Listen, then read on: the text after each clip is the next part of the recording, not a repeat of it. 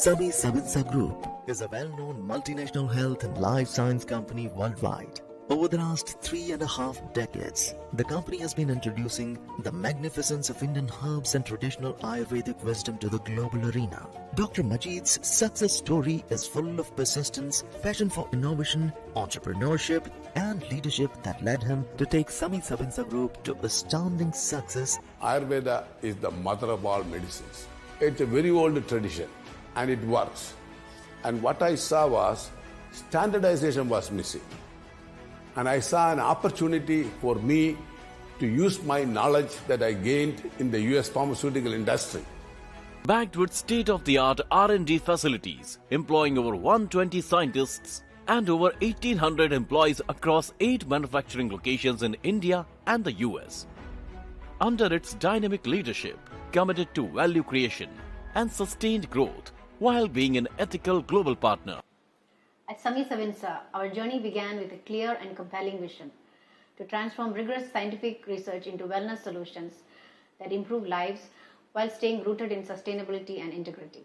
So when my father, the late Dr. Muhammad Majid, started this business, it was really to bridge the gap between traditional Ayurvedic medicines and to bring in modern research so that consumers all over the world could have access to these incredible ingredients. Telangana, with a mission to build a $3 trillion economy by 2047, Telangana is positioning itself as a global hub for innovation, AI, quantum technologies, cybersecurity, advanced manufacturing, and next-gen entrepreneurship. Iconic projects are redefining the future. Bharat Future City, one of India's most ambitious urban innovation districts, and the Musi Rejuvenation Project, transforming a historic river into a vibrant green corridor for tomorrow. This December, the world meets in Bharat Future City to witness a state shaping India's future.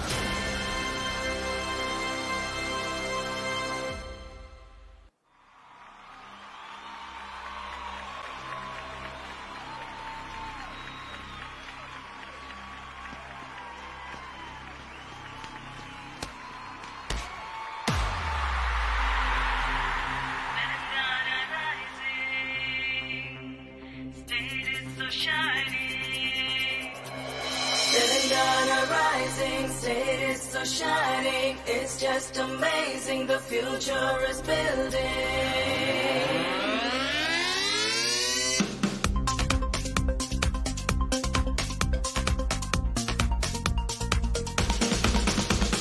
Telangana rising, state is so shining. It's just amazing, the future is building. Prospering, it's promising, got everything, it's flourishing. Telangana rising, state is so shining, it's just amazing, the future is building. Come together, grow together, let's all prosper here in this land of great history, technology, and tourism that you gotta see. Telangana rising, state is so shining. It's just amazing, the future is building.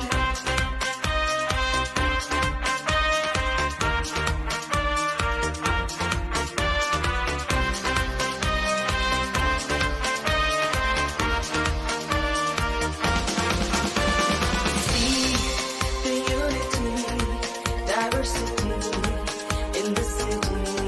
Here we welcome the world where dreams unfold. Let's all uphold every life and soul. Telangana rising, state is so shining. It's just amazing, the future is building.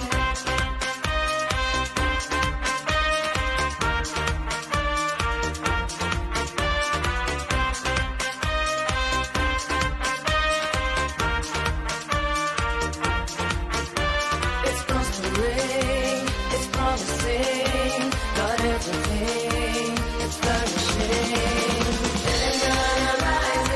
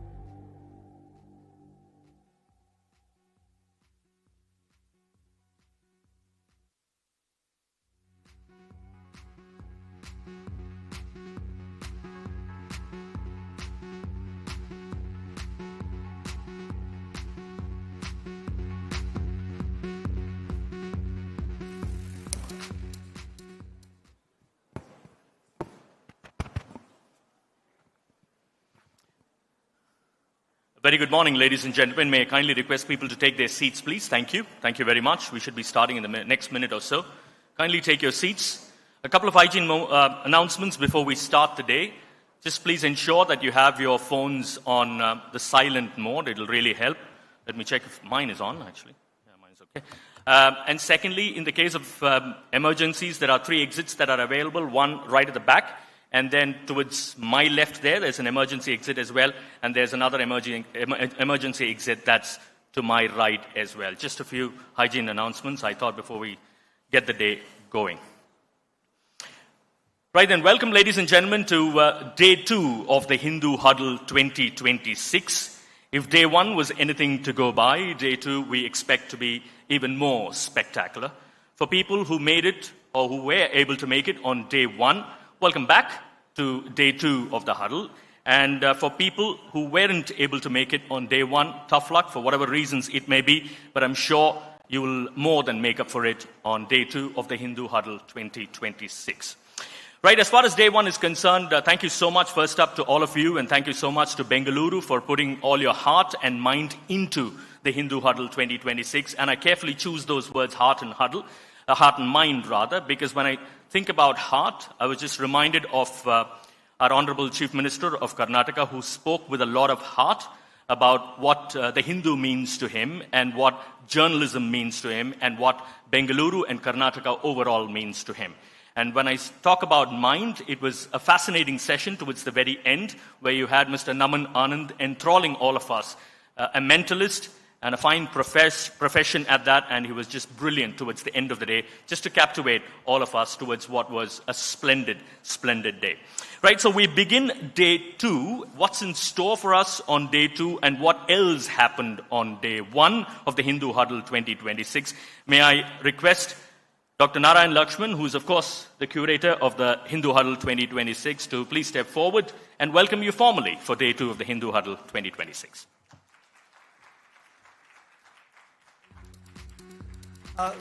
Good morning and welcome back to day 2 of this exciting 6th edition of the Hindu Huddle.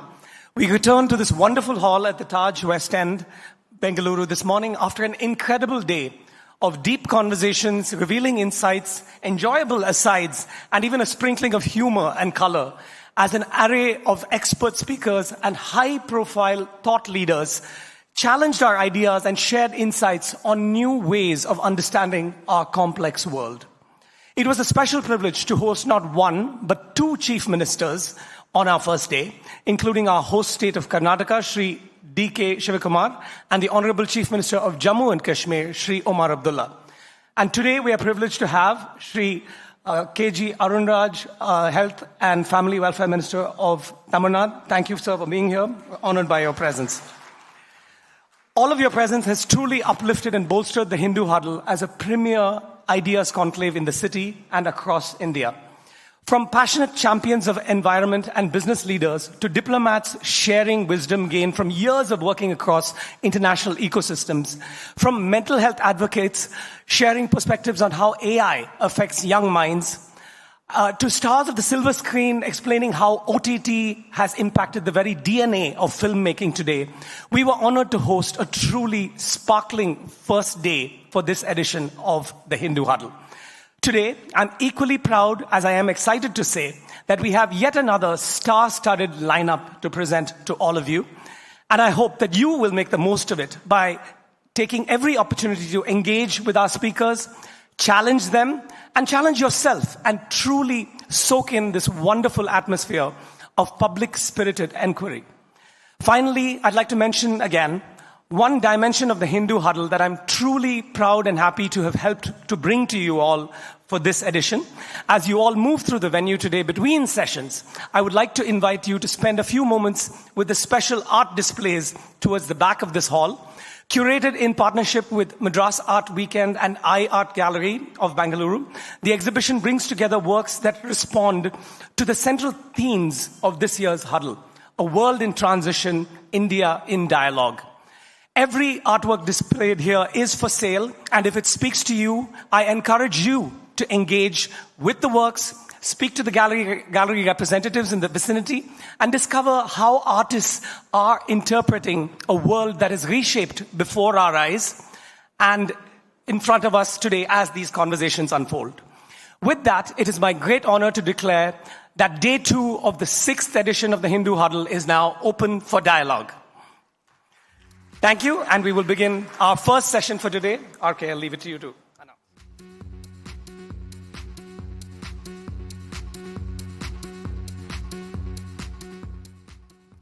Thank you so much, Dr. Narayan Lakshman, for setting the context for what is in store for all of us on day 2 of the Hindu Huddle 2026. Firstly, what a couple of months it has been in Tamil Nadu. It's been sensational elections. I mean, things were unbelievable, but there you go. That's democracy for you. And therefore, it's going to be fascinating to listen to somebody who's got a lot of heart and soul that has been poured into those elections. The first of those sessions, ladies and gentlemen, is New Mandate for Change, a Gen Z Aspiration Story. I repeat, the first of those sessions is titled New Mandate for Change, a Gen Z Aspiration Story. This session is brought to you by Sami Sebenza.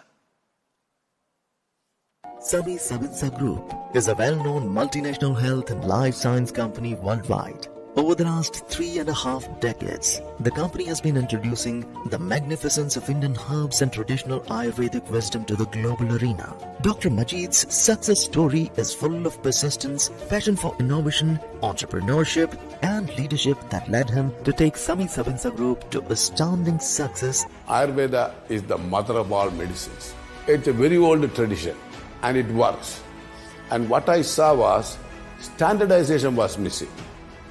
And I saw an opportunity for me to use my knowledge that I gained in the US pharmaceutical industry. Backed with state-of-the-art R&D facilities, employing over 120 scientists and over 1,800 employees across 8 manufacturing locations in India and the US.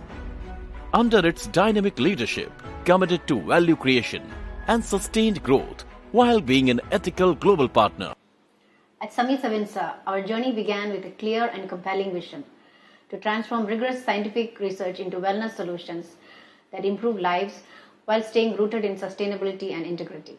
So when my father, the late Dr. Muhammad Majid, started this business, it was really to bridge the gap between traditional Ayurvedic medicines and to bring in modern research so that consumers all over the world could have access to these incredible ingredients. Right, ladies and gentlemen, Dr. Narayan Lakshman did invite Dr. K.G. Arun Raj, who's the Minister for Health and Family Welfare from Tamil Nadu. It's my honor and privilege to formally welcome him on stage. Please put your hands together for Dr. K.G. Arun Raj, Minister for Health and Family Welfare, Tamil Nadu. A distinguished physician, looking extremely fit there, former Indian Revenue Officer, and a public servant whose career has been defined by integrity, courage, and an unwavering commitment to the people of India. A graduate from Madras Medical College, he served as a medical officer in the Government of Primary Healthcare in Krishnagiri district before joining the IRS in 2009. During his tenure as an income tax investigation officer, which spanned from 2016 to 2019, he earned national recognition for uncovering nearly rupees 135 crore in black money and leading high-profile raids across multiple states. Driven by a deeper calling to public service, he resigned from the IRS in pursuit of direct people-centric work, and in 2025, he joined Tamaraga Vetri Karagam, where he headed the election manifesto and shaped key policy initiatives alongside party leader Vijay. Dr. Arun Raj currently serves in the Tamil Nadu Council of Ministers and as Policy Propagation Secretary of Tamaraga Vetri Karagam. Lovely to have you with us, sir. Over the next half hour, as I mentioned, New Mandate for Change, a Gen Z Aspiration Story. It is going to be a session where he's going to be in conversation. Please put your hands together for Ramya Kannan, who is, of course, the Chief of Bureau, Tamil Nadu, The Hindu.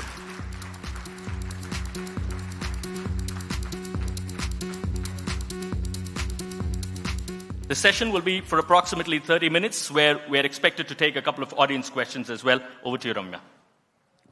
Good morning, everyone. Good morning, Dr. Arun Raj.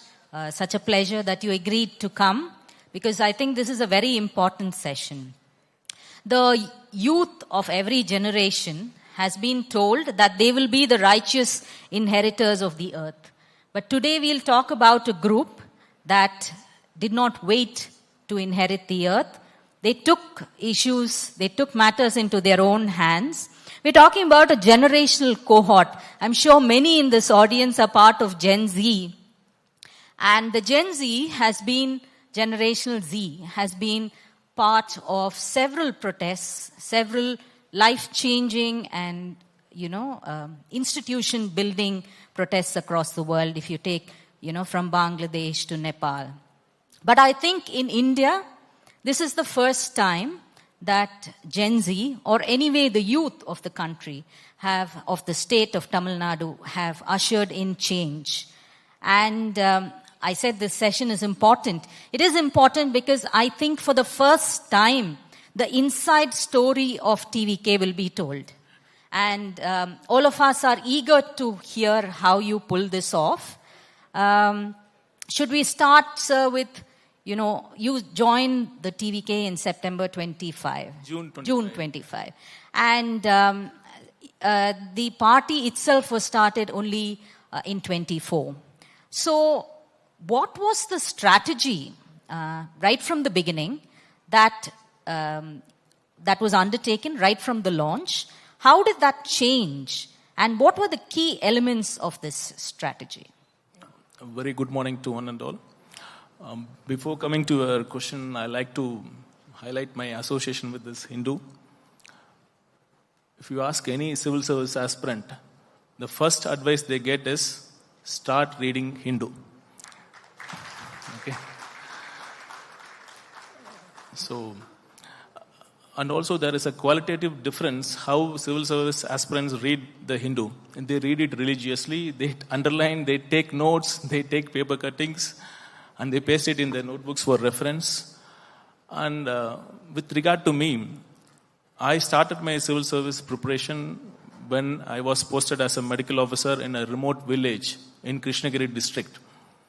There, the Hindu paper was not available. So for me, the paper used to come from nearby town Hosur by bus, and my hospital staff used to collect me. It will reach me by 9 a.m. and I used to eagerly wait for the newspaper to have this glimpse of what had happened the previous day. So I'm really happy that I'm here at the Hindu Huddle. Now coming back to your question, everybody is eager to know how TVK pulled it off. So even my friends in US and all say, how did you manage it? So, see, there is a more obvious reason and there is a less obvious reason. See, this electoral success of TVK in April 2026, the base for it, the strong foundation for it was laid by the political success of Tamil Vetri Kalagam as a party. From a budding party, we successfully emerged as the primary political force of Tamil Nadu. It was not a mere accident. It was not a fluke.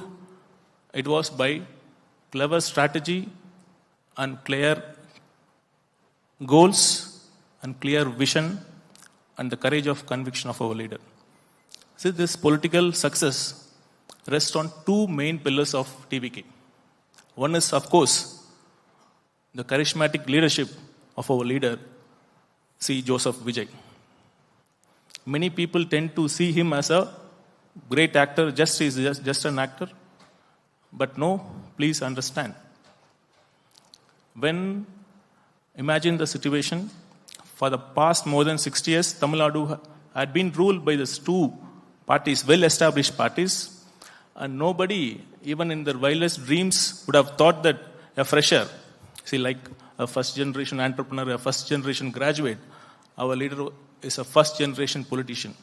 A fresher can start a party and take on both the parties and unseat them. Nobody would have thought that. So, by sheer leap of faith, by his courage of conviction, he took the bold step to get into politics and to reform it. This move, this courage of conviction, this bold step of coming out of his comfort zone when others previously had hesitated and others had failed, this bold step of him earned the respect and love of the Tamil people. So TVK's support base is not just his fan base. It's much, much, much bigger. And that's why I keep saying, political Vijay is more powerful than actor Vijay. Then the second aspect of the success, the strong ideological grounding of the party. See, Tamil Nadu is an ideological state. Without ideology, without clear articulation of the ideology, it would have been easier for other parties who have been waiting eagerly to brush it off as a B team of somebody else, of a C team of somebody else. But we clearly, even in the very first conference, we clearly articulated our strategy. Our leader articulated our ideology. That is secular social justice. That formed the base. That formed the base on which the entire edifice of TVK stands. And I would say these two factors pulled it off and formed the base for this electoral success of TVK. Right. And one more thing. See, another crucial factor is that people who had charisma, they didn't speak ideology. Those who spoke ideology didn't have charisma. So when charisma meets ideology, it had become a deadly combination. You couldn't imagine the way this ideology got connected to each and every sections of the people because it was spoken by a charismatic, truly a son of a soil. Right.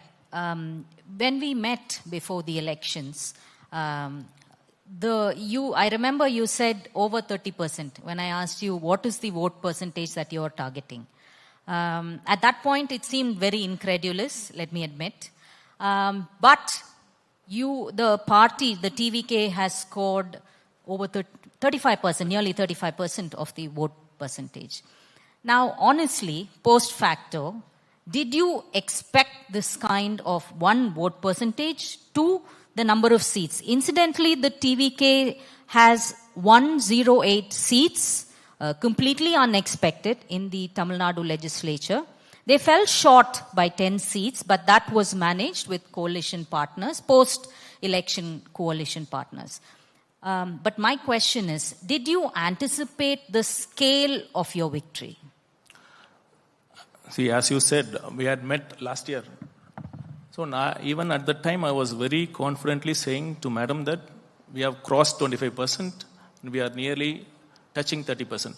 See, this is not a sign of overconfidence. This was based on facts, hard facts and ground reality. See, there was such an anti-incumbency which was prevailing, this undercurrent of anger among the people. Their livelihoods were suffering.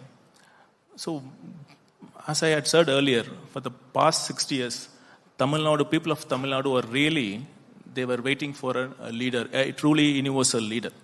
That leader had come, and the facts which I have told you was based on our internal assessments, which were, our leader is very, very strict, disciplinarian, and anybody can't mess with him. So when we speak the facts, it should be right. And it was the true facts which I had mentioned, and it turned out to be a fact. Then you mentioned about that 108 seats.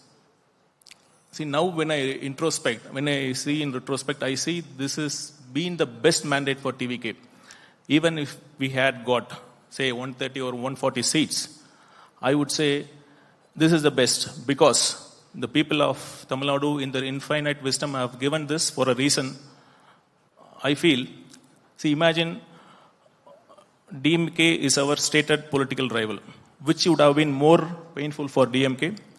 We getting 130 or 140 seats and forming a government on our own with their allies intact, or we getting 107 seats, falling short of majority, and we were successfully able to pull off their allies.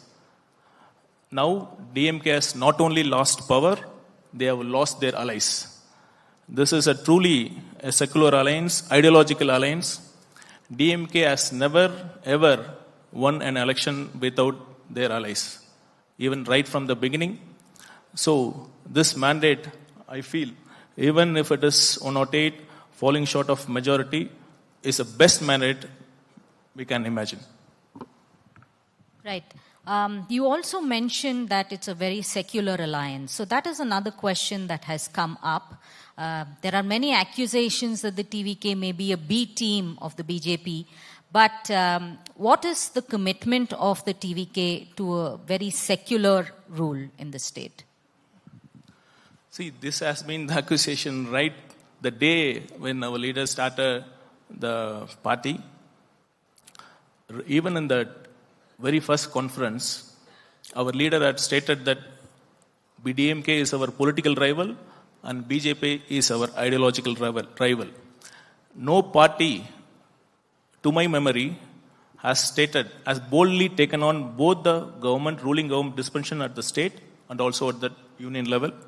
And really, I could only laugh when people say, even now that we are a B team of BJP, because you might have seen the amount of difficulties and hardships we faced. Even that movie Jananayagan, you might have seen. So amount of pulls and pressures our leader had got. This is a fundamental right as an aspect of freedom of expression. He loved his movie. Whatever he does with dedication and sincerity. And he loved the movie profession. That's why he rose to that level. This last movie, he was very passionate and close. That last movie was very close to his heart. When that release was stopped, for reasons everybody knew, even then he stood his ground. He said no. No means no. We'll stand by ideology, stand by the stated principles, come what may. So I would only say that our actions will speak much better than words. You will see in the time to come. Yeah, I'm sure we're going to be watching as well. The other thing when we talk about Gen Z-led protest or Gen Z-led change is that this generation are probably the truly digital natives. And their ability to leverage social media, but also to connect, leveraging this decentralized sort of networks without leaderships. This was obvious even in countries abroad, but here there was a central leader, there was Chief Minister Vijay, but how did you manage to leverage this sort of network of contacts that reached out through word of mouth? Because one other thing that was unique to this election was children telling their parents how to vote. And that was a direct impact of the campaign of Mr. Vijay. So how did this social media work for you? What was your strategy? I agree, Gen Z were at the forefront and they have been the more vocal supporters of TVK. But it would be not just to say that the success of this party was solely based on Gen Z revolution. I would say it was a family revolution because people of Tamil Nadu voted in families to TVK. Not just Gen Z, our leader was emotionally connected to each family. I would say this, you are mentioning about social media presence. Yes, true, we had a strong organic social wing. See, unlike any other party, it was fully unstructured. They were driven solely by the love for the leader and they would listen to no one. Just please believe me, they would never listen to anyone, even the leader. If the leader's decisions was wrong, if they felt that it was wrong, in many instances, they had openly voiced their concerns. They openly voiced their issues, highlighting the leader. They would tweet highlighting the leader. Anna, they used to call the leader as brother. Anna, this is not right. Please correct. That is the way our social media function. But more than social presence, we had ground presence. It was a structured evolution of our party from fan base to a cadre based party. TVK might have been a 2.5 years old party, but we had a strong grassroots connection by way of 30 years of work at the ground level by Vijay Makkal Yekam, what we call as VMI. So they had this grassroots connection. So we didn't start from zero. We had a strong base over which the social media and the Gen Z they had been the torchbearers, they had been at the forefront, they had been more vocal, but also all the people of Tamil Nadu, cutting across all sections, especially these women, they owned the party. It was their party, it was their leader, it was their son, their brother, their uncle, their mama, what they call. Yes. True. That one, that trend was pretty obvious. But the other thing that you also did was to leave the traditional campaign methodology by the wayside. For instance, the campaign mode from district to district, which the other Dravidian leaders did, undertake even this time. So I would think that in a sense it threw us off, because we, usually as journalists or as people who watch elections, judge on the basis of how a campaign is undertaken. So there weren't many campaigns on the ground, if you comparatively to the Dravidian parties, or even a party like NTK, Nam Tamilar Katchi. Was this also a conscious decision to leave these traditional campaign methods behind? Yeah, see, there was a strategy in everything we did. There was a strategy in the choice of name of the party.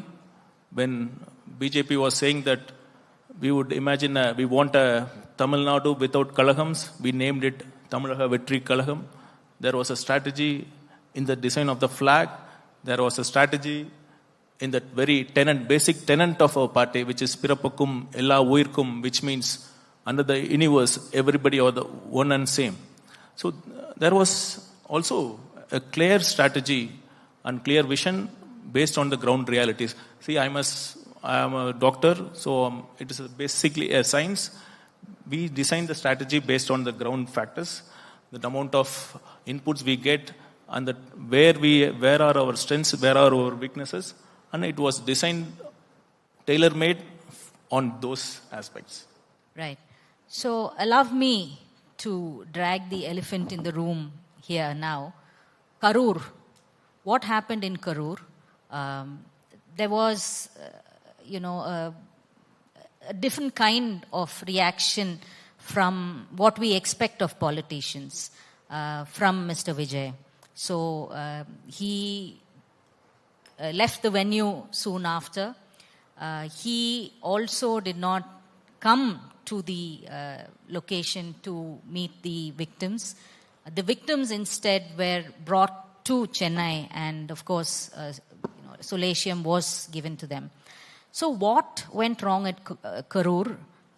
What is the TV case? Of course, now a lot of blame has been placed on the DMK government and the police at that point of time.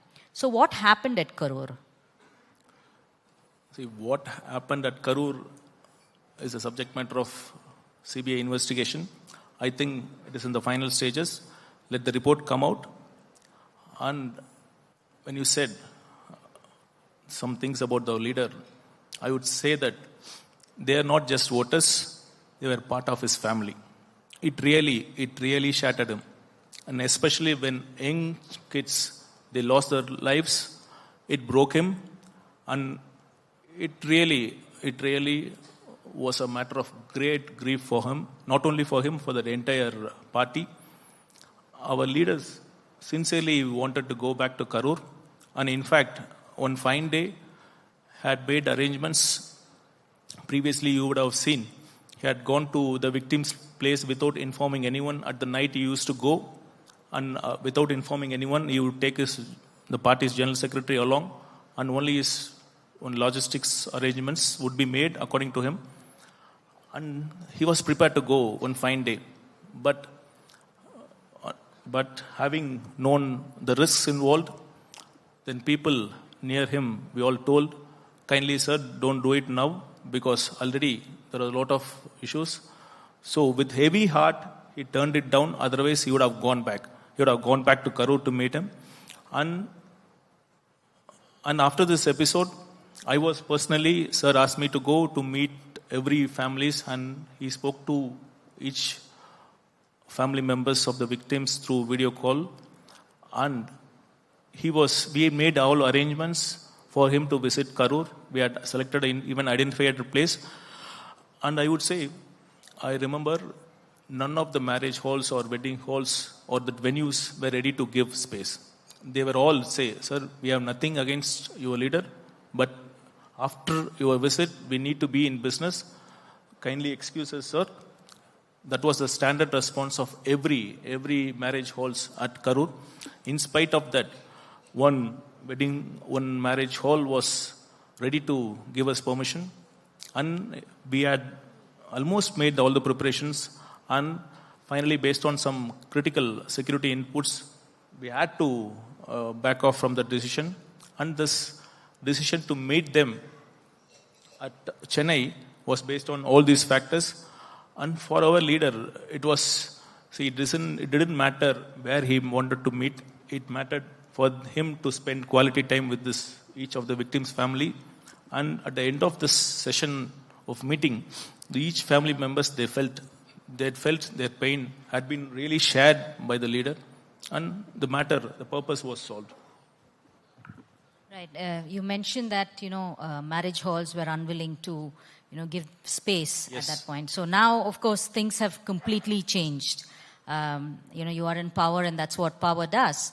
But talking of change, the TVK's slogan was change. We will bring change from Dravidian parties, from the manner in which things have been happening in Tamil Nadu all these years. But what is this change? Can you define it for us? Yes. Is it a change?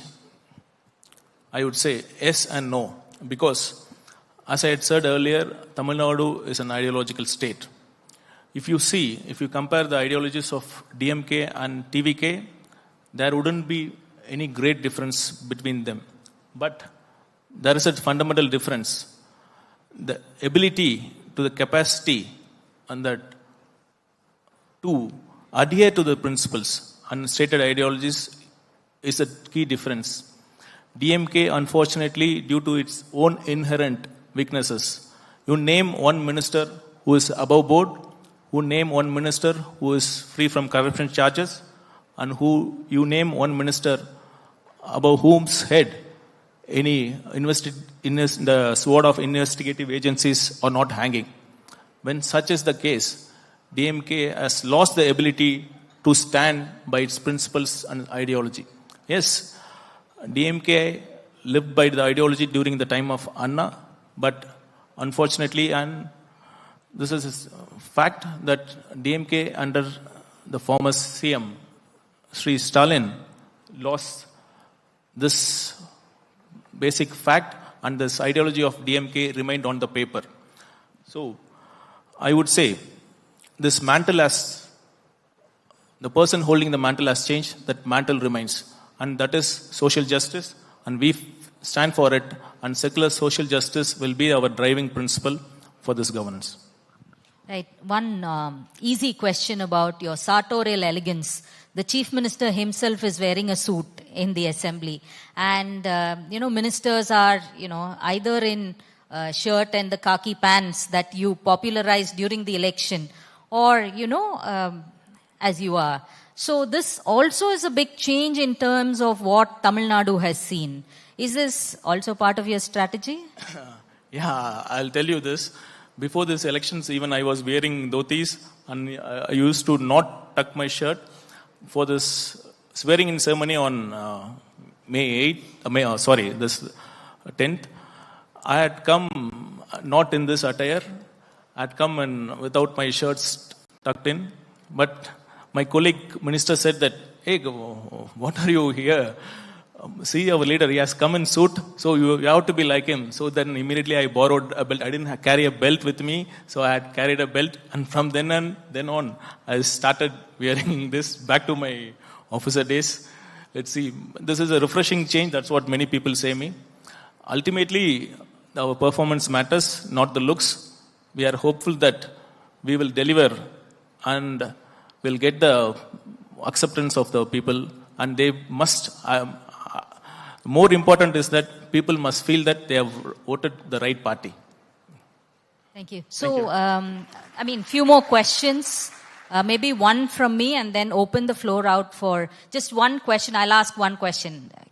The average age of your ministry is about 44.6 years. This is also a huge change from in the past.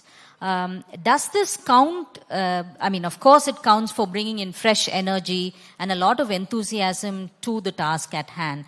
But how do you account for the inexperience that this age cohort might give you? I agree. The new cabinet is inexperienced, but experience without integrity, experience without any intention is a real cause for all the malaise which is the state is facing. Experience can be gained. We have intentions, we have integrity, we have clear leadership, and I'm sure that this aspect will be overcome in the near future. Right. So we'll open up. Mr. Ram first and then... Please, Mike.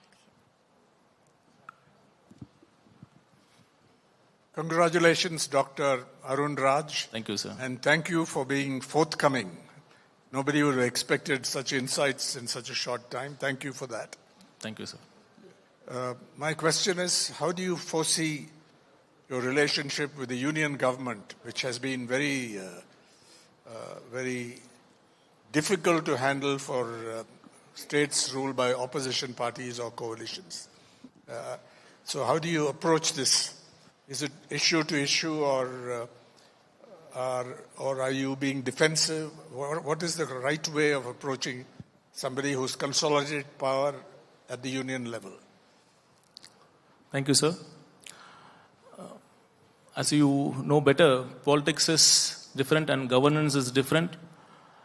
At the political level, we are very sure that we will take a firm stand whenever the federal rights and the states' rights and the issues concerning our language and the rivers' rights are concerned. We will be always taking a firm stand. But we would like to work with the union government because we would like to work with the union government in all ways possible. There had been this phrase of double engine circle. According to me, it is antithetical to this very federal spirit of the constitution. Every state should be seen as a double engine circle, irrespective of the party which governs it, whether it is aligned to BJP.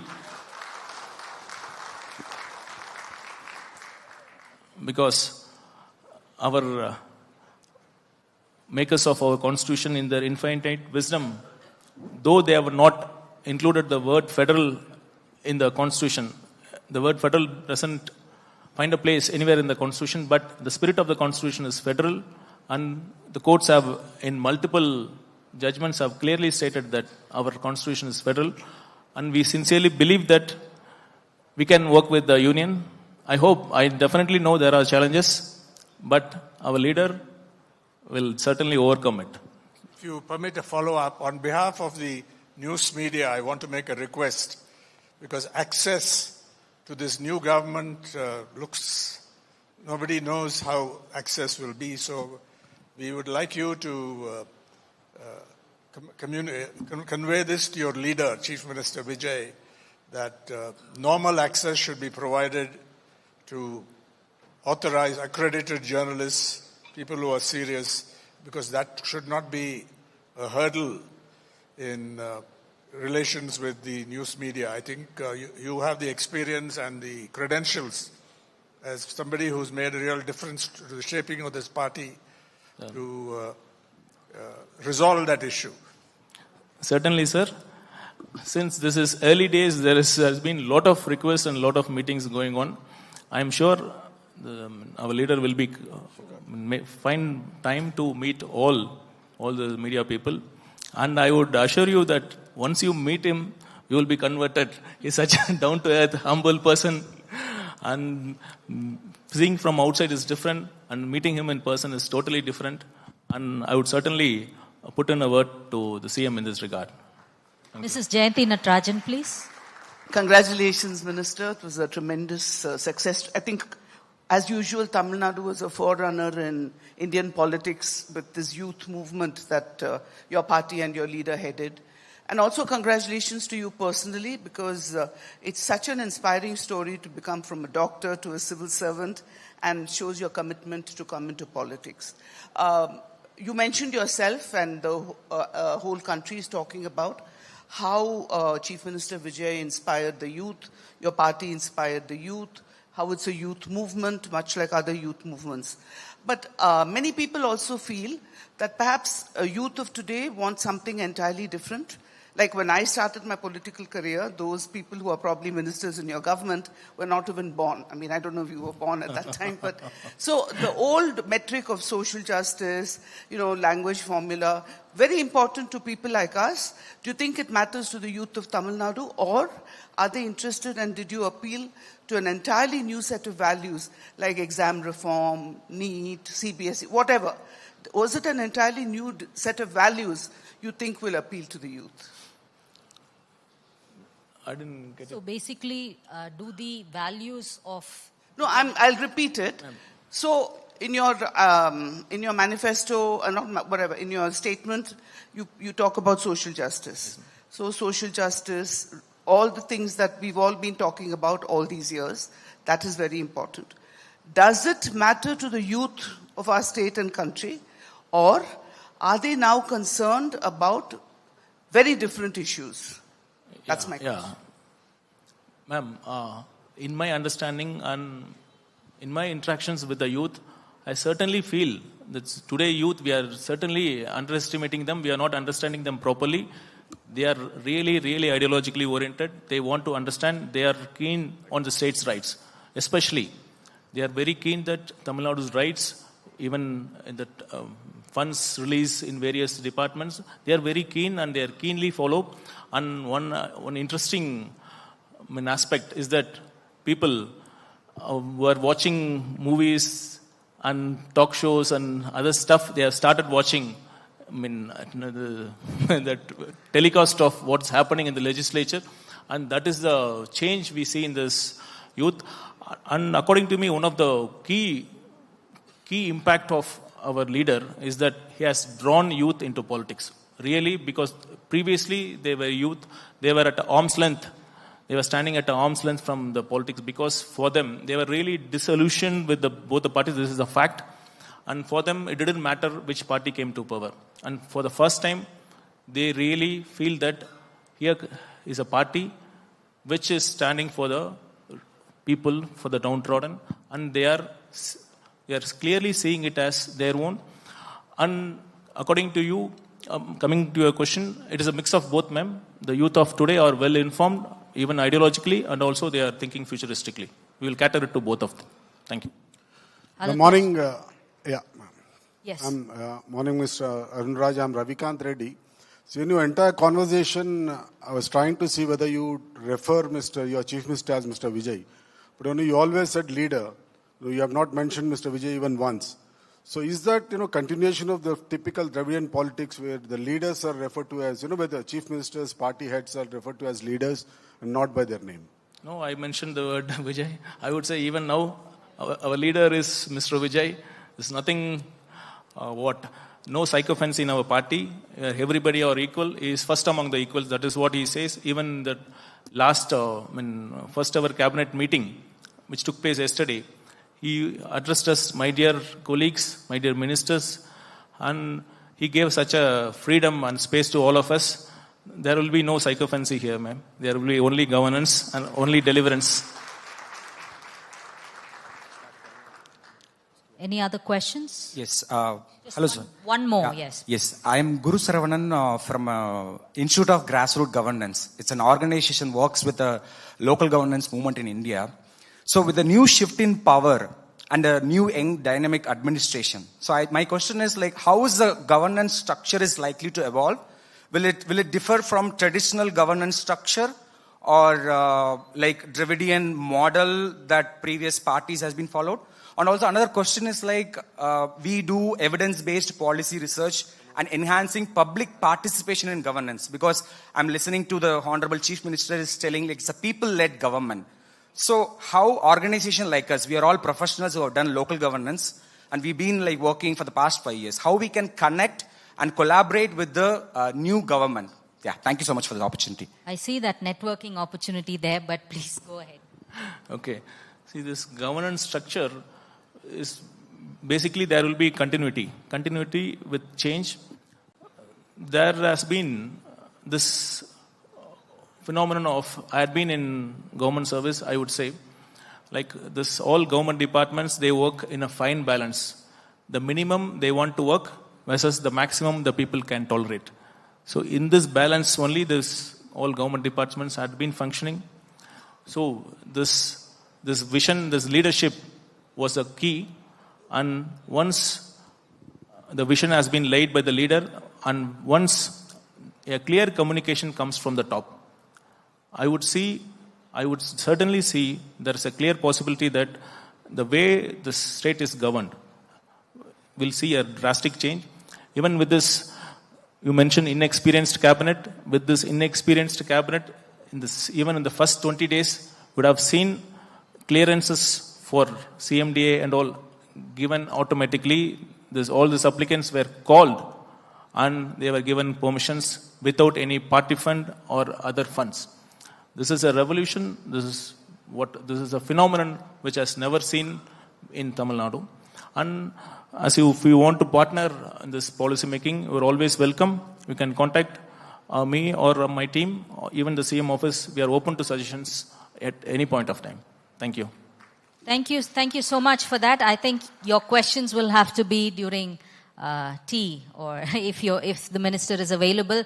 But post the TVK's victory, now you have a number of political units reaching out to this same demographic, whether it's Mr. Annamalai of the BJP recently, who quit and is to start his own party, or the cockroach Janata Party. I mean, so the change is there, and it's being brought in by the very young. The TVK has been at the head of this change in Tamil Nadu, and whether this change will spill over to the other states in future, we'll have to wait and watch. Thank you so much, Dr. Arun Raj. It was a pleasure having you. And I think for the first time, we have insights into what is happening in the TVK. And we're very grateful for that. Thank you. Thank you. Thank you. I hope this certainly spills to other states, because ultimately we are here for the people. Okay. We are people's servant, and it is our mandate. It's our mandate of the Constitution that ultimately that people should be having good governance. Right. Thank you all. Thank you so much. It was so refreshing to hear Dr. KG Arun Raj. Very well articulated. If you could stay back, sir.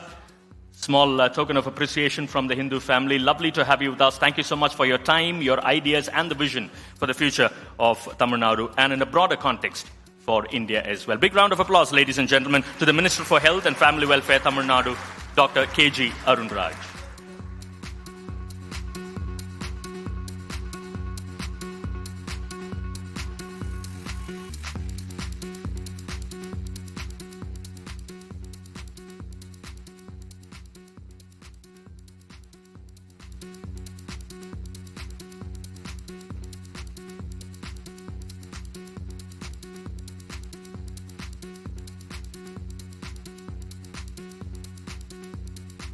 Good start for day 2 of the Hindu Huddle 2026.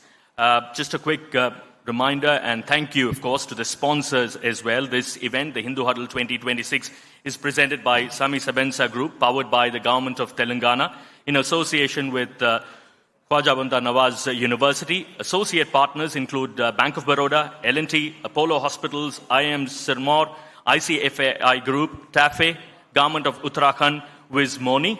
The reality partner is Casa Grande, luxury partner is Toyota, university partner is Amity University, Bengaluru, education partner is Harrow International School, Bengaluru, state partner is Meghalaya Tourism, and TV partner is NDTV 24/7. Okay, we are just almost ready for session 2 of day 2 of the Hindu Huddle 2026. Just wait for a couple of minutes for the stage to be set, and we'll get started with the second session.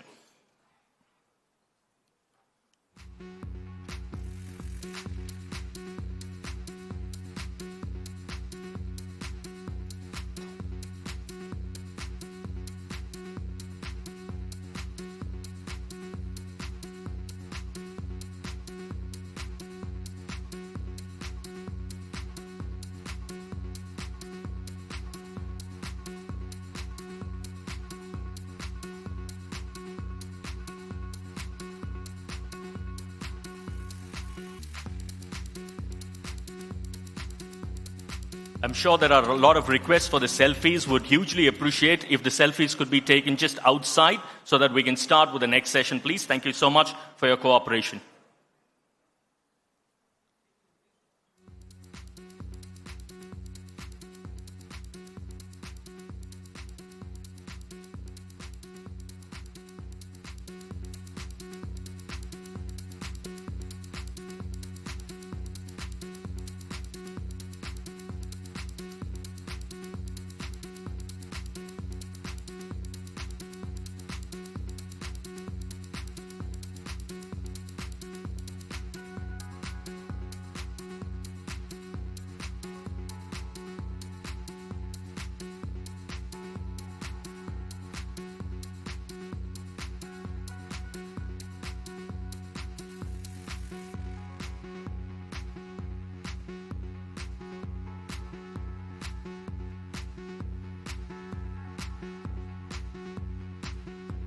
Okay, we are all in readiness for session 2 of day 2 of the Hindu Huddle 2026. The title for the discussion next up is Nurturing Our Pluralist Union, the Role of Regional Politics in Strengthening Democracy.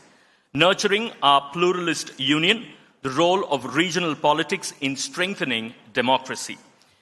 Ladies and gentlemen, please put your hands together. First up for Mr. Javed Ali Khan, who is the MP from Samajwadi Party at the Rajya Sabha level. From Uttar Pradesh, currently serving his second term after being re-elected in 2022. Thank you so much, sir, for being here. A product of student politics, he began his public life at Jamia Millia Islamia, where he was elected as the General Secretary of the Students' Union way back in 1984-85, and later rose to lead the All India Youth Federation. Joining the SP in 1994, he built a close political association with Mr. Mulayam Singh Yadav and steadily advanced within the party, and he's been an active voice on electoral reforms, OBC reservation and opposition unity as well. Thank you so much, sir. Great to have you with us. Next up, ladies and gentlemen, kindly put your hands together for Dr. Santrupt Mishra, who's the MP from BJD at the Rajya Sabha level. He serves as the party's national spokesperson and member of its Political Affairs Committee. But of course, before entering the corridors of power that may be, with nearly 3 decades at the Aditya Birla Group, Dr. Mishra, of course, held senior roles including Director, Group Human Resources, CEO of Birla Carbon and Director Chemicals, contributing to organizational transformation, leadership development and global business expansion. Lovely. Pleasure having you with us, sir. Next up, ladies and gentlemen, it's my pleasure to welcome Mr. K.R. Suresh Reddy, former Speaker of United Andhra Pradesh and former BRS Parliamentary Party leader. And in a political career that has spanned over 3 decades and 4 consecutive terms as MLA, K.S. Suresh Reddy was the youngest Speaker of the Andhra Pradesh Legislative Assembly. Humble, well-spoken, non-controversial, acceptable, credible, and a strong votary for farmers and rural development are a few traits that define him. He's been a member of the Legislative Assembly for 20 years. Honorable Speaker, Andhra Pradesh Legislative Assembly from 2004 to 2009 as well. Right, we'll have a session of close to about 40 minutes, and having a conversation with them will be Nistula Heber, who is, of course, the political editor of The Hindu. Big round of applause, ladies and gentlemen, for Nistula as she walks up the stage.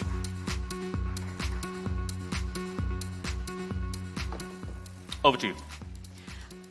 A very good morning to everyone for this second session of the second day of the Hindu Huddle.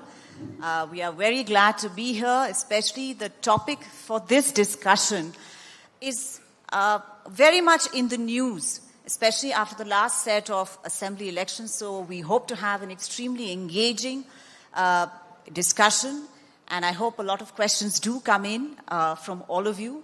Ever since the establishment of the Indian state, federal in structure, but with a very big, strong central bias, regional parties have had an undoubted role in terms of articulating the voice and issues of various parts of the country, and it also brings to mind the diversity of this very large country that we call home. The 3 speakers here represent 3 different parties from different parts of the country, and I hope through this discussion we will come to know more about the situation for regional parties, which appears a little challenging at the moment, and some solutions, and some insights to be gained.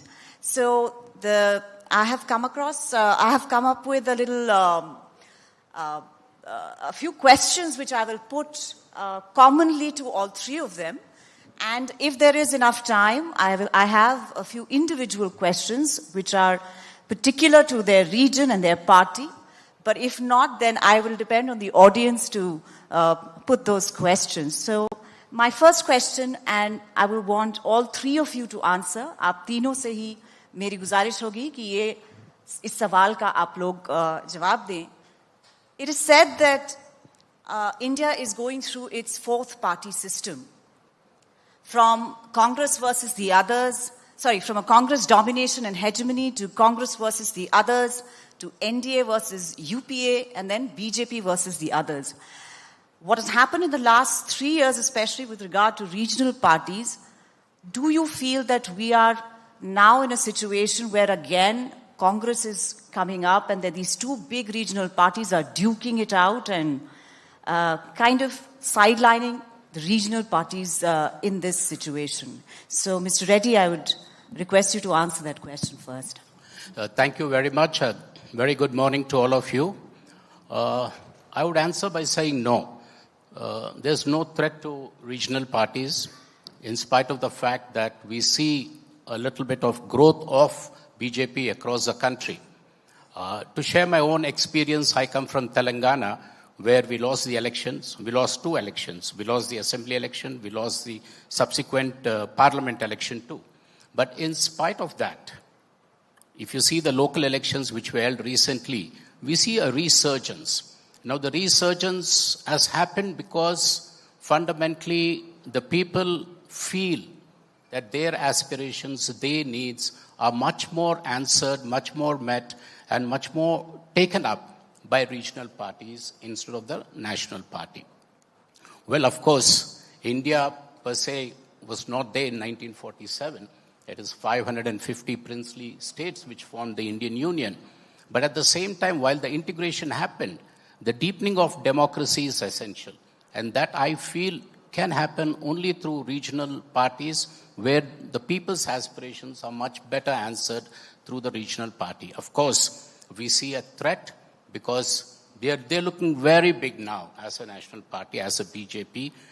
It's very unfortunate that the other national party is not able to measure up to its expected level.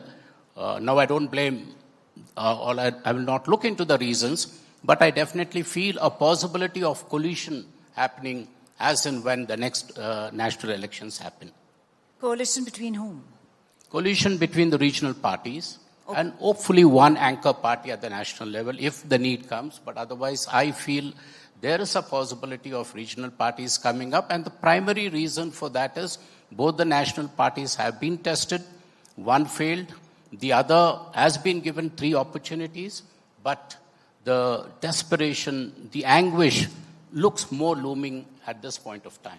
So that gives us a very clear opening that if we form a very strong alliance and move away from this fundamental casteist politics to development politics, then definitely there is a possibility.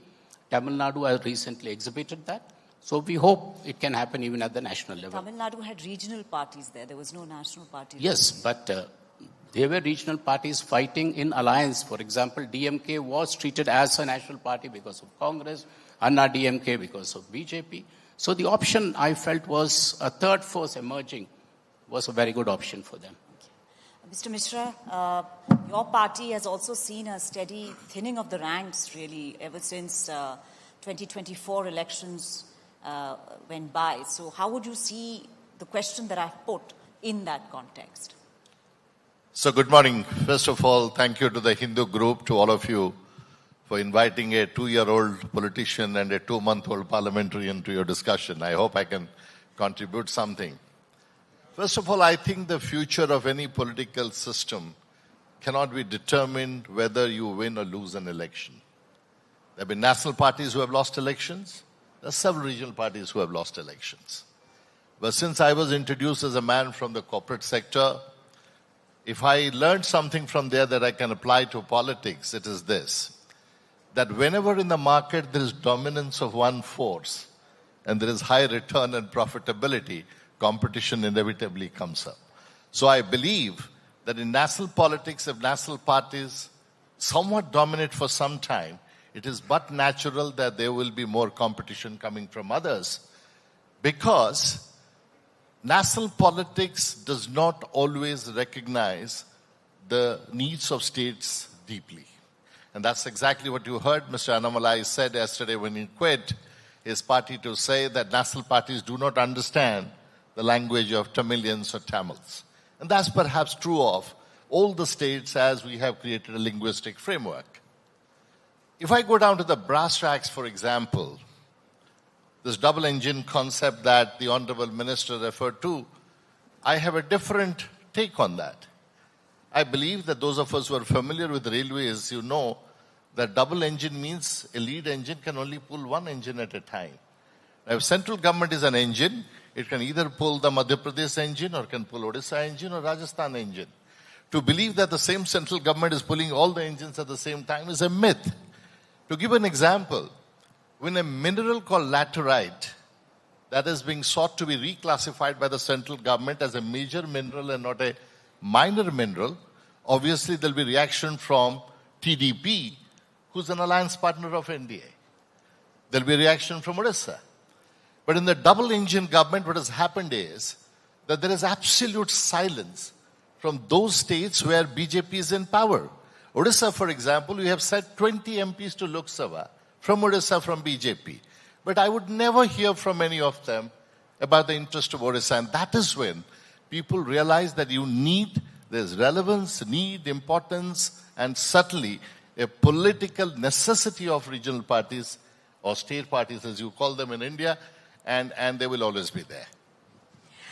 Javed Ali साहब, आपका state जो है, आपकी party अब आगे एक चुनाव में भी जा रही है, एक इलेक्शन में भी जा रही है, तो उस कॉन्टेक्स्ट में और जो 24 में हुआ, उस कॉन्टेक्स्ट में जरा बताइए, जो हमने प्रश्न किया था अभी, कि क्या रेलेवेंस हो गई है कि ये ममता बनर्जी की पार्टी हार गई, इससे पहले नवीन बाबू का गवर्नमेंट चला गया, तो उस कॉन्टेक्स्ट में आप जरा बताइए कि क्षेत्रीय पार्टियों का आपके एरिया में क्या सिचुएशन है। धन्यवाद।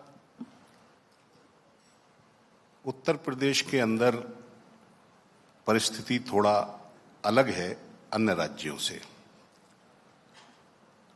हम सत्ता में नहीं हैं, इसलिए हमें हारने का कोई खतरा नहीं है। बल्कि 2024 के चुनाव में जो लोकसभा का चुनाव हुआ था, उसमें हमारी पार्टी ने और हमारे गठबंधन ने भारतीय जनता पार्टी को बहुत अच्छे तरीके से हराया था। और 2024 के बाद से अब तक सत्ताधारी दल की तरफ से केंद्र में हो चाहे राज्य में हो, नीट का पेपर तो लीक हुआ है, सीबीएसई के अंदर तो घोटाला हुआ है, बहुत सारी प्रतियोगी परीक्षाओं के पेपर लीक हुए हैं या उनके कैंसिल हुए हैं, लेकिन कोई ऐसा काम नहीं हुआ है कि उसकी लोकप्रियता या उसकी विश्वसनीयता 2024 के बाद बढ़ी हो। और हमारी पार्टी ने या हमारे गठबंधन ने कम से कम उत्तर प्रदेश के अंदर ऐसा कोई काम नहीं किया है, ऐसी कोई बात नहीं की है जिससे हमारी लोकप्रियता घटी हो। तो मुझे लगता है कि हम पूरी जिम्मेदारी के साथ इस बात को कह सकते हैं कि 27 में हम 2024 रिपीट करेंगे। उत्तर प्रदेश के अंदर मैं कह रहा हूं कि 27 में 2024 रिपीट होगा। लेकिन भारतीय जनता पार्टी कौन से हथकंडे इस्तेमाल करेगी, कौन सा हरवा इस्तेमाल करेगी, ये मैं अभी कह नहीं सकता हूं। लेकिन वो जो कुछ भी करेगी, लोकतंत्र के अंदर अल्टीमेटली जनता का महत्व बहुत ज्यादा होता है और मुझे लगता है कि जनता हमारे गठबंधन के साथ है। और उत्तर प्रदेश में जो गठबंधन है वो एक क्षेत्रीय पार्टी के नेतृत्व में है, यानी समाजवादी पार्टी के नेतृत्व में। इसलिए क्षेत्रीय पार्टी का महत्व उत्तर प्रदेश के अंदर काफी ज्यादा है।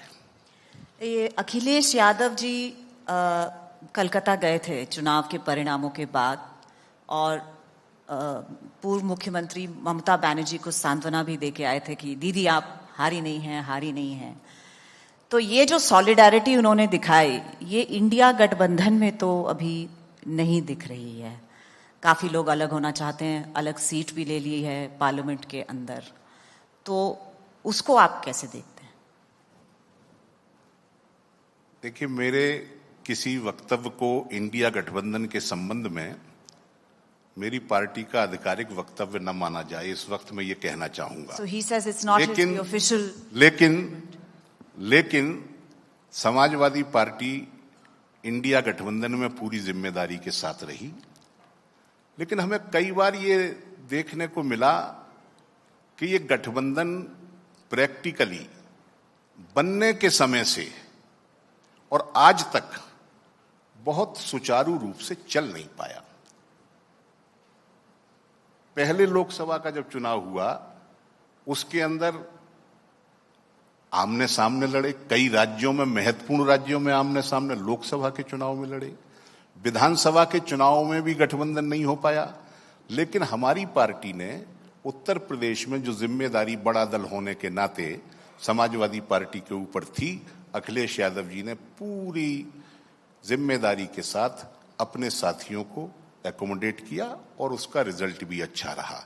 जहां तक ममता जी के साथ अपनी सद्भावना या उनकी परेशानी में खड़े होने का सवाल है, ये हमारे संस्कार हैं हमारी पार्टी के, नेताजी के जमाने से, मुलायम सिंह यादव जी के जमाने से, जिनसे हमारा ताल्लुक होता है, हम उनसे बिगाड़ते नहीं हैं।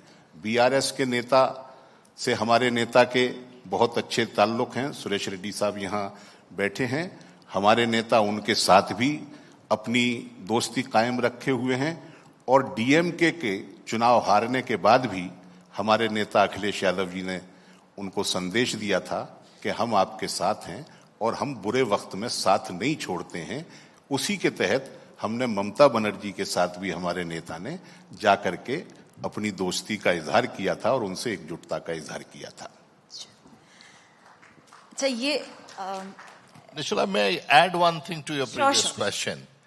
First of all, it's an honor to share with Javed Saab and Suresh ji the platform. And Akhilesh ji visited Odisha also. He met Mr. Naveen Patnaik. You mentioned twice we lost the election in 24. We didn't form the government, but we got more votes than BJP in Odisha. Biju Janata Dal got more votes than BJP in Odisha, that be recorded. The other important question is when you refer to UPA and NDA, they are nothing but assemblage of regional parties. And if you look at from 1999 till 24 election, including 2014 regional parties got 182 Lok Sabha seats. And even this year, in 24, I think it was about 133 Lok Sabha seats. So regional parties, irrespective of whether they are in power or not, they're an important political influence in this country. Yeah, so that brings me to my next question. Regional parties, of course, are an important political influence, and especially in Parliament, they have been raising issues related to their states. But there has been, in a way, some amount of ambiguity, ideological ambiguity when it comes to the bigger issues. Your parties have supported the government on various legislations which ideologically could be tricky, but it has been justified under the guise of articulating your regional concerns and not going too much into the ideological ambiguity of what it means to support other tricky legislation. So what do you have to say? Can you balance this kind of ideological ambiguity with just advocating of regional aspirations?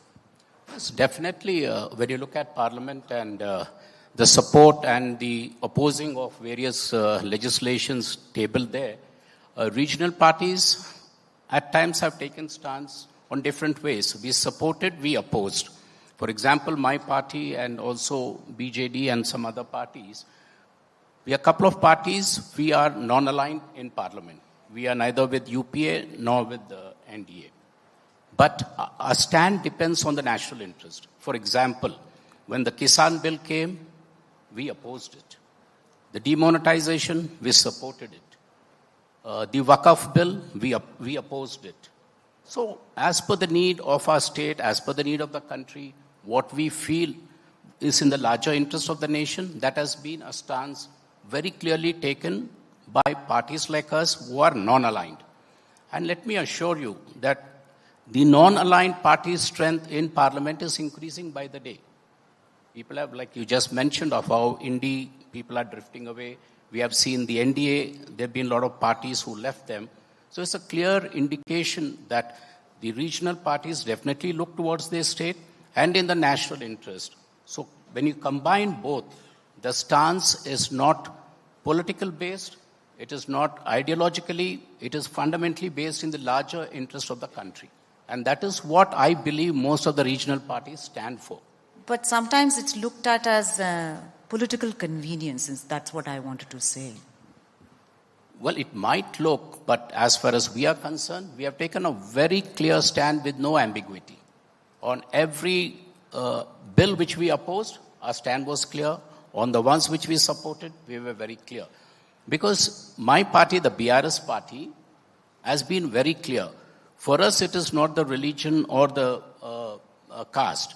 For us, it is the development. And we have proved beyond doubt that the country's resources, if governed well, utilized well, can definitely turn the country around.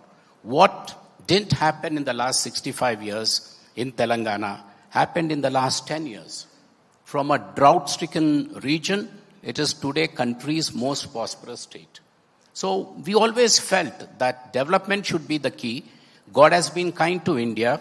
We have the world's largest arable land. We have huge quantum of water flowing into the sea. Then why can't we sit and plan and make it beneficial for our country? So as a region in Telangana, when we converted into a state, we proved it. Because our fight for a separate region was on these factors: water, funds, and jobs. And today, Telangana is fully flourished with that. No, but on the question of political convenience is what I want to Where ask. is the question of political convenience here? Our political stand has been absolutely clear. Even though we are a regional party, whether we support or oppose, it doesn't matter in parliament. We are only 17 members of parliament in our strength in Lok Sabha and 7 in Rajya Sabha. Even if BRS wins all the 17 and 7, probably it might not matter.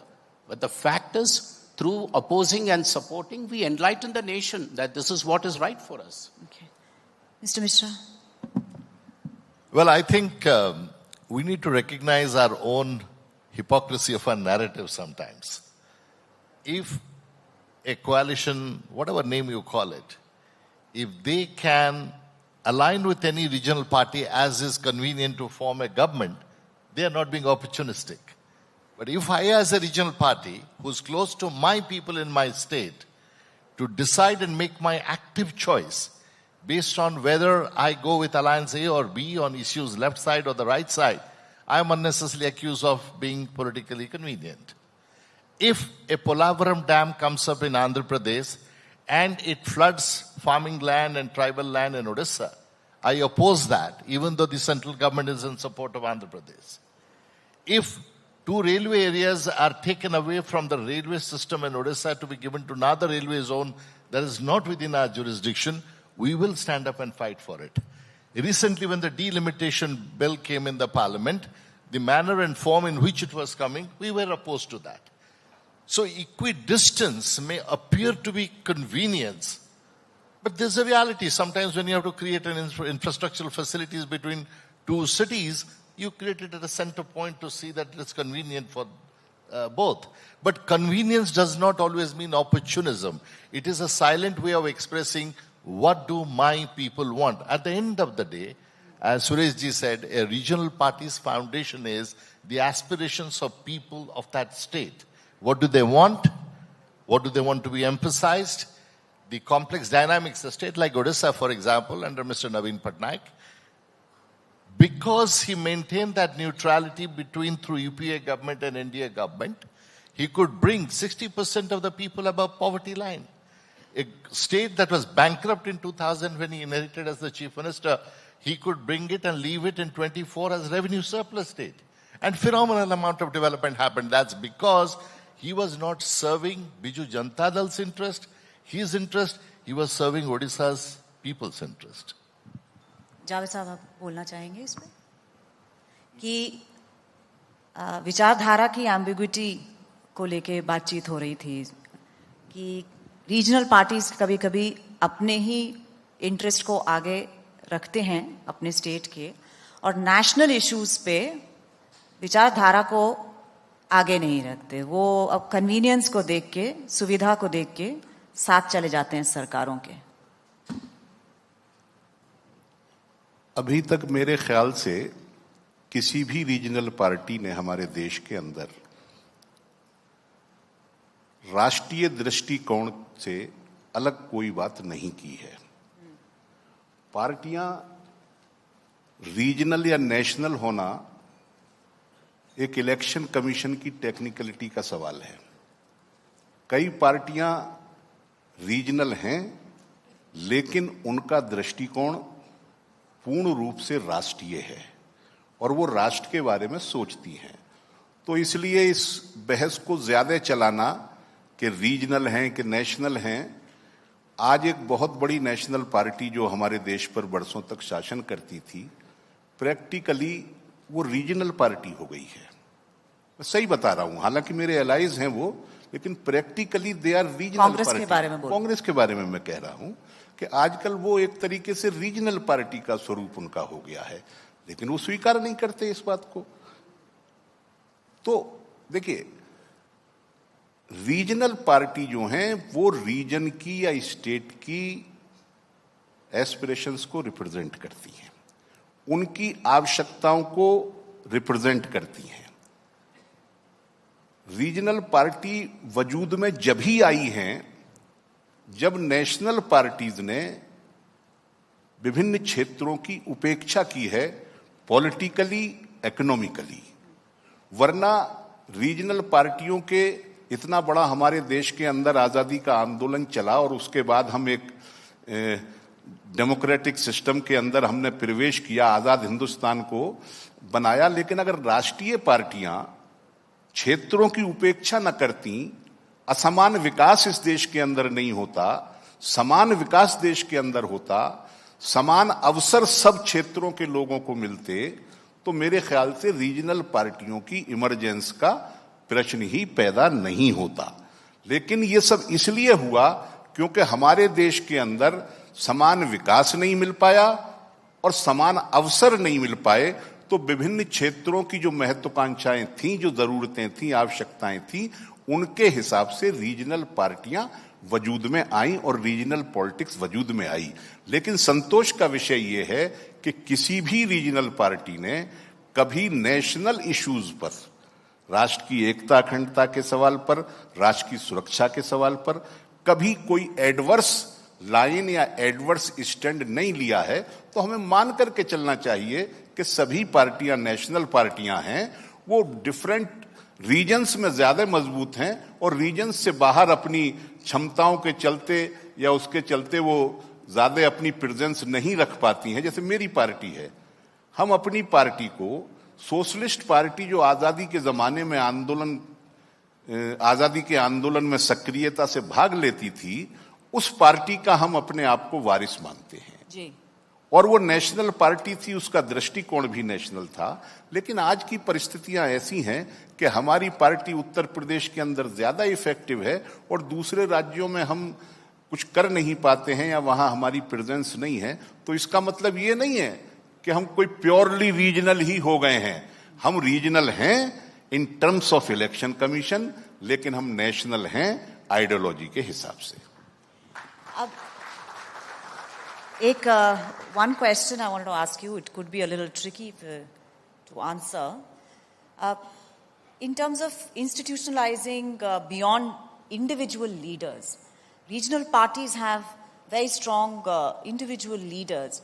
Sometimes those parties then start to crack up when those leaders don't remain that strong. We are seeing that happen in real time, in fact, right now. Is there any, but you know, the aspirations, they remain. Regional aspirations are there. Perhaps individual leaderships come and go. But can regional parties basically institutionalize? Do they have the capacity to institutionalize beyond individual leaders? Well, that's a type of perception which has been created, that regional parties are governed by individual leaders or family run. But the fact remains, the reason for a birth of a regional party comes from the fact that the concerned leader is the one who has articulated the issues related to that particular region, and people are convinced that there has been injustice, and they feel that they need to strengthen his leadership, and that's how a political party is formed. Now, once the party is formed, the question is it institutionalized or personalized? I would say the system definitely, not only in regional parties, but across even national parties. Say the biggest party today claimed to be BJP. Now, they say they are institutionalized, but in my opinion, it runs across one person. So, it is only the interpretation which is going on. But the fact is, when it comes to running an organization, for example, my own party, we have the largest number of membership. We have the state committees, the district committees, the local committees, everything going around. But the fact, yes, remains that everything revolves around the leader. That's a fact. And how receptive is the leader is reflected through the various meetings the regional party holds, through its plenaries, through its district committees, through its various organizational activity. That reflects that regional parties may not look institutionalized, but definitely they reflect the aspirations of the people, and they can finally converting the aspirations into policy is the key for any political party, and that has been achieved by regional parties. Dr. Mishra. Well, I entirely agree with what Sureshji said. When late Sri Biju Patnaik passed away, Naveen Babu was never in politics. And he did not come and say, I want to form a party and I want to lead. It is the party and the people of Odisha who invited him to come and lead and create a new entity called Biju Janata Dal. That's the story. Let's accept the fact that Indian politics historically, from independence, pre-independence till today, has been personality-centric. We always need a G at the top to run institutions in this country, particularly political institutions. Whether it was at one time late lamented Indira Ji or Rajiv Ji or currently Modi Ji, all are respectable people, but a G you need. And just because an individual seems to be more popular and is put in the front for getting the votes does not mean the party beneath it does not have an organization. No party today can function unless it is to a large degree professionalized. So you have your political affairs committees, you have your frontal organizations, you have your district committees, you have your organization structure, and they carry. It's like the swan in the lake or the water. The large part of it submerged that's happening, furtively working, where the leader is always in the front. Now the important question is, and this is again could be controversial what I'm saying, it is not that a political leader wants to visit and campaign in every constituency. It is we other members of the party say, if you do not come to my constituency, either it will not look good that I couldn't bring you to my constituency, or there might be a negative impact for me, so please do come. Even if a leader of a political party is willing to ask other leaders to go and visit, it's the demand of their own party members that takes the political leader. But what about succession? It's never smooth with regard to... Well, I think, I don't know. I have been 2 years in politics. The history that I've read of Biju Janata Dal, as I told you, the succession happened somehow. And I believe human institutions are very resilient. Sometimes succession happens, both in corporate and other places. If you see, I do not know. If you look at Malaysia, for example, Dr. Mahathir came back at a later stage of his life because there was a leadership necessity there. If you look at even Singapore, Lee Kuan Yew's son came back and was the president for 20 years. Even in corporates in India, if you see, Mr. Narayan Murthy returned even though from his retirement. Mr. Ratan Tata returned from his retirement. So I think human institutions seek out and find leadership as and when it becomes absolutely essential that we need to find somebody to succeed or lead. So I have no doubt that every regional party will find its own unique way of finding successor, creating successor, and keeping the party sustainable. Right. Javed साहब, आपकी party में जब leadership आगे बढ़ी थी तो मामला एक इलेक्शन कमीशन तक चला गया था, सिंबल वगैरह को लेकर भी. तो एक इंस्टीट्यूशनल मैकेनिज्म लीडरशिप को डिसाइड करने का, आपको लगता है क्षेत्रीय पार्टियां पीछे रह जाती हैं उसमें? देखिए, वो एक एपिसोड जो मेरी पार्टी में हुआ था वो बहुत अच्छा, हम लोग उसको बार बार जिक्र नहीं करते हैं, लेकिन परिस्थितियां कुछ ऐसी थीं कि उस वक्त वो काम जरूरी हो गया था. जहां तक रीजनल पार्टियों का, क्षेत्रीय पार्टियों का एक नेता के इर्द गिर्द चलने का सवाल है जो आप कर रही हैं जी. मैं ये कहना चाहता हूं कि ये परसेप्शन जो बड़ी पार्टियां हैं उन्होंने बनाया है, जब विभिन्न क्षेत्रों से, क्षेत्रीय पार्टियों से उन्हें चुनौती मिलती है तो वो इस तरीके से लांछित करते हैं इन पार्टियों को कि ये तो एक आदमी की पार्टी है, इसे तो एक आदमी या एक परिवार चलाता है. मैं बड़ी विनम्रता के साथ आपसे पूछना चाहता हूं कि आज कौन सी पार्टी है जो अपने लीडर के इर्द गिर्द नहीं चल रही है? क्या बीजेपी को हम कह सकते हैं कि वो मोदी जी के इर्द गिर्द नहीं है? क्या कांग्रेस को कहा जा सकता है कि वो राहुल जी और सोनिया जी के इर्द गिर्द नहीं है वो पार्टी? या दूसरी पार्टियां जो क्षेत्रों में हैं उसी तरीके से वो भी अपने नेताओं के इर्द गिर्द चलती हैं, क्योंकि उनके नेता अपने कार्यकर्ताओं की भावनाओं को रिप्रेजेंट करते हैं, उनका सम्मान करते हैं, उनमें विश्वास रखते हैं, तो उन नेताओं के इर्द गिर्द उनके कार्यकर्ता रहते हैं. मैं आपको मिसाल के तौर पर बताऊं, मेरे यहाँ से एक जमाने में हमारे नेता माननीय मुलायम सिंह यादव जी एमपी हुआ करते थे मेरी कॉन्स्टिट्यूंसी से, संभल से. तो उन्होंने 2 जगह से इलेक्शन लड़ा, कन्नौज से और संभल से, दोनों जगह वो जीत गए. अब कन्नौज की सीट पर नेताजी चाहते थे किसी और कार्यकर्ता को लड़ाना. कन्नौज की पूरी पार्टी और समर्थक इकट्ठे होकर के आए, नहीं साहब अखिलेश जी को लड़ाओ यहां से, अखिलेश जी को लड़ाओ यहां से. तो नेताजी को मजबूरी में अखिलेश यादव जी को कन्नौज से लड़ाना पड़ा बाई इलेक्शन, और वो भी जीत गए. तो हमारी पार्टी की जो फॉलोइंग है, जो हमारे वर्कर्स हैं या जो फॉलोइंग है, उसका अटूट विश्वास क्षेत्रीय दलों के नेताओं में होता है. लेकिन इसको इस प्रकार से लांछित नहीं करना चाहिए कि ये तो साहब एक आदमी की पार्टी है या 2 आदमी की पार्टी है. ऐसी स्थिति नहीं है. जब नेता का कनेक्शन, नेता की केमिस्ट्री अपने वर्करों के साथ होती है तो वर्कर उसके और उसकी फॉलोइंग जो है अपने नेता को अपने सर पर उठाती है, उसको अपने ताज की तरह रखती है. इसमें कोई बुराई नहीं है. ये लोकतंत्र में कहीं से इसकी मनाही भी नहीं है. ठीक है, अब हम इसको किस्मत के लिए छोड़ देते हैं कि जनता की भावना के ऊपर छोड़ देते हैं नेतृत्व के सवाल को. So final question from me and then I open it up for questions. Mr. Reddy, your party, the government that was run by your party, brought forward the assembly elections, I think in 2018. Otherwise, you had a double ticket election because of the formation of the state. Telangana used to go with the rest of the country. Lok Sabha election, assembly used to be together. That's 2014. Oh, okay. Yeah, that was 2014. And then the assembly was dissolved 6 months early to change that double ticket situation.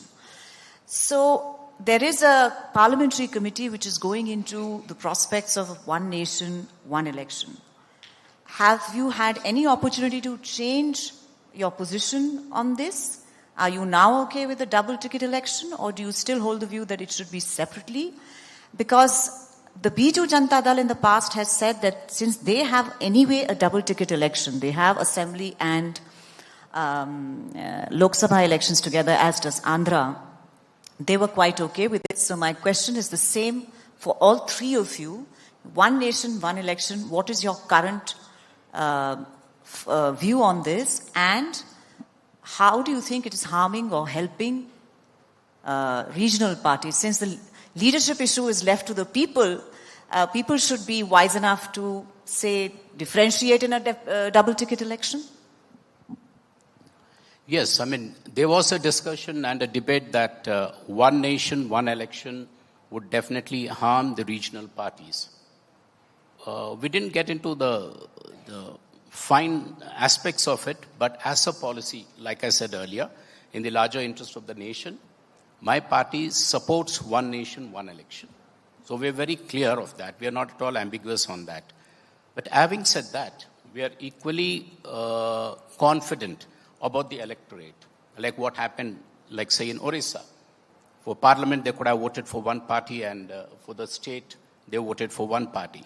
So keeping that in mind, and also the fact that constant elections are not in the larger interest of the nation, we felt that one nation, one election should be the right option for the country. And as and when it comes, my party would definitely support it. Okay. What about Dr. Mishra? So first of all, again, this one nation, one election idea has been presented as if it's a magical new idea. If you look at the first 4 or 5 elections in this country, they were always simultaneous elections. Odisha, Sikkim, Arunachal, Andhra Pradesh have had simultaneous election for last several years. The question is not about a catchy title and whether we should have it. The question is, what are the details? What are the nuances? Is it likely to strengthen our democracy? Is it likely to weaken our democracy? Would local issues be neglected because of the preponderance of national issues? Would the terms of various parliamentary or assemblies get reduced to a great extent? How do we manage all of that if the government falls in between? The whole purpose of having simultaneous election, if is that the election as a kind of festival doesn't keep on running, the moment a government falls again, it becomes a reality. So I think every larger national issue that impacts the constitution, that impacts people's life, the democratic fabric, needs to be in more detail, explicitly stated, debated, consulted, and then a view be taken. That has been Biju Janata Dal's view on most of the subjects of this kind. And we are always in favor of whatever is in the interest of the country and whatever is in the interest of people of Odisha. But we need to know the details, we need to debate, and must be part of that dialogue. Javed साहब, आपका क्या कहना है?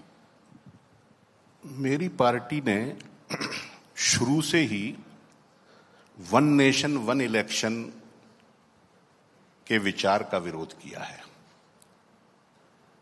हम ये समझते हैं कि राज्य स्तर पर जब चुनाव होते हैं तो इश्यूज डिफरेंट होते हैं और केंद्र में जब चुनाव होते हैं तो इश्यूज डिफरेंट होते हैं.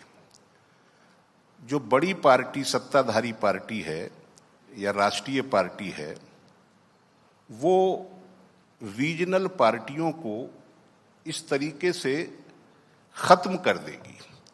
और दूसरी बात मैं ये कहना चाहता हूं कि ये वन नेशन वन इलेक्शन जो है, ये इस देश के संघीय ढांचे को भी बहुत बुरे तरीके से प्रभावित करेगा.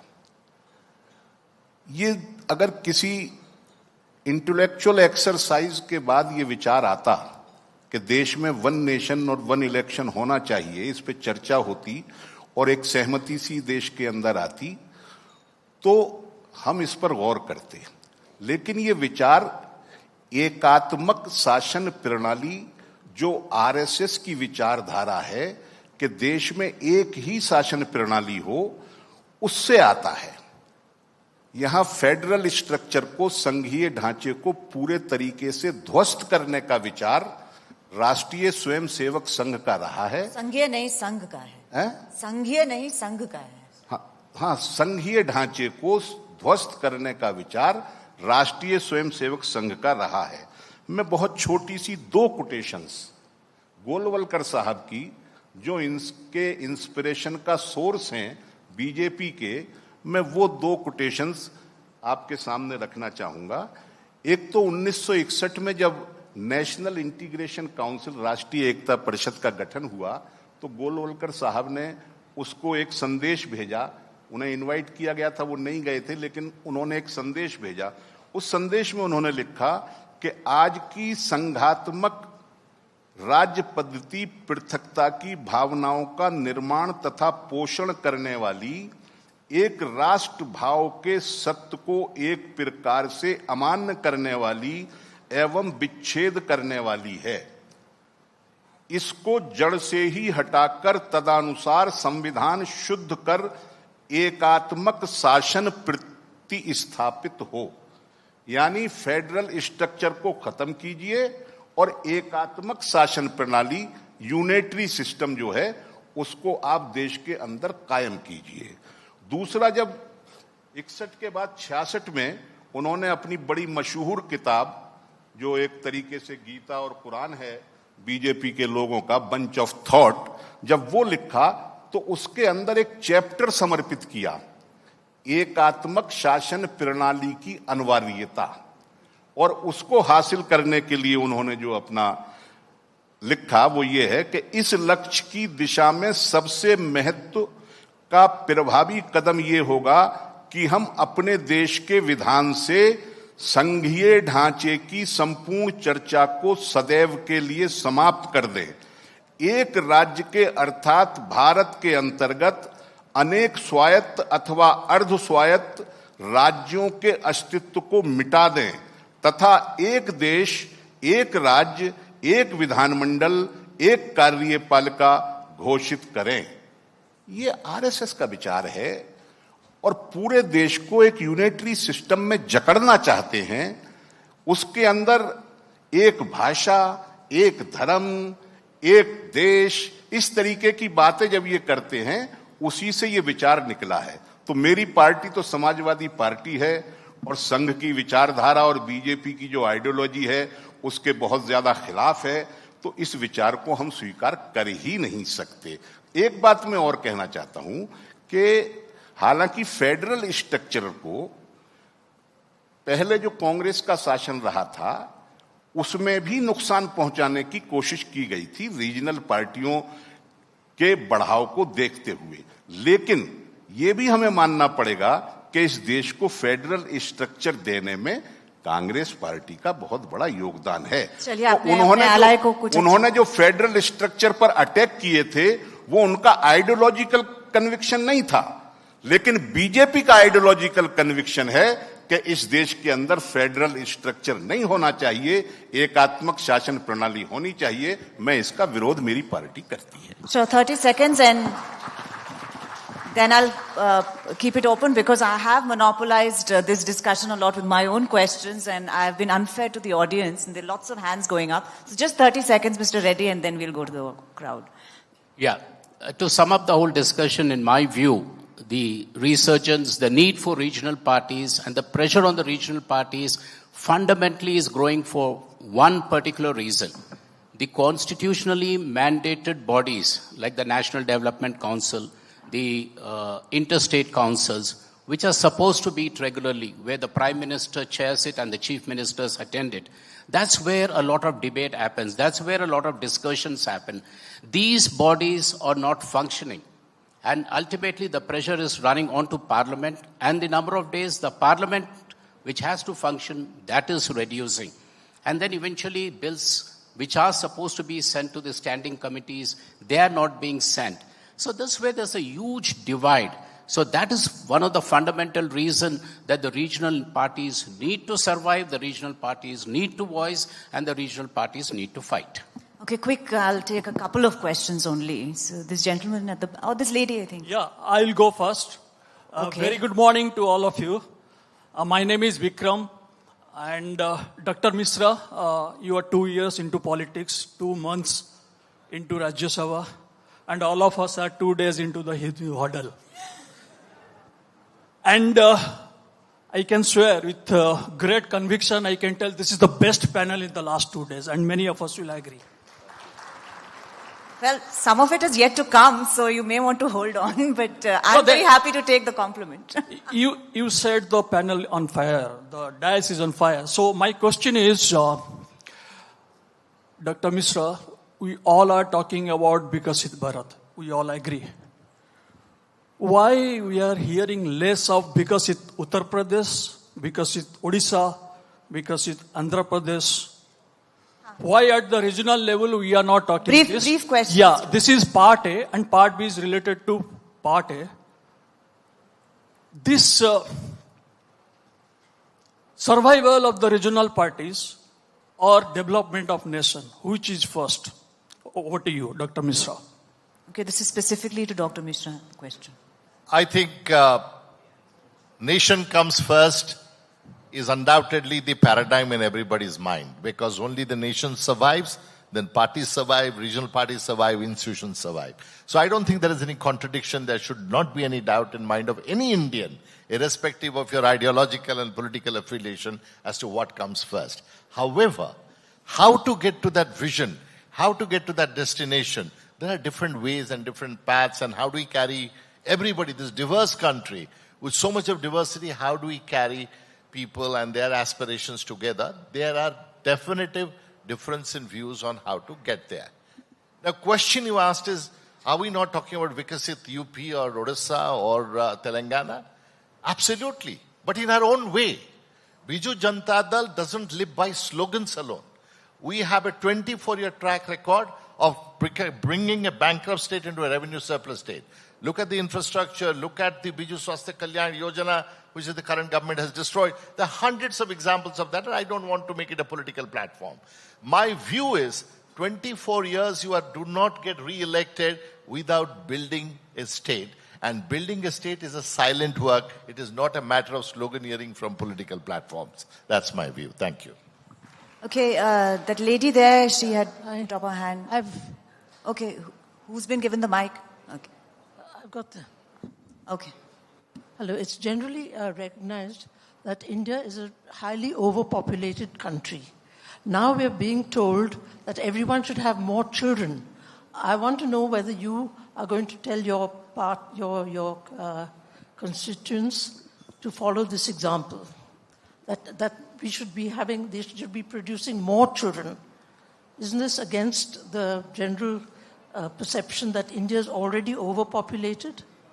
I think that was in reference to Mr. Chandrababu Naidu's prescription to address some of the population imbalance across the country. But you're free to take whoever. Yes, I mean... I think it applies more to a southern state, I would say. Yes, southern states, from the devolution of funds was a concern, delimitation was a concern.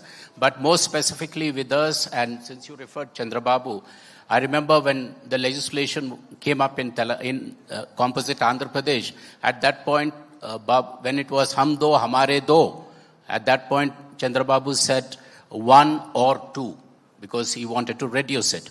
But as we have grown to a level where there is a need that the demographies need to be balanced, now we says 2 or more.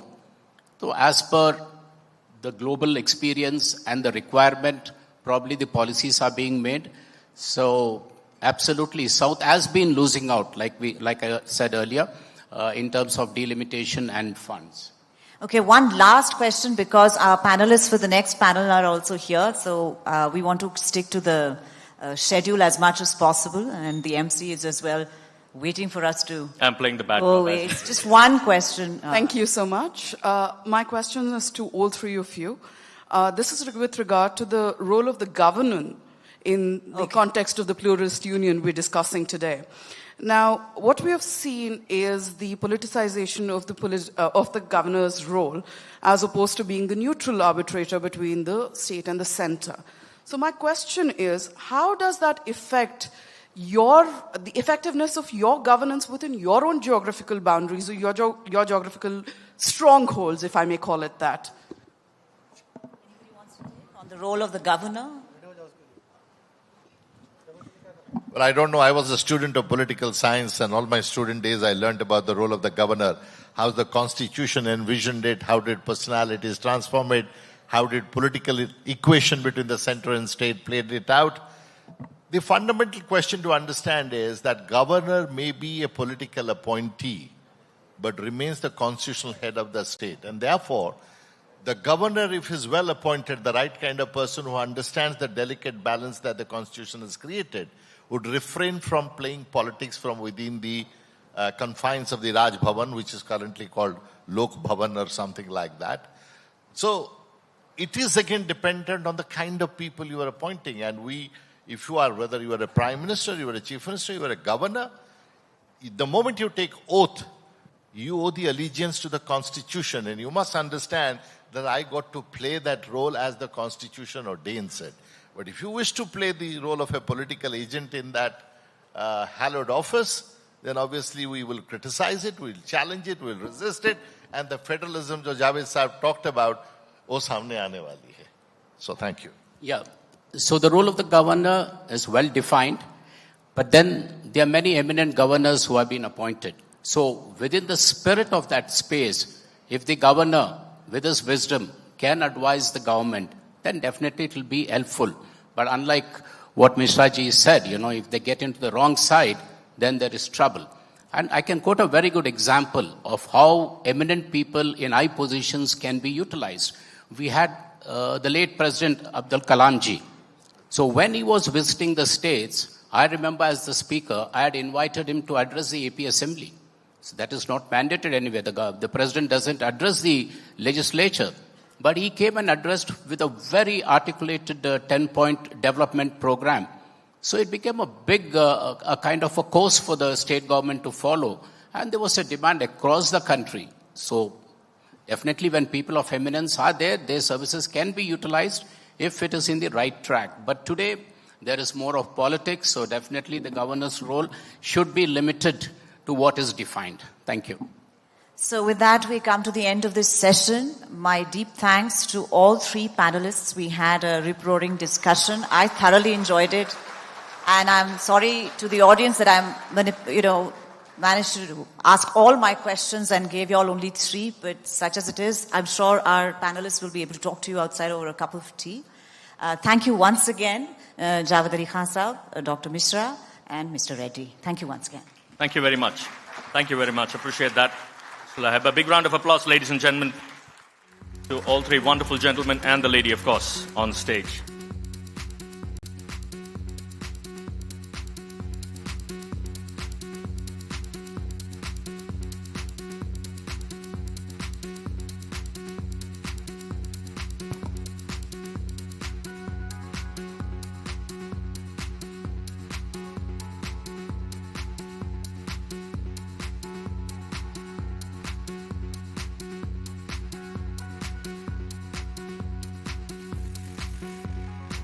A couple of minutes before we start the next session.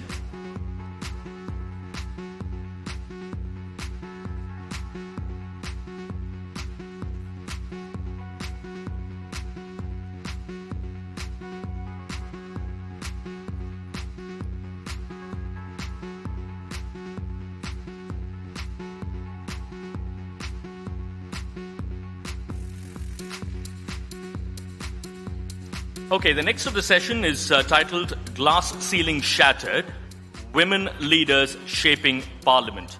This is a session that is brought to you by Sami Sebensa. Can we have that AV, please, first up?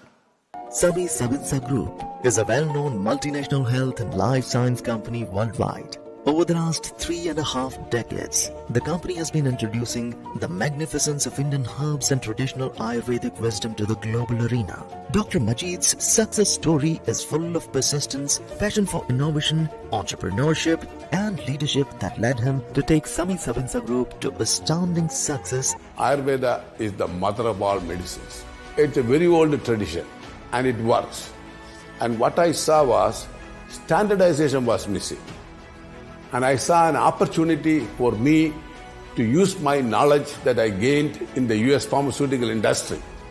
Backed with state-of-the-art R&D facilities, employing over 120 scientists and over 1,800 employees across 8 manufacturing locations in India and the US. Under its dynamic leadership, committed to value creation and sustained growth while being an ethical global partner. At Sami Sebensa, our journey began with a clear and compelling vision to transform rigorous scientific research into wellness solutions that improve lives while staying rooted in sustainability and integrity. So when my father, the late Dr. Mohammed Majid, started this business, it was really to bridge the gap between traditional Ayurvedic medicines and to bring in modern research so that consumers all over the world could have access to these incredible ingredients. Right, we are in readiness for the next of those sessions, Glass Ceiling Shattered, Women Leaders Shaping Parliament. Ladies and gentlemen, please put your hands together for Ms. Aparajita Sarangi. First up, may I invite you on stage, ma'am, former IAS officer who worked for 24 years, quit and joined BJP in 2018 and elected to Lok Sabha from Bhubaneswar for 2 consecutive terms in 2019 and 2024. The Vice President of the Inter-Parliamentary Union now serves as the Chairperson of the Joint Parliamentary Committee on Constitutional Amendments. Lovely to have you with us, ma'am. Do you want to take?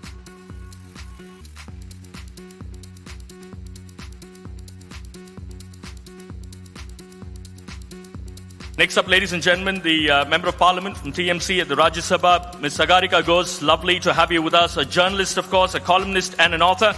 A journalist since 1991, she's worked at the Times of India, Outlook Magazine and the Indian Express. And of course, a primetime anchor on BBC World's Question Time India.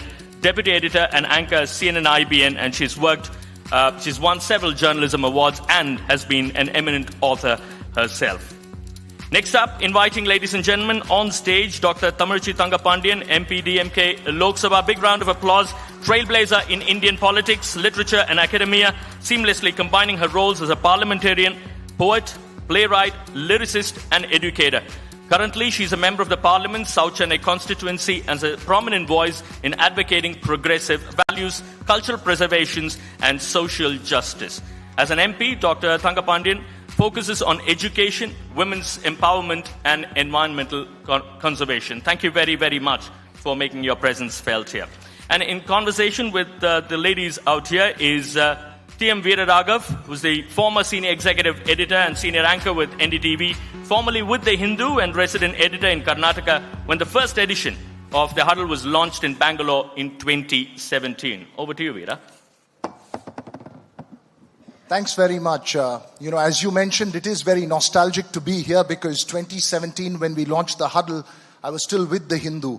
Now, of course, life moved on. But there's also another bit of nostalgia because Sagarika and I have shared a newsroom in CNN IBN for many years. I am a voter in Tamilchi Thangapandian's constituency, and Aparajita Sarangi is someone I met as a bureaucrat in the Ministry of Rural Development many, many years ago. It's nostalgic and it's also nervous to be the only man in a panel with these 3 women. They've decided to come together. Backstage, they discussed that this is not going to be TMC versus DMK versus BJP. It's going to be women versus men. And sorry, there's only one man here on the stage, so I will try and take help from those in the audience since I'm outnumbered here. But let me begin by saying that the definition that this panel is of 3 parliamentarians, I find, is not entirely accurate because all 3 of them, one was a professor of English, one was a distinguished journalist, and one a distinguished bureaucrat before they became parliamentarians. So let me ask you this question. The Hindu has assumed that the glass ceiling has been shattered. I don't know if it has been shattered. But is it easier to shatter the glass ceiling outside of Parliament when it comes to women's empowerment than within Parliament? Aparajita Sarangi?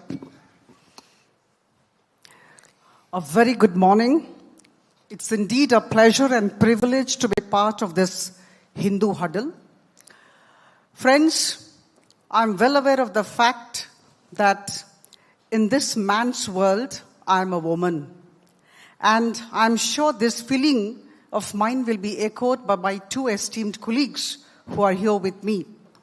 Having said that, let me tell you that we have indeed come a long way.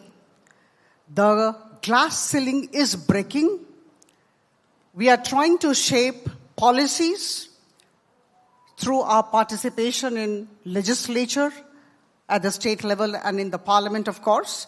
But yes, a lot of things remain to be done. In fact, we have come halfway. I must tell you that 1.4 billion people, huge, largest democracy of the world, and 50% of the population is women. Women hold half the sky. This is very true. But at the same time, I will come to some data and some statistics. Please allow me some time, even in the initial part of this deliberation.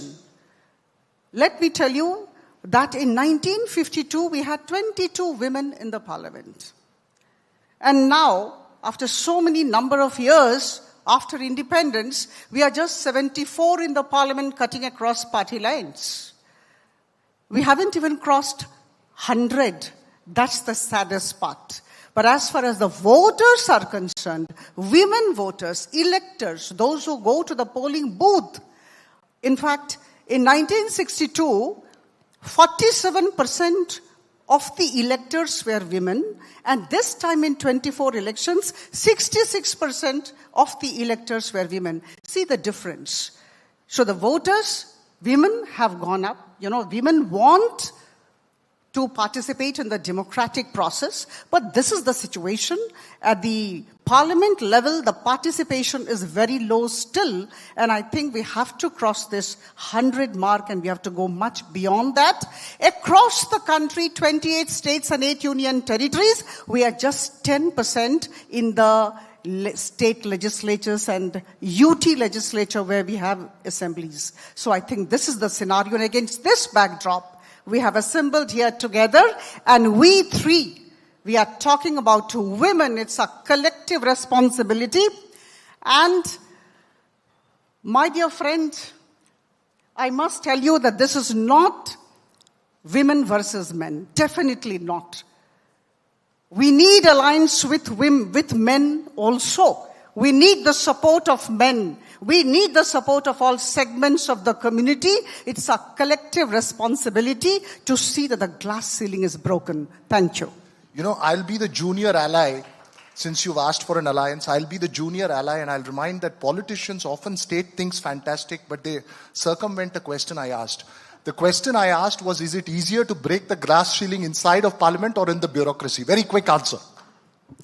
No, I think I would not like to kind of, separate both the processes. I have been in bureaucracy at the state, at the government level in India for about 24 years. And I tell you, this is a man's world. I reiterate, this is a man's world, whether it is bureaucracy, whether it is politics, or whether it is any other sphere. So I think the struggles for women are the same everywhere, whether it is politics or bureaucracy. There is the struggle, there is the fight for existence, and there is the desire to come up everywhere, whether it is inside or outside. And there is the need to expedite the process of, coming up, of breaking the glass ceiling. We have to act as catalysts, all put together, men, women, cutting across party lines. Important point that you make there. Sagarika Ghosh, if there is one big impediment to say, and I can't see why we cannot not have more women contest elections and win elections. If there is one big impediment, what would that be in your view? First of all, thank you very much to the Hindu Huddle for having us all here. It's a pleasure to be here. If I can take issue with the concept of the glass ceiling, I think this is a conceptually inadequate formulation. I think it's insufficient, and I think it's inaccurate.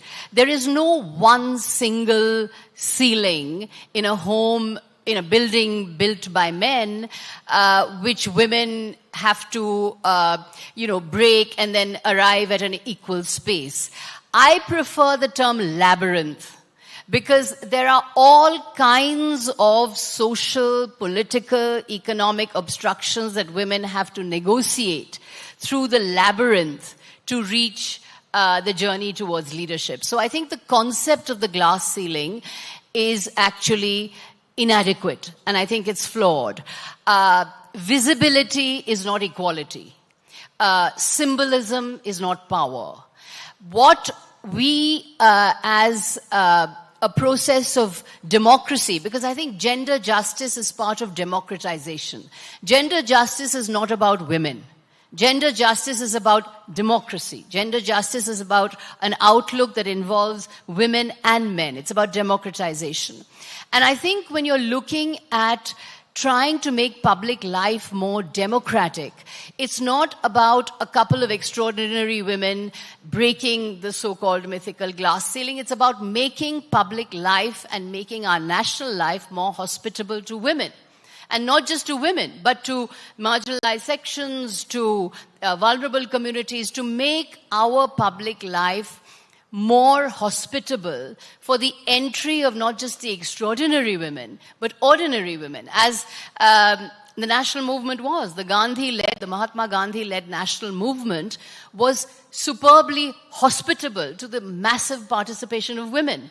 So I think the way women can come more into public life, can come more into spheres like journalism, is if the space is made safer.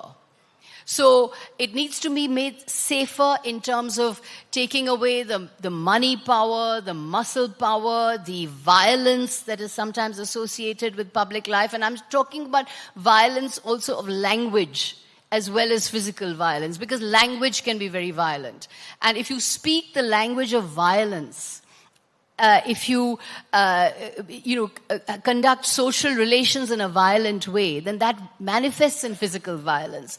So I think to make our public life more hospitable for the entry of ordinary women, I think the spaces, the public spaces, journalistic spaces, national spaces need to be made safer. And for that, we need to all, I think, embrace democracy, embrace the democratic outlook, embrace democratization, men and women. And, I would agree with Aparajita that we are still, unfortunately, a sun-worshipping culture. S-U-N, sun, and S-O-N, sun. There's the change in mentality that needs to happen, the change in outlook that needs to happen. This is not happening. However, before I end, I just want to make one point about my party. The Trinamool Congress is a woman-first party. I would say that, the DMK has 13% women in parliament, the BJP and Samajwadi have 15%, Congress has 16%, All India Trinamool Congress, 37% of our elected representatives are women. And our leader is someone who bucks the trend of a phrase that is used for female participation in politics, female accession to male martyrdom. Across South Asia, you have a very powerful male dies and a female accedes to his halo or to his martyrdom, whether it's Benazir Bhutto, Indira Gandhi, Sirimavo Bandaranaike. The inheritance of male martyrdom is what marks out often a woman's participation in politics. That is not the case for Mamata Banerjee, who has made it up on her own, through her own struggle, without family, without male mentors. And so I think she's a unique woman leading a very unique party, and I'm proud to be part of it. Since you made that political point as well, before I go to Tamarachi, let me point out to you, and as I was coming in for this panel, I wanted to do a bit of research, and I found that in 2026 assembly elections, the TMC fielded only 20% women candidates. It didn't have 33% women candidates in that bit. I'm also asking now you, we are way above 33%. We have 38% women in the Lok Sabha and 45% in the Rajya Sabha. So as you make that point, whether it is a Mamata Banerjee, whether it is a Jayalalitha, whether it is a Mayawati, one has constantly spoken about this aspect. Is it possible to ensure that kind of representation only in a party which is led by a woman? Is it not possible to do it in a party that's led by a man? That's a very good question. Why should that be? Why should it be that that only a party led by a woman should give representation to women? And the fact is that it's not just about representation of women, it's also about ensuring that more and more women can enter, not just the representation of visible women, but also, as I said, the entry of large numbers of women. So it should not be. And I think that all parties, as the previous panelist Aparajita was saying, the woman's vote has never been more important than it is today. When women's vote, when every political party is chasing the woman voter, when every political party is chasing the Mahila vote bank, I think it is incumbent upon every political party to give more representation to women. But I think that that this is changing. It's not changing fast enough. It's not changing as much as it should. And I think it's because we're getting confused that we're confusing symbols with power. We're confusing visibility with equality. That should not be the case. Visible women are not necessarily more equal women or not necessarily enjoying equality. We need to make the culture needs to change in order for women to enter. That's a very, very important point. It is on whether what we see as optics is actually permeating to the grassroots. But Tamarachi Thangapandian, let me bring in a personal touch here. Your brother is also a politician. She spoke about the sun culture in India. Do you believe that the conversation around women in elected politics is changing in India? Is it genuinely finding traction amongst male politicians and decision makers in parties like yours? Vanakkam, a very good morning to the Hindu Huddle and a pleasant morning to all my colleagues also, as well as the moderator. It's indeed the most pleasurable moment to be here, sharing the platform with my dear friends and colleagues, and on a very interesting topics. And coming to the topic which has been given to us, breaking the glass ceiling, I remember a wonderful quote by Laura Leswood, the chairman of the Council of the Women Leaders. She said, "There's no glass ceiling at all. It is just a thick layer of men existing above." So I just remember that here. Of course, we have had cracks where we are trying to penetrate, but this is the fact, I would say. Coming to the point, of course, with the pun intended, I would say, proudly say that I come from a sun-worshipping party. My party symbol is rising sun. Yeah. Okay, that way. This question about my brother, of course, he's not also a politician. Sun and sun. I said pun intended. That's why, I'm an English professor, so I always, I said pun intended. He was also a finance minister, a minister for industries, and my father was also a minister. But I would like to reiterate one point that my father was in the party, DMK party, right from the inception of the party. So, Tamil Nadu was the land wherein all the leaders were advocating for the rights of women. Not necessarily women leaders or women taking forth the cause. Thandai Periyar, 1922, conducted a solo conference exclusively for the rights of women. It was our, iconic, phenomenal leader, Dr. Kalaignar, who gave the property rights to women way back in 1989. First of its state in India. And even, our former chief minister, Thalapathy M.K. Stalin, who headed this as chief minister just before this tenure, saw to that women empowerment was not just verbatim. Every act was based on empowering women. Giving them the power, for example, even the local bodies, it was 50% reservations. 21 mayors, out of all the mayors, 21 mayors, 11 are women. In Chennai Corporation, out of 200 councillors, 102 are women. In job reservations, 40% is reserved for women. I can go on like that. My point here is, men, Periyar, Anna, the founder fathers of my party, Kalaignar and Stalin, these are the men who had advocated. But it also depends upon, the credit goes to the self-respect movement, the progressive movement, by all the women from the Justice Party onwards. The perspective with which you looked how to break the glass ceiling. For example, again, I'm reminded of one of the very interesting historic moments in the history of British Parliament. I would like to just share that moment, which regarding the perspective of women.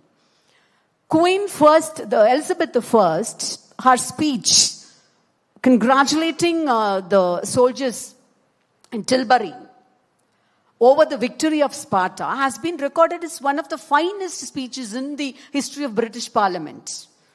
with a very distinguished base on emotion, sincerity, and poetic power. But what has she actually spoken? The British Parliament, she said, though I have the weak and feeble body of a woman, I would say that I have the heart and stomach of a king.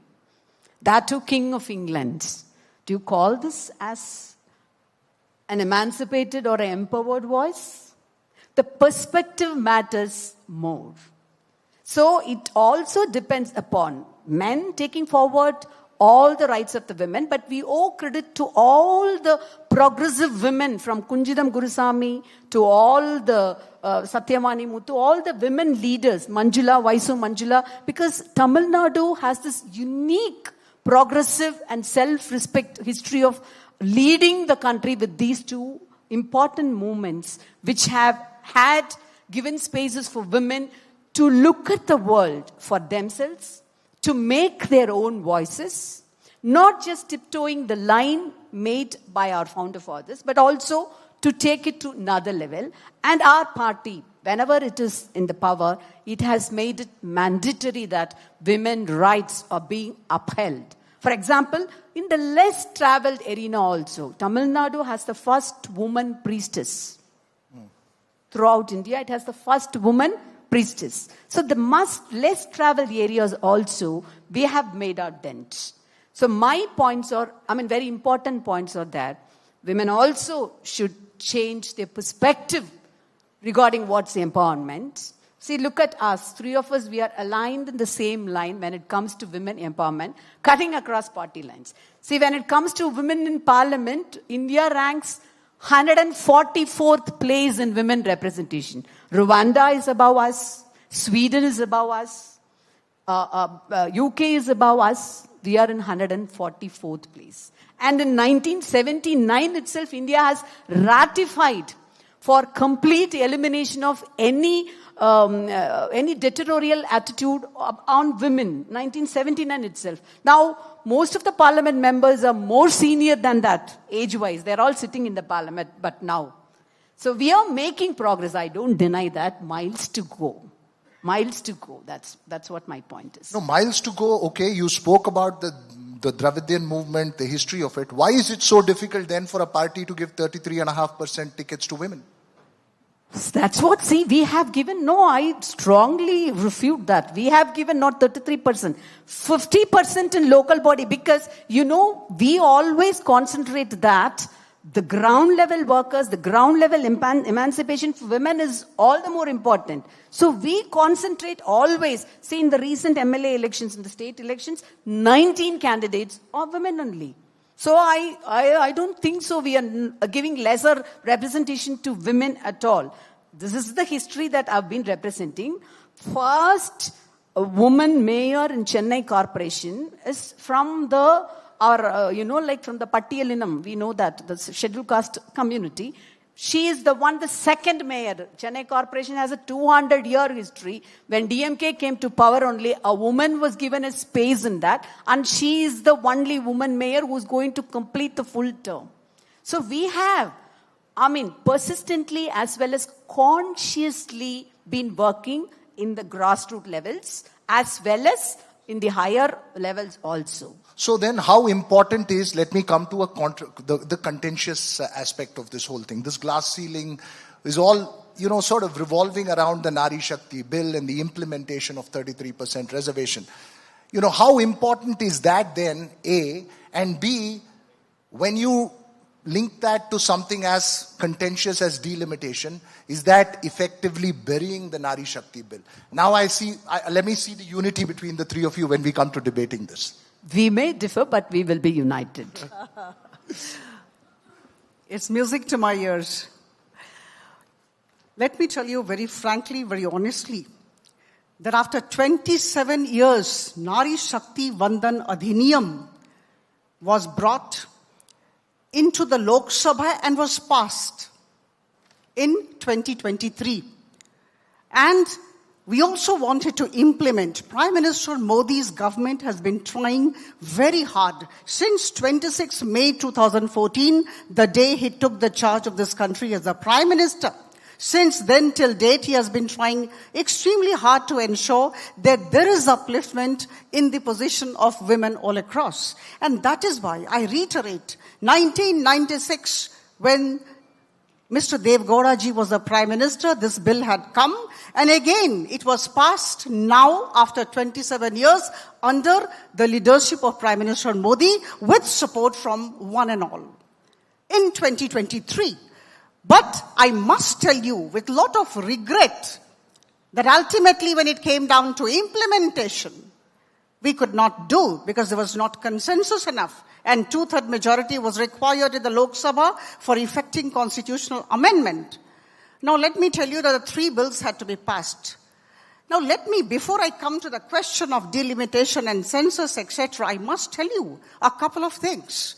See, the government has been trying under the leadership of PM Modi to create an enabling environment for ensuring that women rise and rise and rise, women reach the sky.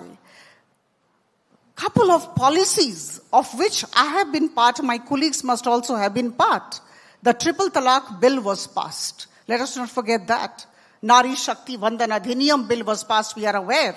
Then the Bharatiya Nyaya Sanhita and the criminal law amendments came. The maternity benefit amendment came. The termination of pregnancy amendment came.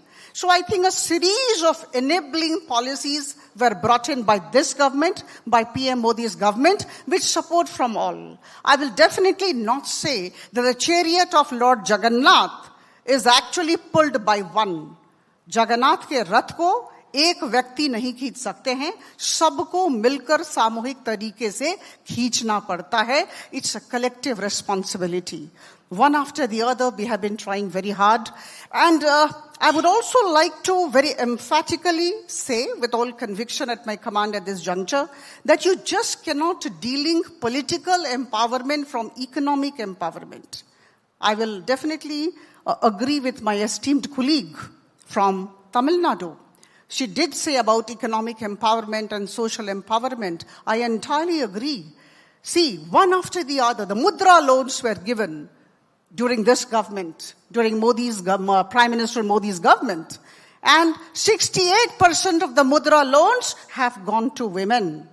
Pradhan Mantri Awas Yojana, 4 crore given, 73% of the work orders in the name of women or jointly to husband and wife. We must not forget this. The PM Jan Dhan Yojana, 55 crore accounts opened. 30.80 crore accounts are with women. So I think these are the enabling policies, the enabling steps, and a well-meaning government at the center, at the state would do it together. And I say it very proudly as a woman that Prime Minister Modi's government is emphatically working for women, and we have one of the highest number of pilots as women in our country. We must not forget that. But then, as I told you, miles to go before I sleep. Robert Frost, as he said, we have to do a lot, and this is our collective responsibility. Now coming to the last part, the census and the delimitation. See, there are certain things we cannot say no to. I am from bureaucracy. In fact, all of us are educated people, and we must realize that processes cannot be bypassed. Now, if we say 33% reservation, don't you think we should know which particular constituency will be reserved for women? What will be the territorial boundary in the states? How many number of constituencies do we want? We must mention here, I'm sure at the cost of being repetitive, I must tell you, that 1971 census took place. On the basis of 1971 census, 1976, in the year 1976, the delimitation took place and the territorial boundaries had been drawn. 50 years have passed. Don't you think in 2026, it's a bounden duty to ensure that these territorial boundaries are revisited? And that is why the delimitation. That is why the census.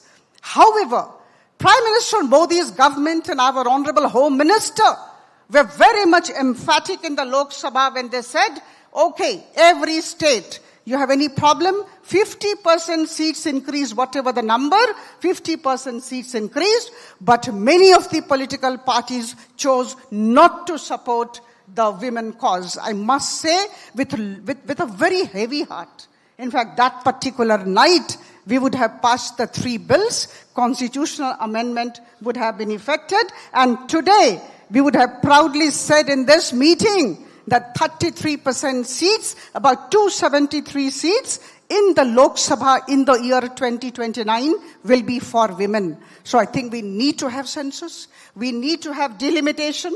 Census could not take place in 2021 just because the COVID was on. So there are certain issues which prevented us. Census is on right now.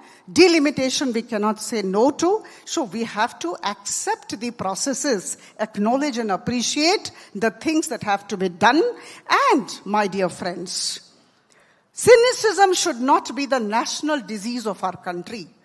To every action of Prime Minister Modi, there is always an equal and opposite negative reaction from some of the corners, which should not happen.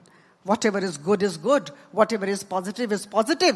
Now, when we talk of women, we are all one here. It's not a question of this party or that party. There are certain issues which are above party and politics, and this is certainly one.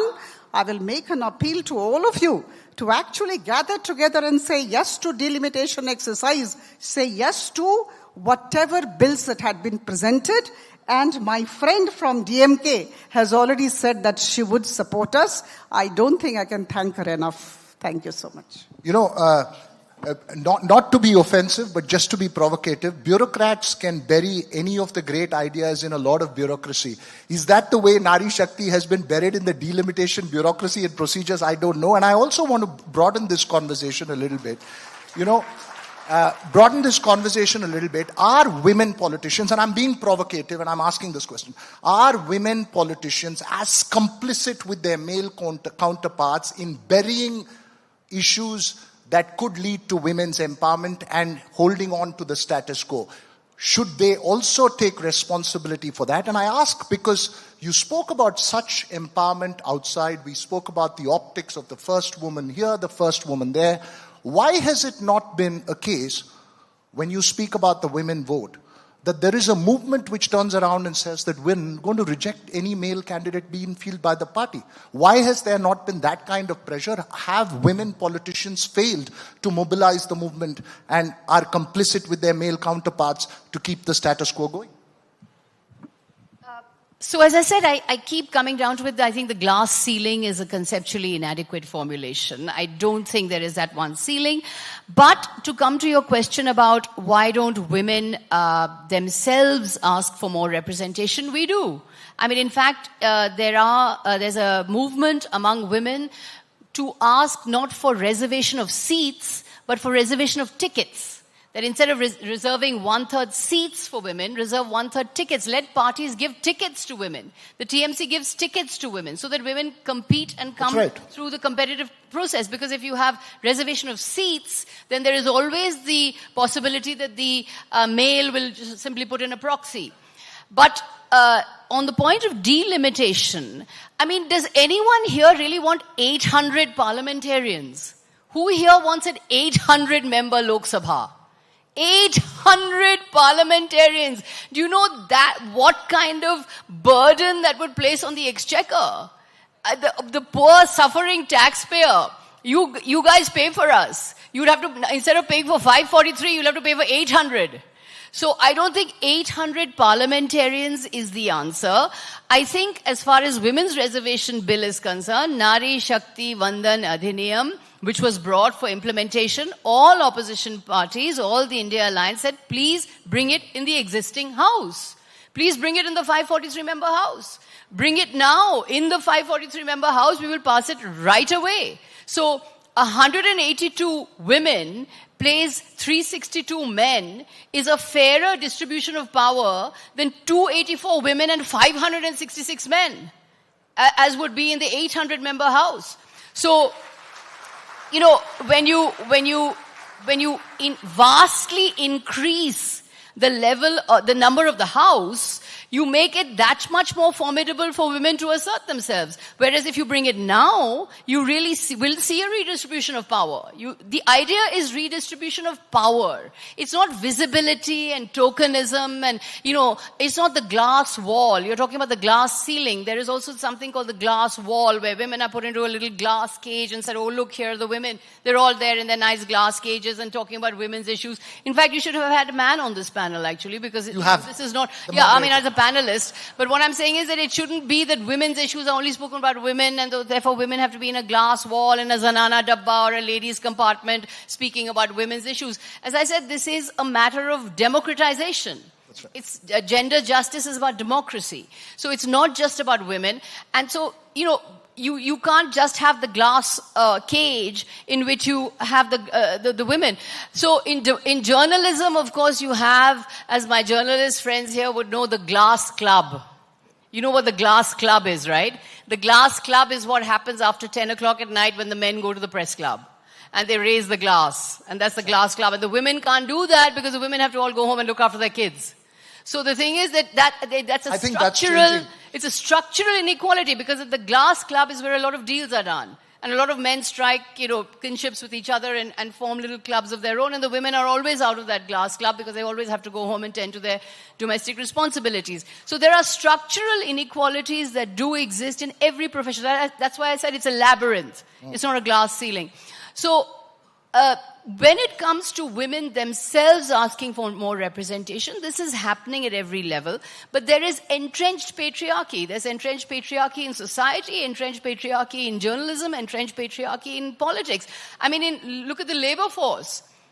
India, 33% women participation in the Indian labor force. The world average is 46%. India's missing women workers in our labor force. 114 million women, young women, are outside the labor force. So in terms of female participation in the Indian labor force, the ratio is abysmally low. Female feticide is continuing. Discrimination, entrenched patriarchy and discrimination exists in all sectors. So I believe, as I said, we are actually turning the clock backwards on gender justice. We're turning the clock back on women's empowerment. We are falling for the tokens and the symbols and the visible representation. We have women sports persons. What has happened to the women sports people? They have had to protest on the street on sexual discrimination and sexual assault in the wrestling federation, and the women wrestlers were dragged away on the street when they were protesting against sexual assault in the wrestling federation. So women succeed in spite of the system, not because of the system. They succeed through a Herculean battle against the system.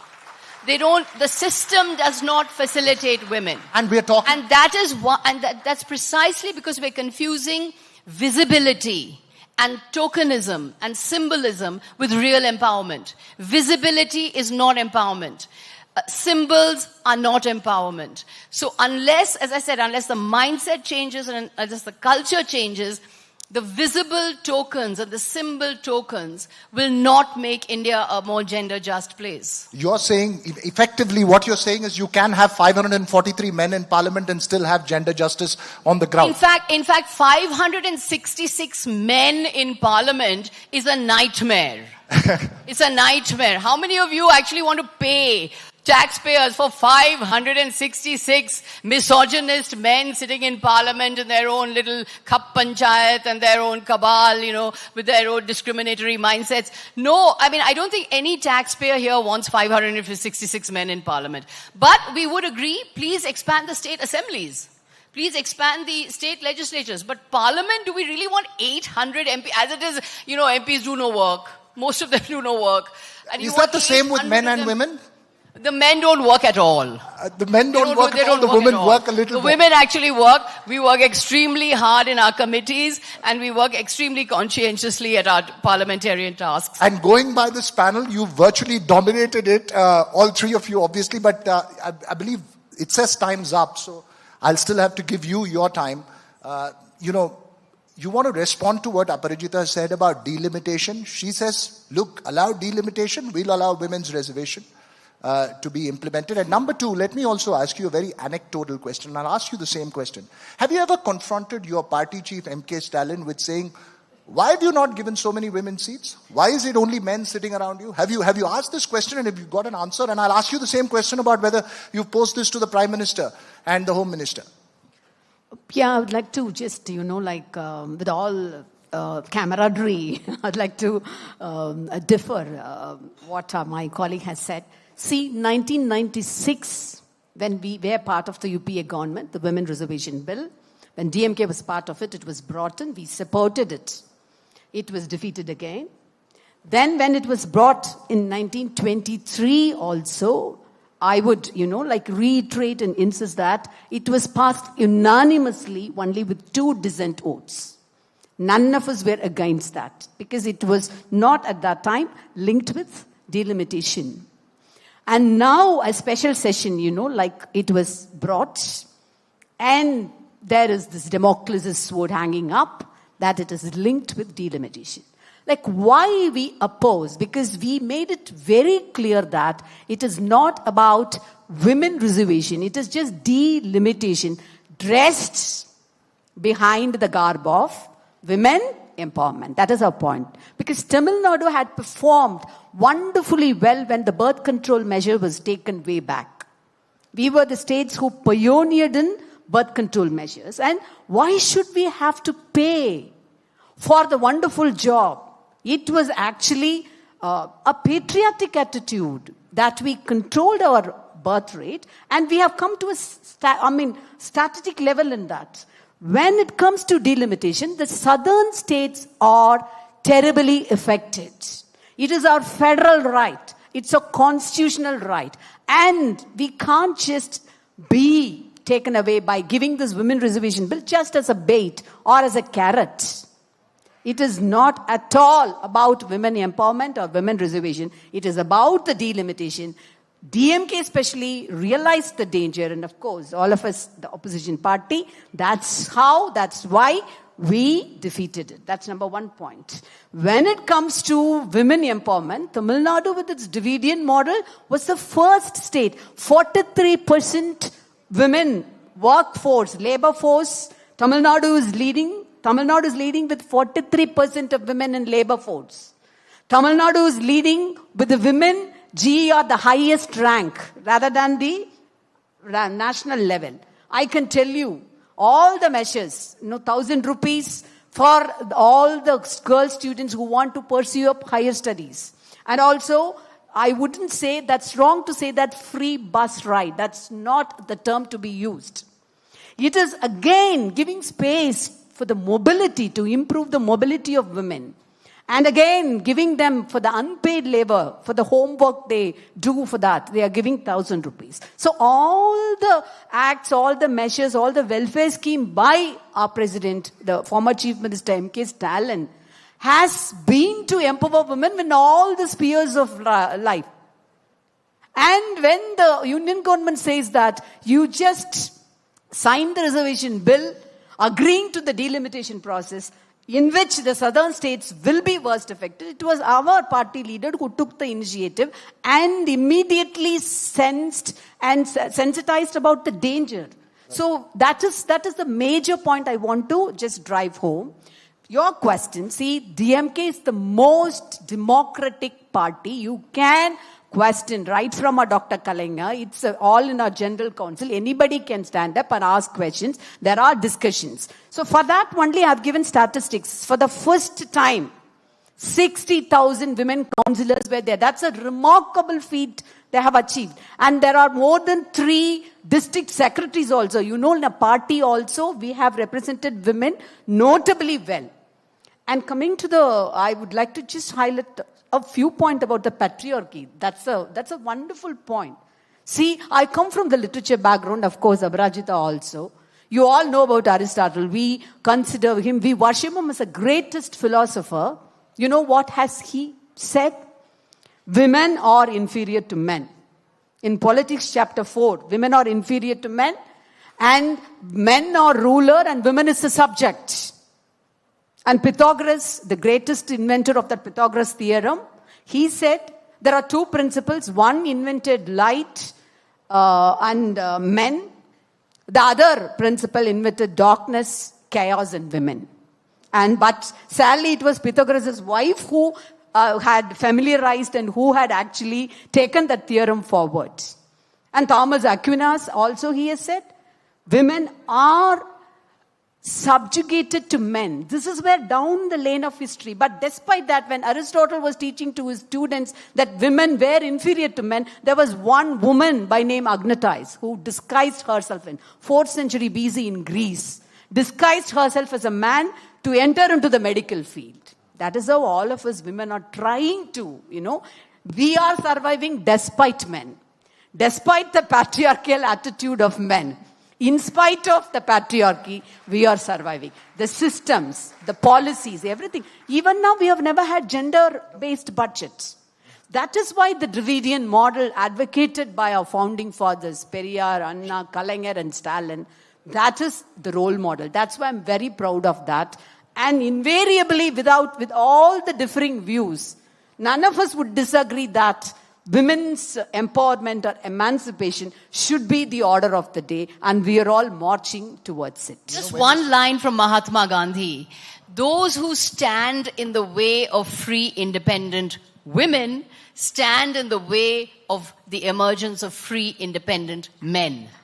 So that if you allow free, independent women to emerge, it is the free, independent thinking men that will emerge, and we have a greater democratization in society. We've started with Anna, we went to Aristotle, we've now gone to Mahatma Gandhi, and I'll tell you, the villain of this piece is the man standing there. He's been telling me, close, over. So it's not me. I'd love to have this conversation going on. What I've also learned is now I know why I support women more than men. Thank you so much, Veera, for that. You're again doing... Well done on that. He's not women and men. Democracy-minded citizens. I would definitely like to conclude with words from Maya Angelou. Okay. Right? The great African-American writer talked about all women, about herself. She said, "You may shoot me with your words. You may cut me with your eyes. You may kill me with your hatefulness, but still like air I will rise."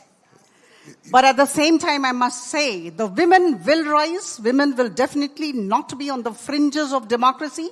Women will be at the center and shape the center through the shaping of the policies.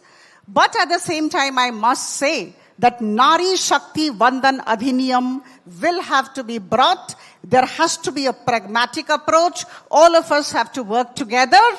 In fact, if you have any constructive suggestions, do give in the Lok Sabha, but don't shoot it down. All right. That's my only request to my esteemed colleagues here. We have to join hands together and bring that 33% reservation in the Lok Sabha. Thank you so much. Revanth Reddy is here as well, Chief Minister of Telangana. Any one final message from the panel on stage to him? So, the women on the panel are now being driven off by a very powerful man. That's absolutely right. I mean, we would... Yeah, welcome to our dear friend Ravens. And he is indulging you by allowing you to speak more. It's a pleasure to be here with you. Welcome. Right, thanks very much to all three of you. And I think fascinating conversations happen in closed doors, not in open when you had to be politically correct. But thanks very much. Fascinating conversation. Hopefully, it will actually mean that the glass ceiling will break sometime. Thank you very much. Thank you very much. Please, big round of applause for Ms. Aparajita Sarangi, Ms. Sagarika Ghosh, and of course, Dr. Tamiruchi Tangapandian, and of course, my good friend Intiyam Veeraraghav. Big round of applause, ladies and gentlemen, to all of them. Fascinating discussion over the course of the last 45 minutes.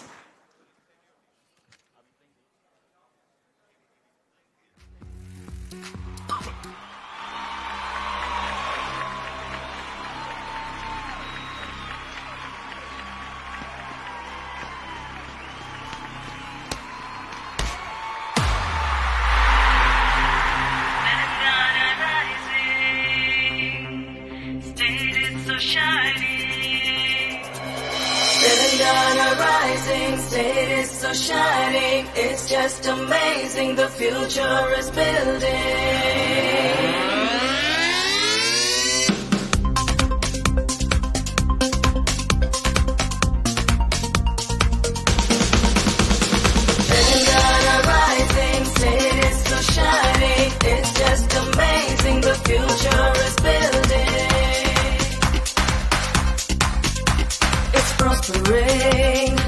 promising, got everything, it's flourishing. Telangana rising, state is so shining, it's just amazing, the future is building.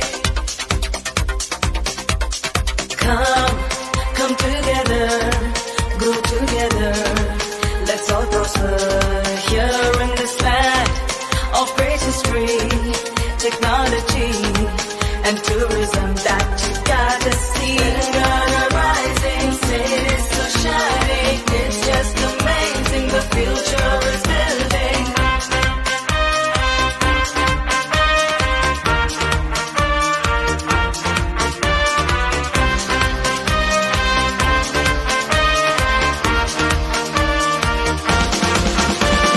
See the unity, diversity in the city. Here we welcome the world where dreams unfold. Let's all uphold every life and soul. Telangana rising, state is so shining, it's just amazing, the future is building.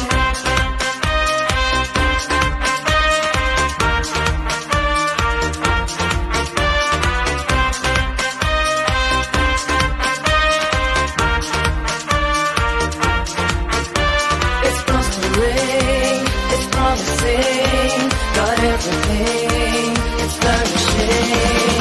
Telangana rising, state is so shining, it's just amazing, the future is building. Telangana rising, state is so shining, Telangana rising, state is so shining, Telangana rising, rising, rising, rising, rising. That's some start for the next of those sessions, ladies and gentlemen. By, for, and of the people. Good governance for Telangana, that's the subject that is up for discussion. Next, please put your hands together, ladies and gentlemen, for Mr. A. Revanth Reddy, who's the Honorable Chief Minister of Telangana. Lovely to have you with us, sir. Represents the Korangal Assembly constituency in the Telangana Legislative Assembly. He represented the Malkajgiri Parliamentary constituency from 2019 to 2023. Holds a Bachelor degree of Arts degree from Osmania University, Hyderabad, and born in an agricultural family. So watch out for some fantastic statements, because I remember hearing him speak in the last edition. It was just a bit of a firepower there, out there. So welcome to the Hindu Huddle 2026, sir. In conversation with him, please put your hands together for Mr. N. Ram, who's the director of the Hindu Group, one of the stalwarts of our times as far as the world of journalism is concerned. Excellent to have you with us. Thank you so much for hosting us, Mr. N. Ram. Now, before we proceed with the discussion, it's important that we felicitate the Honorable Chief Minister of Telangana, Mr. Revanth Reddy, and to do the honors, we will have Mr. N. Ram. If we can have a token of appreciation for the Honorable Chief Minister of Telangana. Thank you so much for taking your time out from a very busy schedule and being a part of Day 2 of the Hindu Huddle 2026.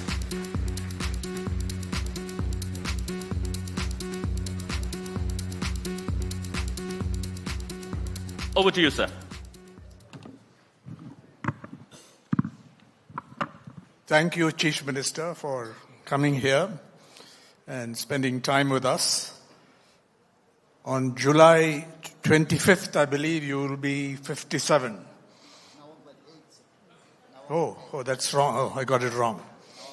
November 8th. So congratulations in advance. You had an interesting political trajectory.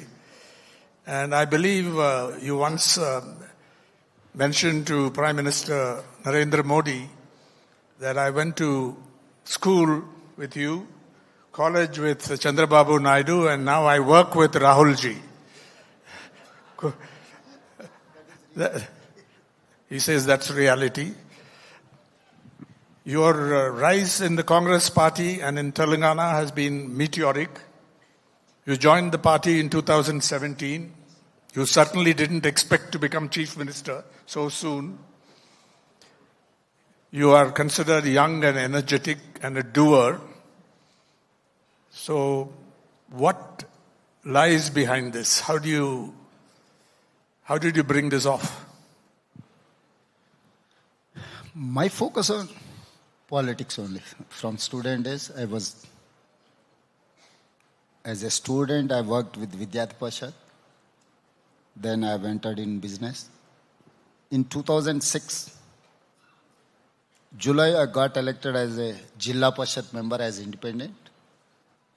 2007, in June, I've got elected as MLC in local body as independent. Then I have joined with Naidu.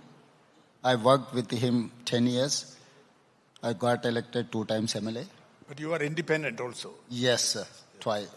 Jilla Parishad member as independent, MLC also as independent. Then I have joined with Naidu Garu in 2007. From there, 10 years I worked with him. I got elected twice MLA. Because of state bifurcation and local conditions, I have resigned as a MLA, as a Politburo member, as a party member of Telugu Desam Party. I've told Mr. Naidu, sir, the DNA problem. Naidu Party belongs to people of Telangana, thinks that is an Andhra party. So people who are expecting something bigger to fight against Chandrasekhar Rao Garu. Then I have decided to resign Naidu Party.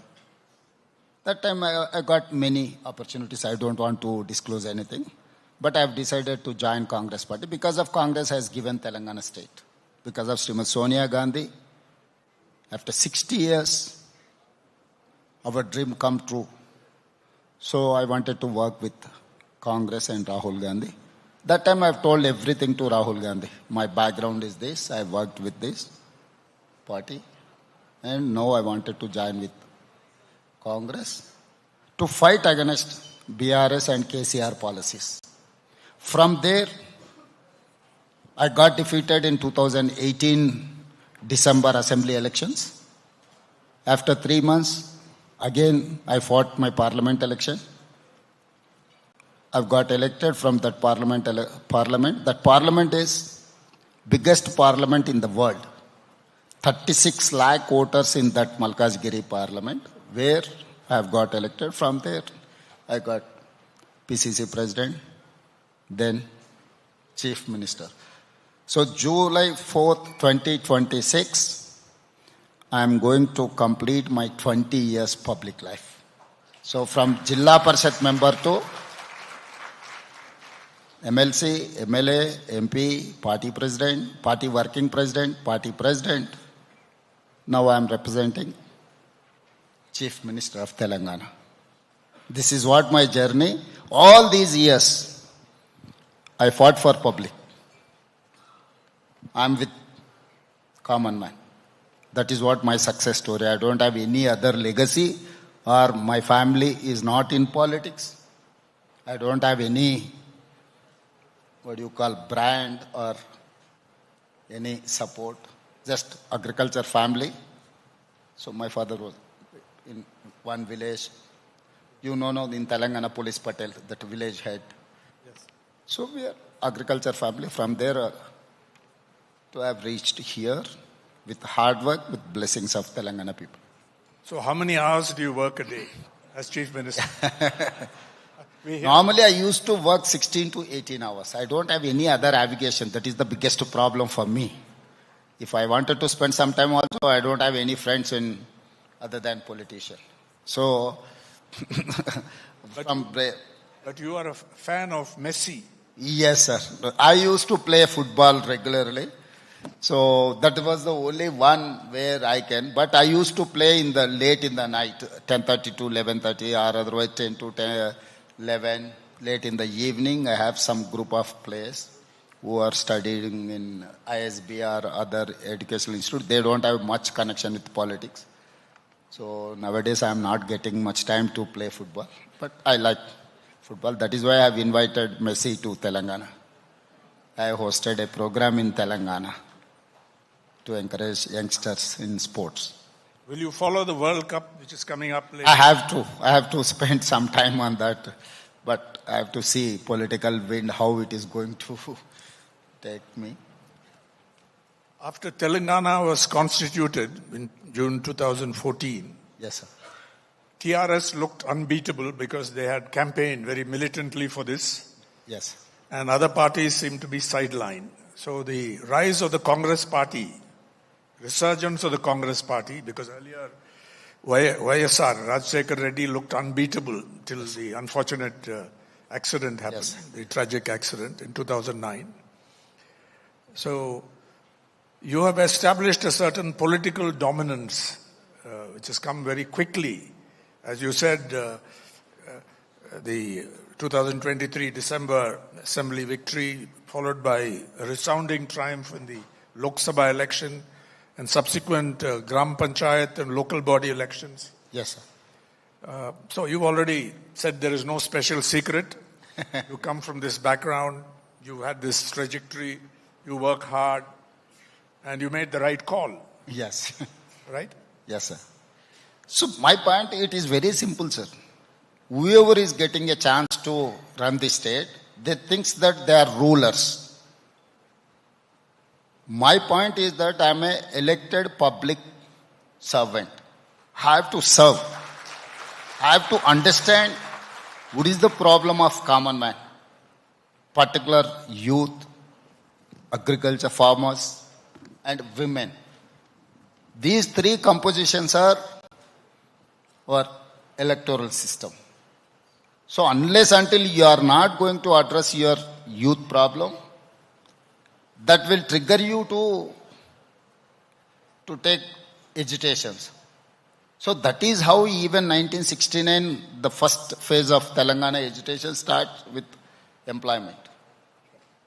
Even 2009 also, that was the main root cause for our agitation. So once I got opportunity to function as a chief minister, in government sector there are 2 lakh vacancies are there in my state.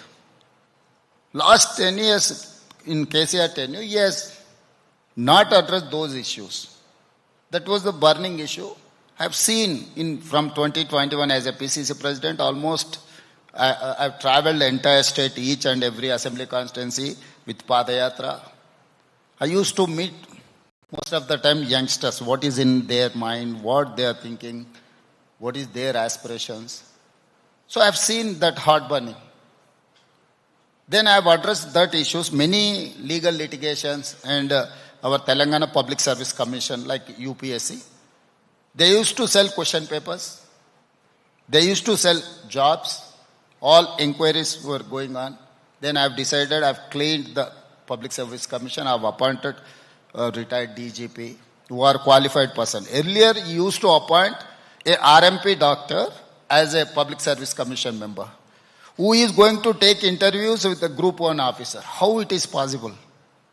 How it is possible? You are appointing a state level officer while your qualification is RMP doctor. It is not a political rehabilitation center where the board members are going to appoint an engineer, a doctor, a revenue officer in state cadre or any other department. So that is the failure of that Public Service Commission. Then I visited UPSC. I met UPSC chairperson and other members. I have understood how UPSC is functioning without any controversy. I have adopted same policies to implement in my Telangana Public Service Commission. From there, within a year, maximum 15 months, I have given 67,716 jobs in my state. It's the highest appointments in the country. So that is how people have connected. Though now today, 2 weeks back also I have announced some notifications, and next few days we are going to announce 5,000 police recruitment. My youngsters are busy with the preparation of these exams, competitive exams. Then farmers.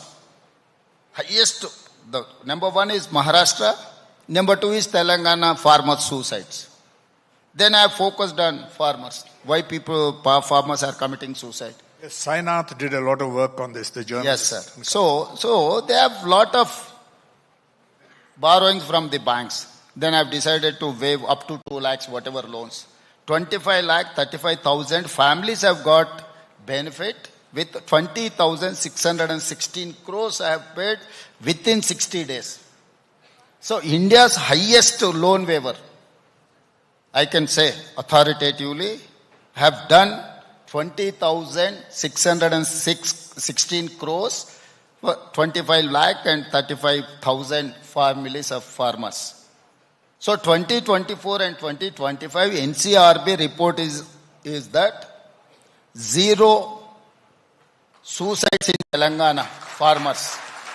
This is not my report. This is Government of India report. NCRB has given 24-25 in Telangana, zero farmer suicides. So now farmers are happy. All these days they fought for minimum support price. Yes. I have told my people, you produce this paddy, not only MSP, I'll give you per quintal 500 rupees. Now I am giving bonus, not only MSP. All these years farmers are fighting for MSP. So now I am giving bonus.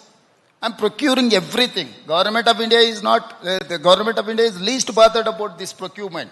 Just they are announcing minimum support price and they are not addressing that issue. But in my Telangana, paddy, maize, whatever wheat, everything I'm procuring. So here farmers are happy and I'm giving Raitu Bharosa per acre, per annum, 12,000 rupees for their input subsidy.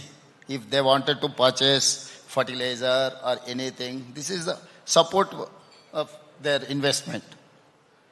So I have addressed that. And third thing, women empowerment. I have self-help groups, 67 lakh members in my state. These 2 years, zero rate of interest, they got bank linkage, 60,000 crores. 60,000 crores today our women are enjoying with the bank linkage. I am paying that interest. Till now I have paid 1,500 crores bank interest.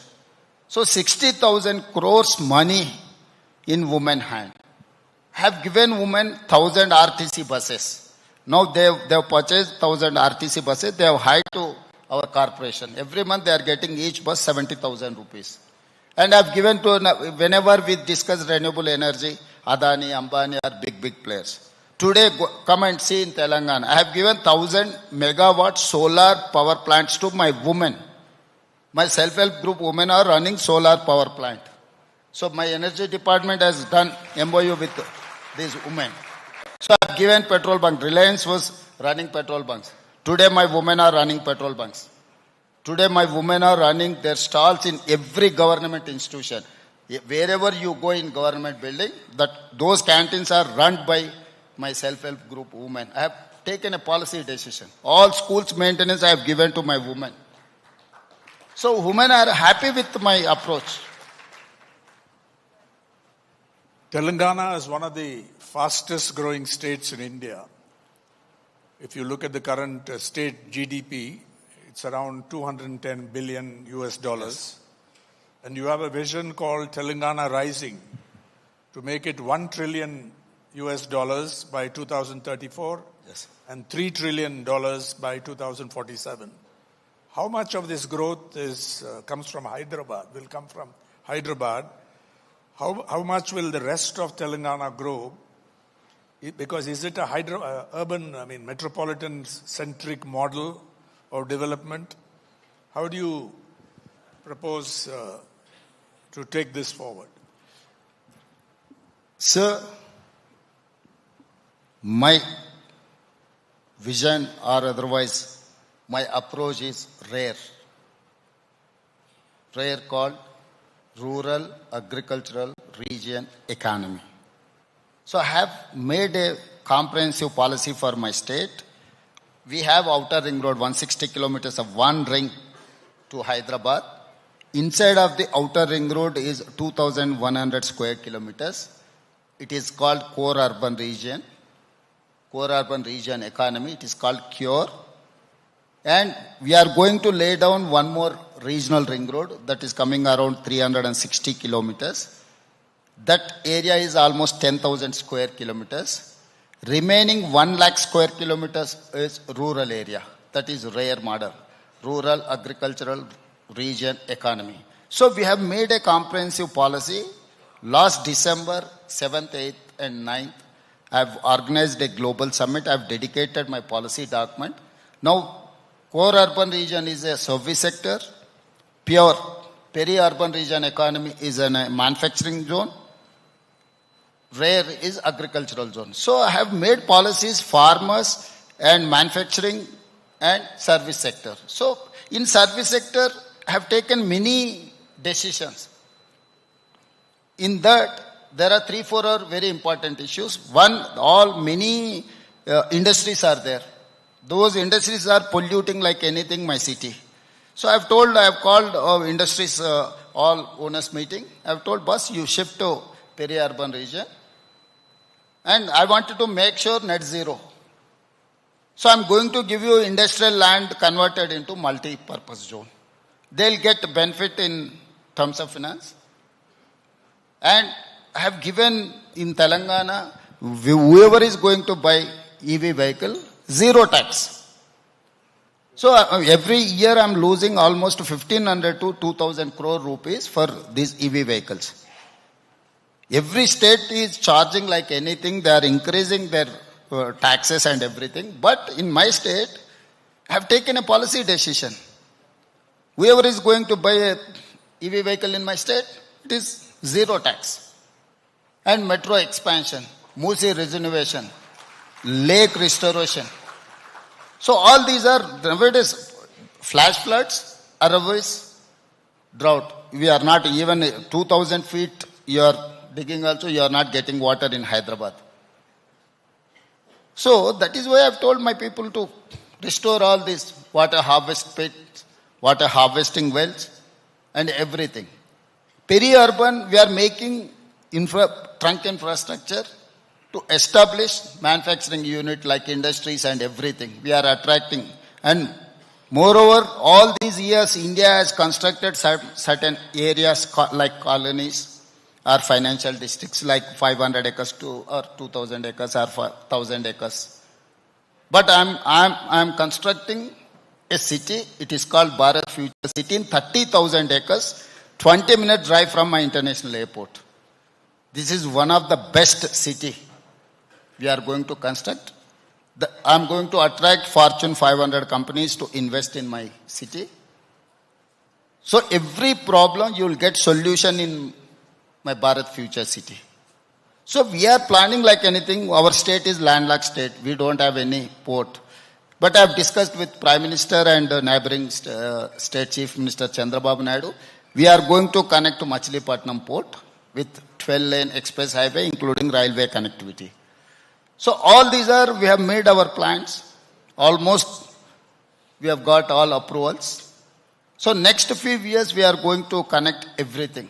Road, rail, airport and port. All these 4 connectivities, our growth engine. So I visited many countries. I have seen how those countries are developing. Because of their connectivity, because of their ecosystem, because of their knowledge hub. So I have ISB, I have Nalsa University, I have IIT, I have IIIT, I have many educational institutes where I can produce, where I can create students or working force. So I'm more focusing on my educational institutes. Recently, we used to discuss AI is going to replace everything. White collar jobs we are going to lose. We are seeing that result. Yes. So we have noticed that 2 years back only. Now we have initiated Skills University, Young India Skills University. India is one of the best university under public-private partnership. It is not owned by Telangana government. My Skills University chairperson is Anand Mahendra. Mahendra Group of Companies chairperson is my Skills University chairperson. Sri City Srinirazu is my vice chairperson. Apollo director, Reddy Labs, Arabindo, all these corporate CEOs are my board of directors in my Skills University. They have to decide curriculum, they have to decide to take students, they have to train, they have to give employment. So government is only facilitator. In way back 1956, we have created industrial training institutes. Till date, we are following that syllabus. So they are learning diesel car mechanism, like ambassador. Where should I get ambassador to repair? Nowadays, Audi, BMW, what not. So I've told boss, it is outdated syllabus. There is no point giving training anything. If someone wants to repair ambassador car, he has to go to KCR farmhouse. Why? Because his election symbol is ambassador. We'll get only one ambassador in KCR farmhouse. So I've told boss, change everything. Now Tata is my strategic partner. Tata is spending 2,100 crores in CSR funds. We are spending 2,400 crores to revive my ITIs, like advanced technology centers. I'm giving 14%. 86% Tata is going, they have spent. The trainers training also. Next 10 years, they are going to maintain these 100 plus ATCs by Tata. So all these, we are improving ourselves. We are trying to meet to our requirement. So we are creating jobs in blue collar. So that is why I am not visiting US many times. I am visiting Germany, I am visiting Japan, I am visiting South Korea, I am visiting all these areas where we can find jobs, we can find solution. The white collar jobs replacement is blue collar. AI cannot create any alternate in blue collar jobs. Sam Alt I have told, boss, you cannot create a political alternate. So he can create everything, but he cannot create any political alternate, political executive. I don't have any threat from AI. So he cannot create any politician or elected representative. At the same time, I have told I am going to create a blue collar. People are getting much IT engineers, or blue collar fellow is getting more than one IT engineer every month.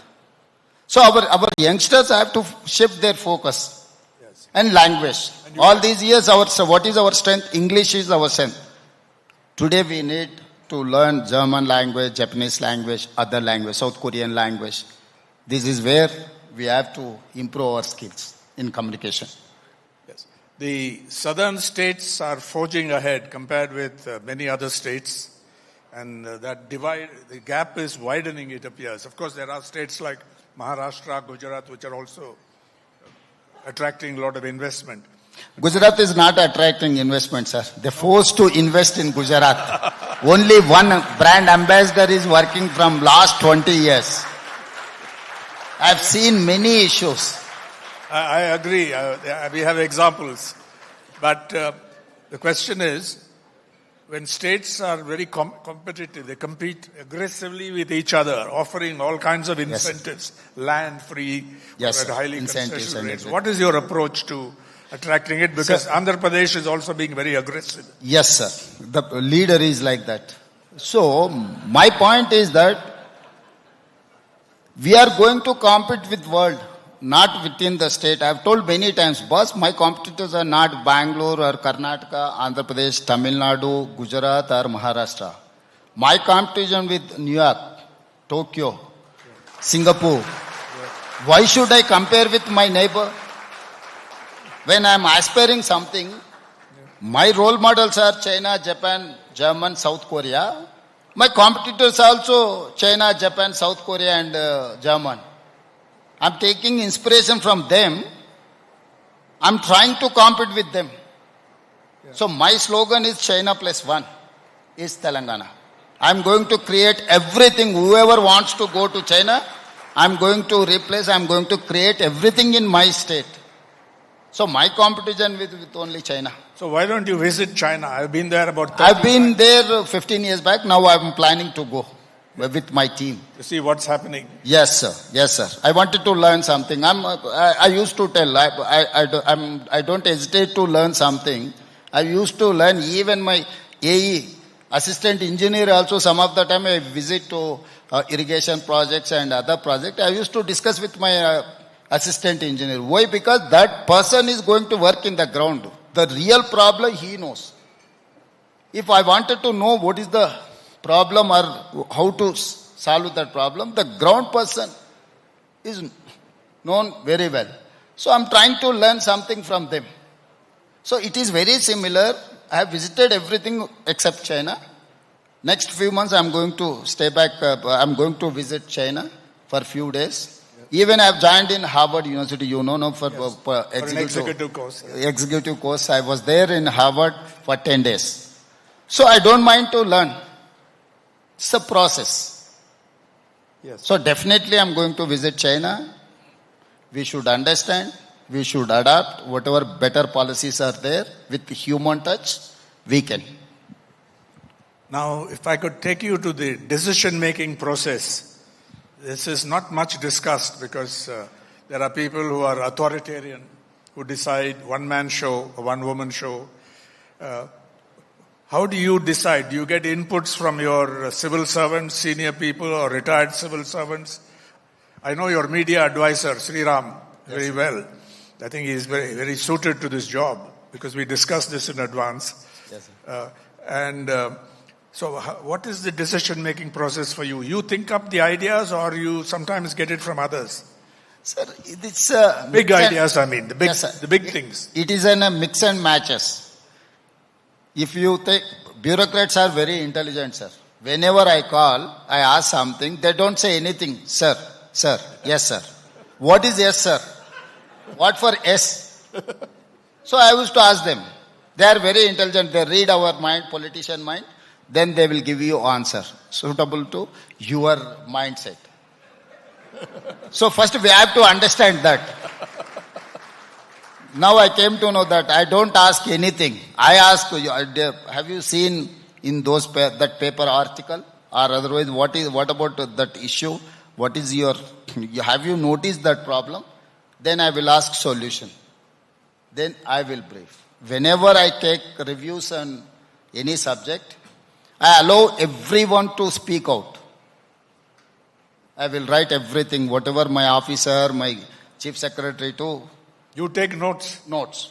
Then finally summing up, I used to speak. I don't speak initially. If I speak something, based on that they will calculate and they will tell, their coordination will be there with eye contact.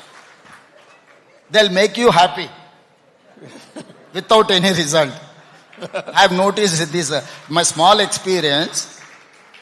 Why? Because from 2006 to 2023 December, I have been in opposition. Direct I got... You are an opposition man. Yes, sir. Yes, you like to be in the opposition, but unfortunately... So that is how I have learned something from with the opposition. From 2006 to 2023, I have been in opposition. I used to fight for public. I know what is the problem. I know what is the solution. Why? Because I have been in opposition. I know. So no, anyone can bluff me. It is not that easy to them. Why? Because I used to meet people today also. Whoever is coming to my house in the morning, I used to interact with them. Small farmer or uneducated will give you a lot of information, solution with their common sense. Common sense is biggest thing in administration. Not science or maths. Common sense is the biggest thing in our administration. We have to understand what is the problem. Then automatically, if you understand your problem, that itself is 50% solution for your problem. Remaining 50%, how you are going to execute the solution. So since you have seen through them, yes, sir, over a long period, they can also be of help. So I can understand each bureaucrat mindset. Why? Because I have been in opposition. No, I used to read my all 150 IAS, 125 IPS, all those officers. I have been observing last 20 years. No, so that is one of the advantage for me, sir. So anyone can meet you. Can the media also meet you? Because there are some Yes, chief sir. ministers and top leaders in power who never give press conferences. Ask my people. Every 10 days, I used to give press meet. I used to face all questions, including KCR owned media people also. I used to allow them. So I wanted to read their mind. So what is in their mind? How they wanted to push me. So not only that, and every 10 days I used to meet media people with chit chat. I used to sit 2 to 3 hours. So I wanted to know that what the media people are thinking, and youth or youngsters or women. So with interaction only, it is easy to understand. Without interaction, you cannot, it's paper, it won't serve your purpose. So interacting people, it's a biggest asset in public life. Thank you. That yes. is very reassuring. And we'll continue to engage. Yeah, otherwise you ask Ravikant and your Ravi, how many times they used to meet me. Hindu people are here, no? Every time I used to speak to them. And late in the night also I used to call important journalists.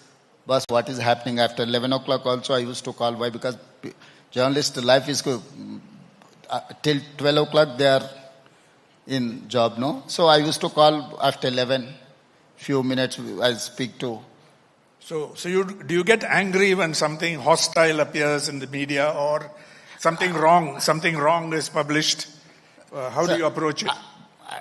So I don't abuse, but I used to. You're not like Andamalai who quarrels all the time with the media. My favorite thing is sarcasm. So I used to play that sarcasm on that journalist. I don't abuse or I don't argue with any journalist. So first of all, we have to understand if those people are even writing against also, from that context also, we can find out something to resolve. That is their view. But the core point is important. I least bother about their view. If they notice, if they write something, core issue, I used to catch that point. Then next day I used to discuss with my officers. What is this point? How to resolve? Or otherwise, is it true? This is also one of the source. Why? Because we cannot travel everywhere. So media is one of the source for us. They are our back office, like we have to use them as a back office information. I had a question on welfare, but you already answered that. Sir. In the beginning, so we'll save time on that. Your innovative schemes, reforms, the first state in India to hire transgenders as traffic police marshals. Yes, sir. Your Hydra constables. Yes, sir. Hydra is India's first environment protection police force. How has it gone? So nowadays the lakes, poor people encroaching lakes and nalas, I can understand. Nowadays rich people are encroaching water bodies because of their farmhouses, because of their luxury. They are connecting their drainage connection to the water bodies. I have noticed all those issues. Then I have decided to establish one task force. So I have given Hydra. Hydra, the word is Hitler's favorite word, Hydra. His core team called Hydra, who can assassinate anyone. So I have taken inspiration from Hitler. I have named as a Hydra. I have established an organization with a senior IPS officer. I have given 3,000 retired army people and others. Today, anyone, you ask anyone who can dare to encroach any water body in my state or in my Hyderabad. I've demolished like anything. You go and Google, you can see Iran, you can say Israel or anything, you can compare with those demolitions and these demolitions. Your Eagle Force against drugs. Yes, sir. One of the best force in India, sir. I have created Eagle Force. I used to meet parents. Parents are worried about their kids. In schools area also, people are selling ganja chocolates and drugs. Even college, even in the 12th class, even degree college, youngsters are abusing drugs, cocaine, heroin and everything. Then I have decided I wanted to eradicate from my state. Today, I have booked many cases against VVIPs. Today my Eagle Force is India's one of the best force in India to eradicate drugs. My Hydra is one of the best. People are coming all around the country. People are seeing, watching. They are taking my brief notes on Eagle and Hydra. Eagle is behaving like eagle. Wherever drug party is happening, just... You have integrated residential schools. Previously, SCs, STs, OBCs, minorities, children used to study separately. So how has there been resistance to this? Sir, actually it is an organized crime done by the governments. Conveniently, we used to give SC hostels, ST hostels, minority hostels, OBC hostels and other. So one side you are saying that we have to eradicate casteism, and government is spending thousands of crores to establish the SC, ST, BC and minority other different verticals. How come you are going to achieve your goal? Then I have decided, but first you demolish this. If you are going to demolish these boundaries, then it is easy to eradicate the casteism.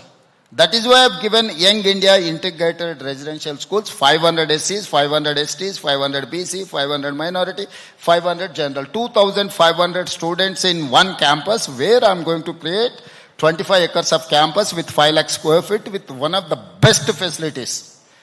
2027 June, we are going to inaugurate those schools. You come and see, sir, that is the change we need. So I am addressing those issues, sir. And also I have done SC subcategorization. You know, SCs are fighting left and right, yes. Malar, Madiga. So after Supreme Court direction, only one state is Telangana have implemented those categorization. Till now, no, Narendra Modi ji and BJP used to tell all these issues. But they have 17, 18 states. They have not implemented even in Gujarat. But Telangana has implemented the SC categorization. And OBC census, 1931, Britishers have done caste census in our country. Till now, no one has done. But I have done after 100 years in Telangana, exact caste I know. What caste number is there? What is the social status? Socio-economic, education, employment, political and caste survey, CPEC survey I have done. India's best model. Supreme Court also has endorsed. Today, the census government of India is going to introduce caste. My point is that after 100 years also, OBC doesn't have their data. How come you are going to implement your welfare schemes and development? Yeah. Some of the castes I have noticed, they don't have graduate in the entire state. They don't have single doctor in their subcaste. They don't have any gazetted rank officers in those communities. So backwardness is not financial thing. Who is cash rich, but they are in backward. I've studied this new phenomena I've observed. They don't have education because of they are in backward. If you have education, someone doesn't have a single inch of land or house, but they are forward. Why? Because they have studied doctor, engineer, any other thing. Who is having 100 acres of land, who doesn't have qualification or education, they are in backward. Their social life I have seen. So these are the important things I have found out in this CPEC survey. So backwardness is not because of your wealth, because of your education. Education is foundation for your development, not welfare schemes. So now I have decided to give education. Now I have initiated you go and see any government school from first class to after 5 years only we are giving education. So how come people are going nursery, LKG, UKG, whoever is political executive officers of IAS, anyone, they are sending their kids to nursery at 2.5 years age, LKG, UKG and everything. Then you are going to come in first class. So government is not providing that nursery, UKG, LKG and UKG. First class, these 3 years people are going in private school. Those people are not coming to government schools. Sir, I wanted to tell one thing I wanted to share with my audience. I have 27,000 government schools and 18 lakh students are there. Whereas in private, 12,000 schools are there. They have 35 lakh students. So our teachers are well qualified. They have done MA, BEd, or PhD, or anything.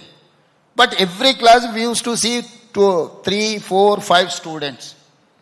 Why? Because nursery, LKG and UKG is important in those poorest of the poor people life. Now I have changed my education policy. Today I am giving free education from nursery to 12th class with breakfast, with lunch. Why? Because these poor people are going for work in the early morning. They cannot feed their kids to breakfast, everything. If government is going to provide breakfast, happily they used to send. Now I have decided to give transportation. What is the private school success story? They pick you, your boy, from your house. They take and they drop you at your house. This is the one of the success story of private schools. Now I have decided to give free ride for my poorest of the poor students. We are going to pick those students from their house. We are going to give breakfast. We are going to give lunch. Late in the evening also, I'm discussing with some of the corporate companies to give CSR funds to appoint tutor in the evening in those schools, whoever is wanted to pick up their language or subject. So this year I have increased 1 lakh students in my government schools. So these are the areas. Earlier, we don't have transportation facilities. That is why we have started schools, single teacher schools in Tandas, Guda, remote area. Today, transportation is there. That is outdated model. You have to create a cluster. So I have told my people, 27,000 schools, whatever I have in the, reduce up to 4,000 schools from nursery to 12th class. We will provide transportation. We will give you breakfast and lunch and everything. That is going to give you a result. Single teacher, if he is having 2, 3 students from first class, 2 students, second class, 3 students, fourth class, 2, put together 10 students in up to 5 classes. How come he is going to teach them? That is why I have told, rationalize. 30 students in each class. Every subject teacher has to be there. And we wanted to adopt technology, and we have appointed Khan Academy, other important academies to teach my students and my teachers. All these years we have seen IAS officer used to travel abroad to study tours. This year I have sent my 100 teachers to abroad to study education system. They have come back.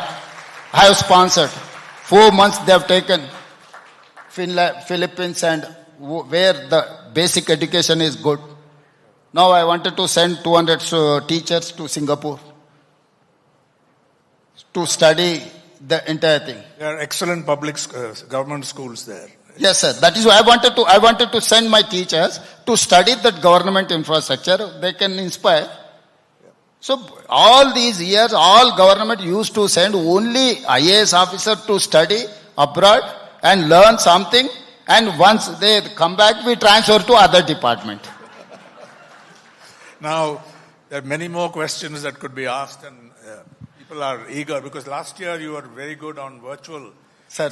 I was on virtual, sir. Session. I don't know if it is very good or not. People really appreciated it. Thank you, sir. It was very lively. But before I do that, you face 2 challenges. Sir. I'm not going to ask you to comment on courts frustrating some of your schemes. Sir. That can be settled. But the financial constraint, I also know that you are confident about winning the next assembly election. Yes, sir. I know that from various friends.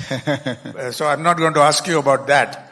But the financial constraints, all opposition states, other than Odisha, I think was an exception, surplus revenues, have faced this problem, and that will be your biggest challenge. Yes, sir. Yes, sir. In your new term. Yes, sir.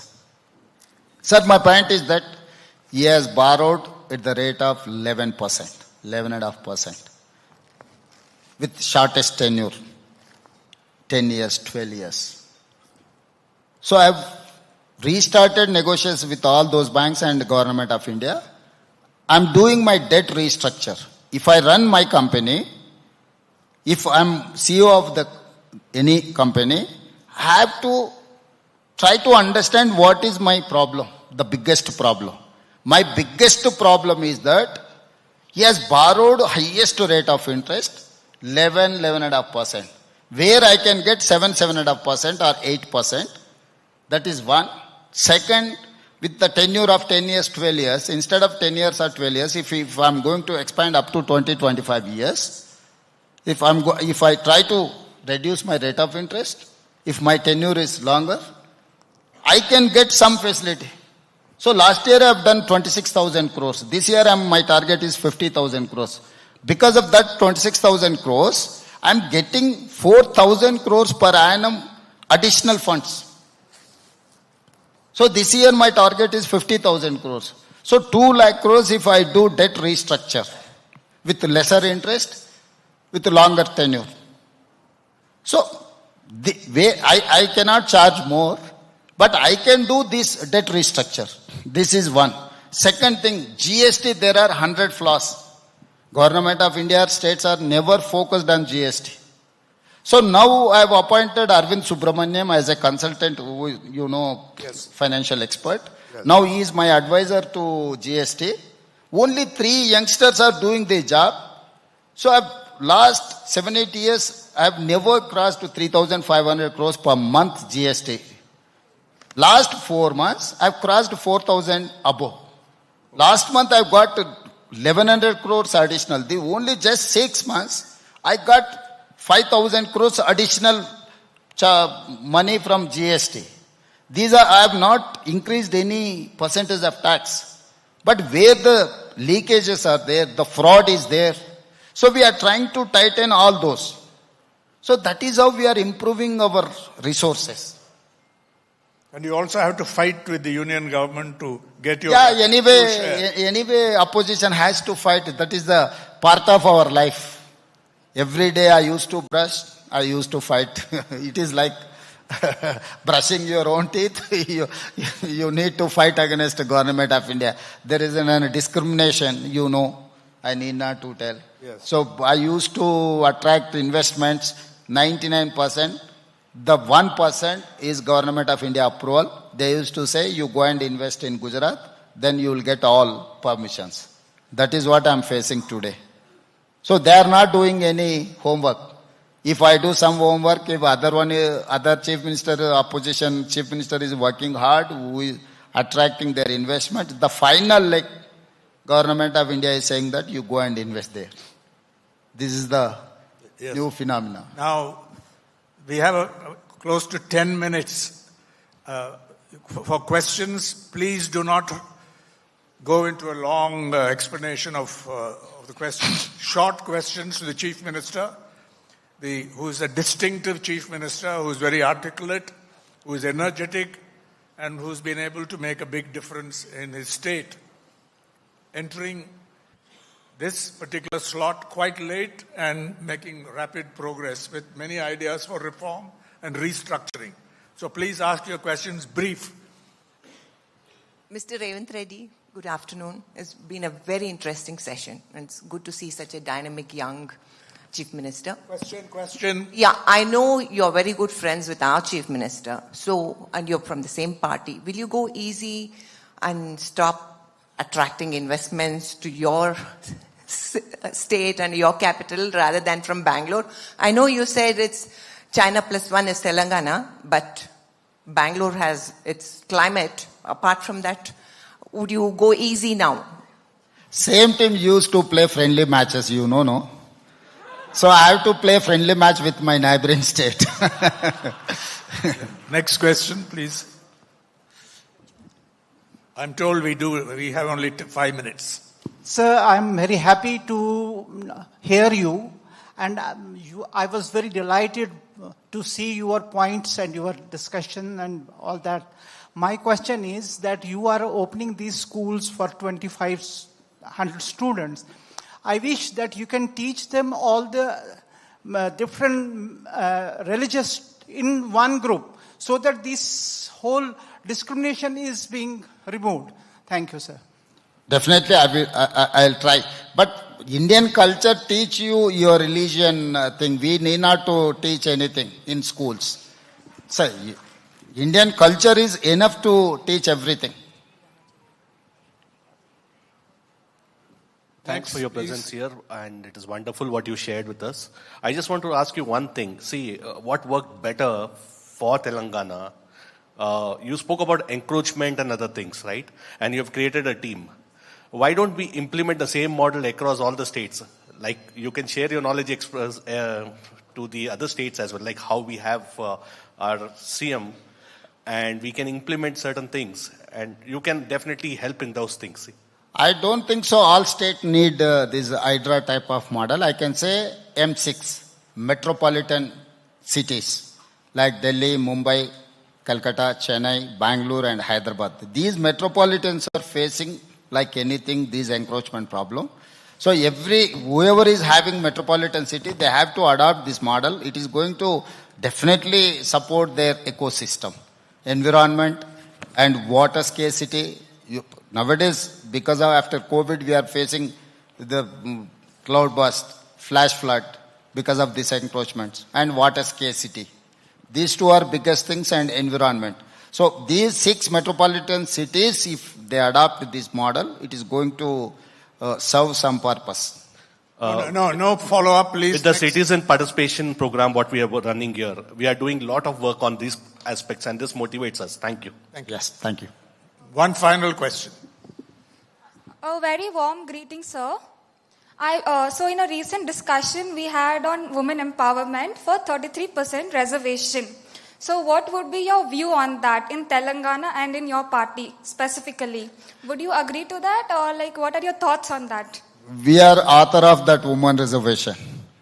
Why? Because Srimati Indira Gandhi, being a woman as a Prime Minister of India, Ukku Mahila, she fought against Pakistan, she defeated Pakistan and she separated Bangladesh. After that, Srimati Sonia Gandhi. Under Sonia Gandhi leadership only, I got all these opportunities. We have made women President of India, Lok Sabha Speaker, High Court judges, Chief Ministers. So we are there to implement women empowerment and women reservation. Rajiv Gandhi has initiated women reservation in local bodies. So even Assembly and Lok Sabha women reservation also, Sonia Gandhi ji has initiated in Rajya Sabha, we have passed that bill. Today also we are going to support that.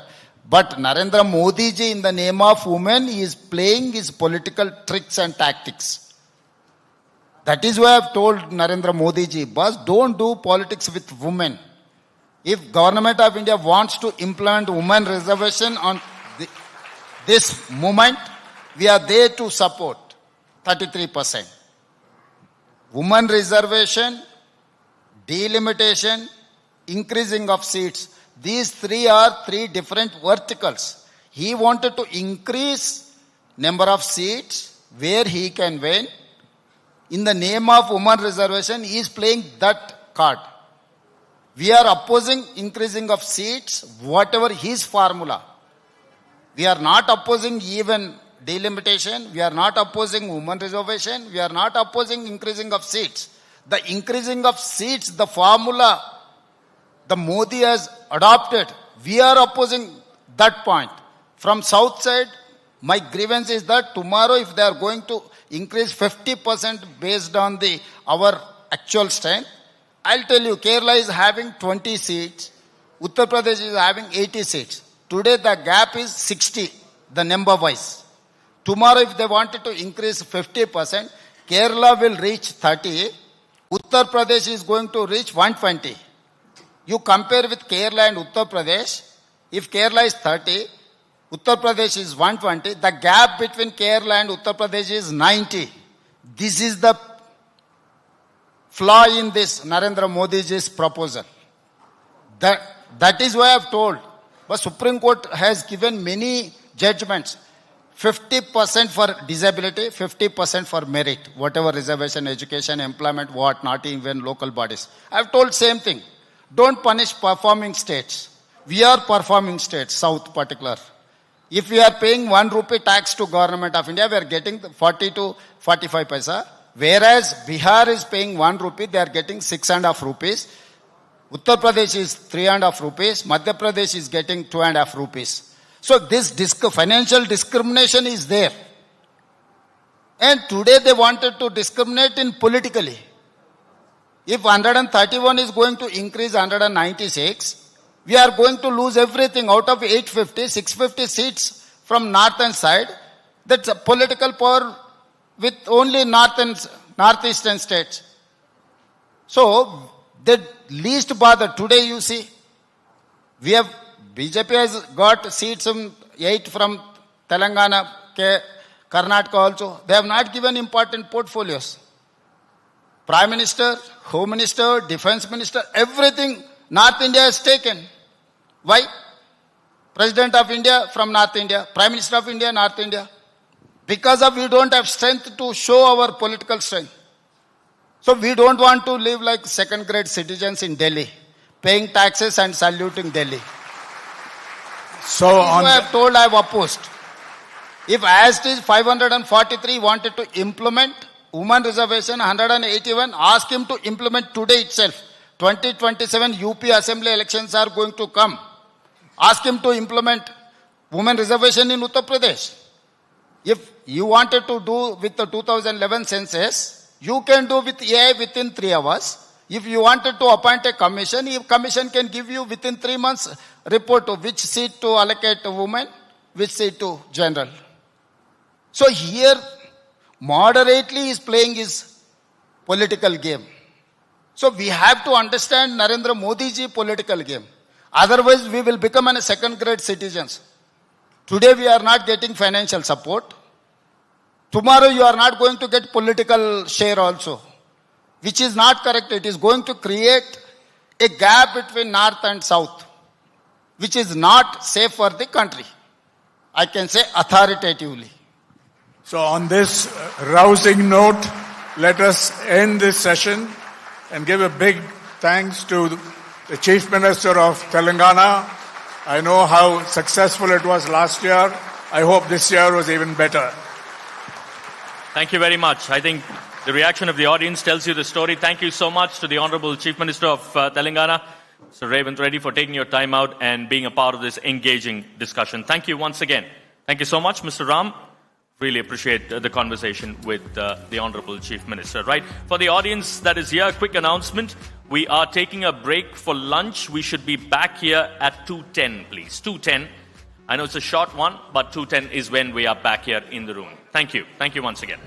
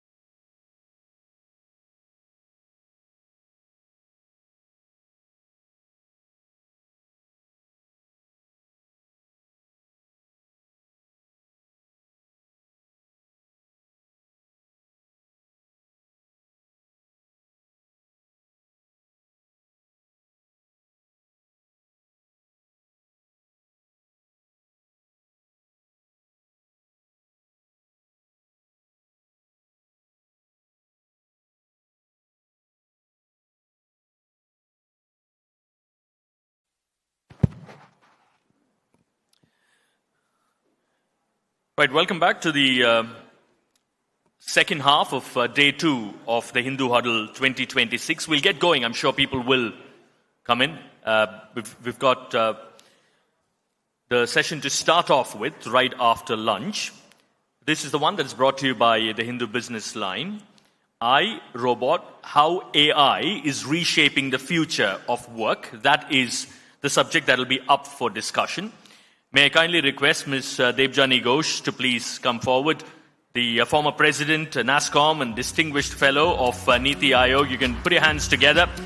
Currently serves as a distinguished fellow at Niti Aayog, where she's leading the creation of frontier technology. Here, ma'am.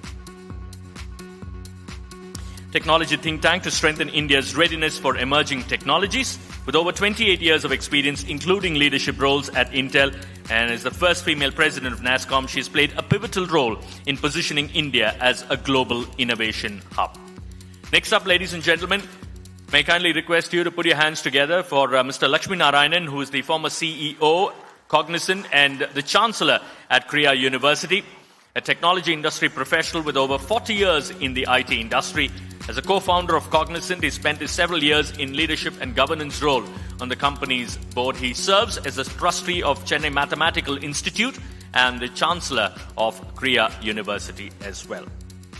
Pleasure in welcoming Mr. B. Santanam, who is the former CEO and Asia Pacific and India region and chairman of Saint-Gobain in India, distinguished business leader with a 45-year career at the Saint-Gobain Group, where he held senior roles including chairman from 2020 to 2025 and managing director of Grindwell Norton Limited and the CEO of the Asia Pacific region and the India region from the period of 2021 to 2025. And of course, all of them will be in conversation with Mr. Raghuveer Srinivasan. Put your hands together for the chartered accountant and cost accountant by training. He's over 3 decades of journalistic experience, all within the Hindu Group. And Raghuveer is a part of the founding team of the Business Line, having joined the newspaper way back in 1994 as a young research analyst.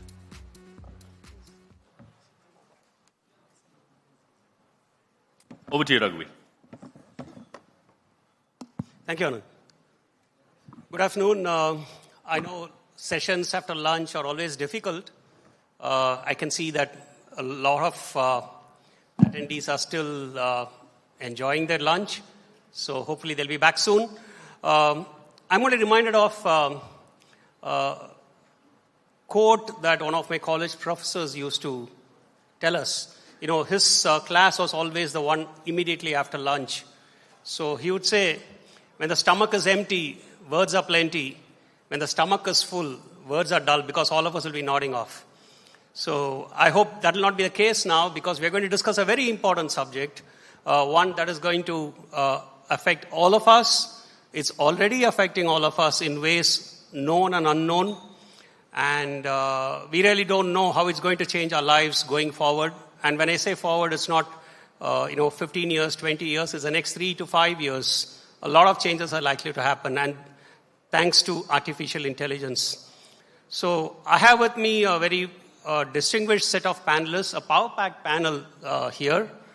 And we will attempt to use some real intelligence, or natural intelligence, if I may, to decipher the impact of AI, artificial intelligence, on our lives.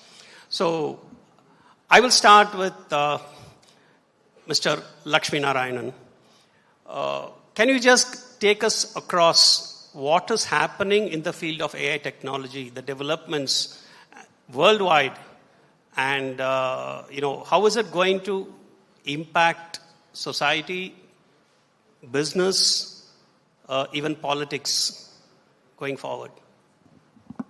Thank you, Raghuveer, and good afternoon, everyone. The introduction, I was talking with Debjani about the introductions for a topic which is very current and future-oriented. We've got 3 panelists who are former something. So I don't even know if we are the relevant people to be talking about this topic. You know, one of the things that when I was in Cognizant, and I just about retired, I met Clayton Christensen, And when I introduced myself to him saying that I'm the ex-CEO of Cognizant, he said, ex-CEO, forget that's old story, what are you doing now? So he's the person who's innovative. He talks about innovation all the time. So that is one of the best lessons that I learned from him. But coming to the topic of today, about AI, about robots, robotics, humanoids, that's an area that's very exciting for technologists like me, who constantly keep following what's happening there, not necessarily thinking about how it is applied.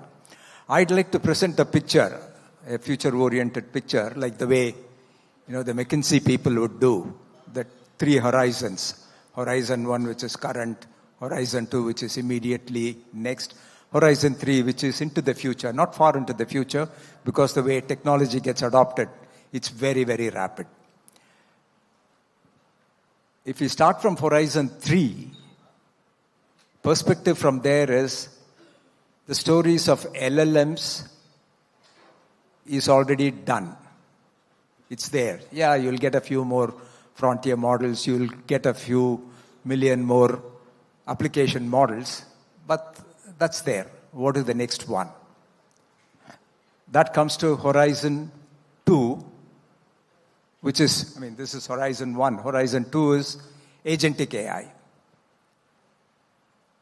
If there are a billion people who are using computers, there is probably a need for tens of billions of agents working for each one of the individuals and the corporates. And how do we create a world that will house those billions of agents, and how do they provide the service? And the next frontier, is about what is the infrastructure that's required for billions of agents to work for this agentic world, and add into the mix humanoids, machines that will do the work of other machines as well as human beings. There is also a theory, or not really a theory, a test, like all of us will be familiar with the Turing test, which says, if you interact with a computer and a human being, if you don't, the interaction is indistinguishable. That means we have arrived. Artificial intelligence has arrived. Similarly, there is a physical AI and the physical Turing test. If a physical task has been completed, and if it is, you cannot make out whether a human being did that task or whether a humanoid completed the task, that means physical AI has arrived, and that's where we are progressing. I just want to take 2 minutes and talk about the most recent announcement that was made by the all-powerful, almighty Jensen Huang of NVIDIA. He was in Taiwan, Taipei, giving a 2-hour keynote address to the Taiwanese semiconductor industry, which is where he introduced the concept of AI factory and the new chips, the new models that's coming out. You have heard of Grace Blackwell. There is a new Rubin set of GPUs that will be commercialized. But that may not be very, very relevant immediately.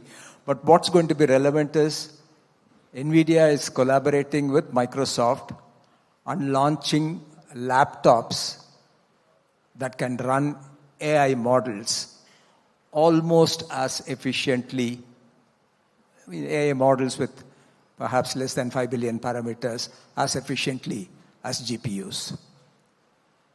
And they showed these laptops and workstations on the servers, and they're going to be available commercially within the next 12 months in large numbers. That's going to be one of the biggest revolutions that the AI hardware industry has brought about.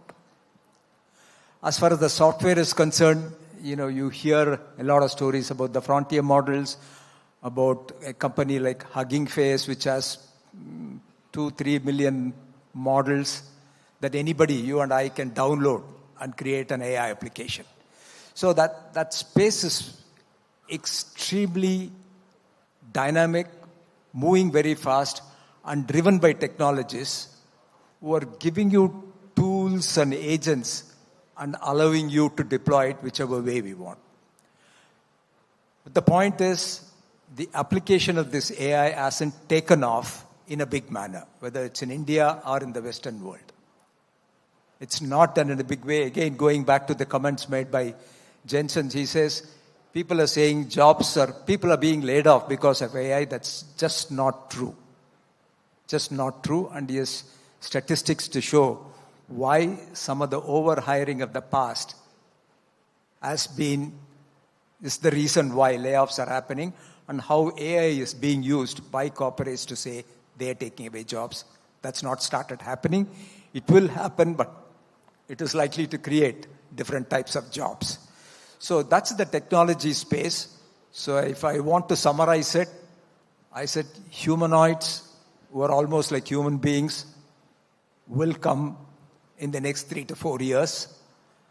Laptops that can run AI models that you and I can use efficiently will be available within the next 1 month.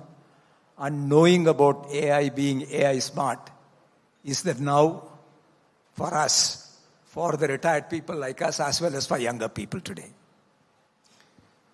That's quite mind-boggling, 3 horizons and AI-powered laptops. And Ms. Debjani Ghosh, that is the international context. How are we in India? You're a policymaker, you're associated with Niti Aayog. And how are we in India preparing for this? Are we set? What stage of development are we in this race?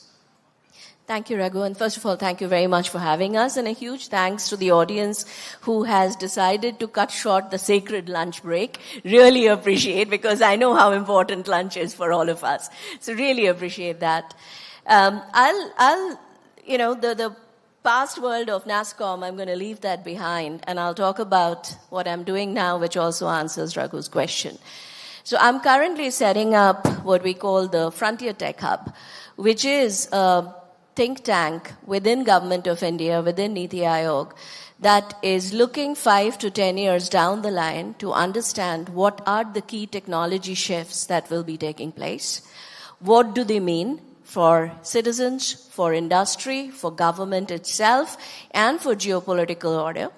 And how should India prepare today so that we are not followers in the next shifts, but we can actually move over to setting rules, setting standards. So there's definitely a lot of appreciation and understanding of the importance of technology, not just as a tool for economic power and national security, but I think there's now recognition that technology is becoming the axis of power, period. And therefore, how do you move to the side of shaping the rules rather than following the rules? Now, one of the things as part of our work that is very, very interesting and that's coming out is that there are 3 shifts which are happening simultaneously. And these 3 shifts have nearly happened at this level simultaneously to completely disrupt and reimagine the tech landscape. So what are these shifts? First, speed. Anyone knows how long it took, say, Apple to get to $1 trillion valuation? Any guesses? 40 plus years to get to $1 trillion valuation. How long is it going to take Anthropic to get to $1 trillion? The next 15 days. 4 years. That's how much innovation cycles are compressing. Talk about companies. Let's take a better target. 500 billion companies getting to $1 trillion.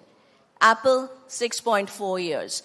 Microsoft, Amazon, Nvidia were all in the 2-year range, 2.2, 2.4, something like that. All in around the 2-year range, roughly. Tesla, within a year, 0.9 years. Samsung was also 5 years. In May, last month, 2 companies hit $1 trillion. Micron, SK Hynix, both in memory. How long did it take them? 0.2 years to get from 500 billion to $1 trillion. That's the speed I'm talking about.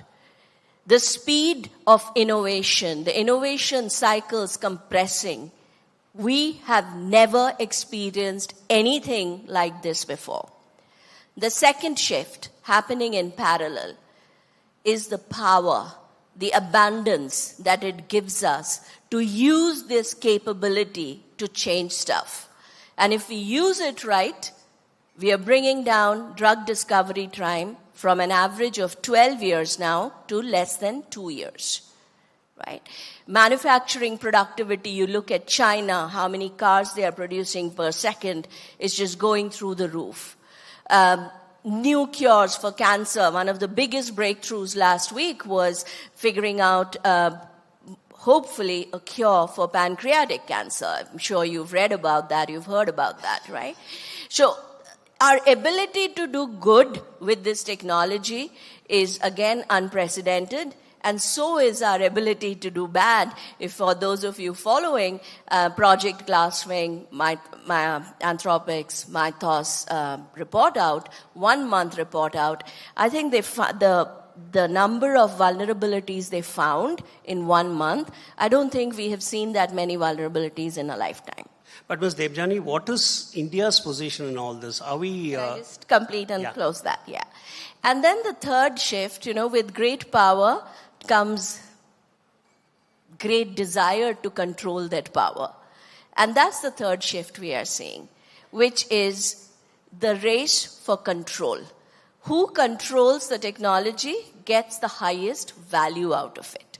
And this is where you're seeing policies come in, US semiconductor choke points, energy choke points, rare mineral choke points. So these are getting hardwired. Now, coming to India's position, where are we? Currently, we are seen as a great market, a very large consumer market for technologies, which is great, but it doesn't allow you to capture as much value. So if you look at the 17.6 trillion prediction of how much value AI will create in the next 5 years, 80% of that is going to 2 countries, US and China. So for India, we should at least aspire to get 10% of that. And I think that's where the shift is happening. So you see a lot of focus on moving towards infrastructure, energy, semiconductor, etc., along with the diffusion story. It's an and story.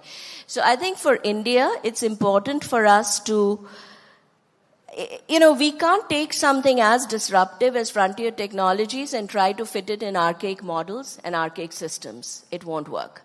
So I think the challenge now is for all of us to reimagine the systems that will work for us, or the systems of productivity as China calls it, right? And I think that's going to be the big challenge for us.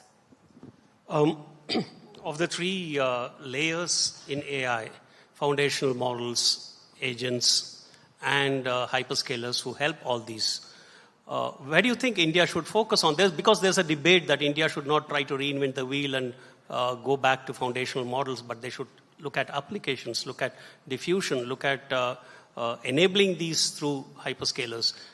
What should be the position of India? The stack is way more than those 3 layers. And the stack is completely changing because the technology itself is changing. So we have to keep identifying the opportunities. I think we have to control the energy, and we can if we want to. We have to control the energy because energy is going to become the biggest choke point for AI.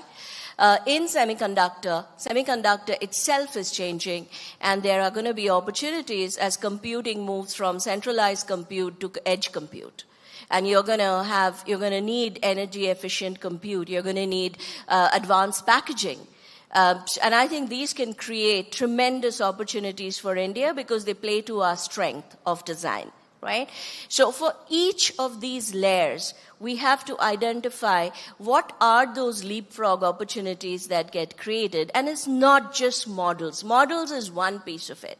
And I think in models itself, the story is changing from large language models, which are getting more and more commoditized, to who can build the vertical models, the smaller vertical models to solve specific problems. And that's where, to Lakshmi's point, the agentic play will come in, right? So you really have to understand the stack, every layer, and in every layer identify where your opportunities to leapfrog, not catch up. because the catch-up game is not going to work. It's not going to give you the ROI. Okay. This is Santanam. I know you have very strong views on diffusion of AI. It is something that corporates, individuals, businesses have to adopt. Do you think Indian businesses and Indian companies are up there in terms of diffusion? Is there awareness of AI at the board level at all? And are we just talking of LLMs? No, I'll cover this at 3 levels. One is at the India, particularly the government level. And then I'm going to talk a little bit about the individuals. And the last I'll come to the companies. It's good, bad, and ugly, okay, in that order.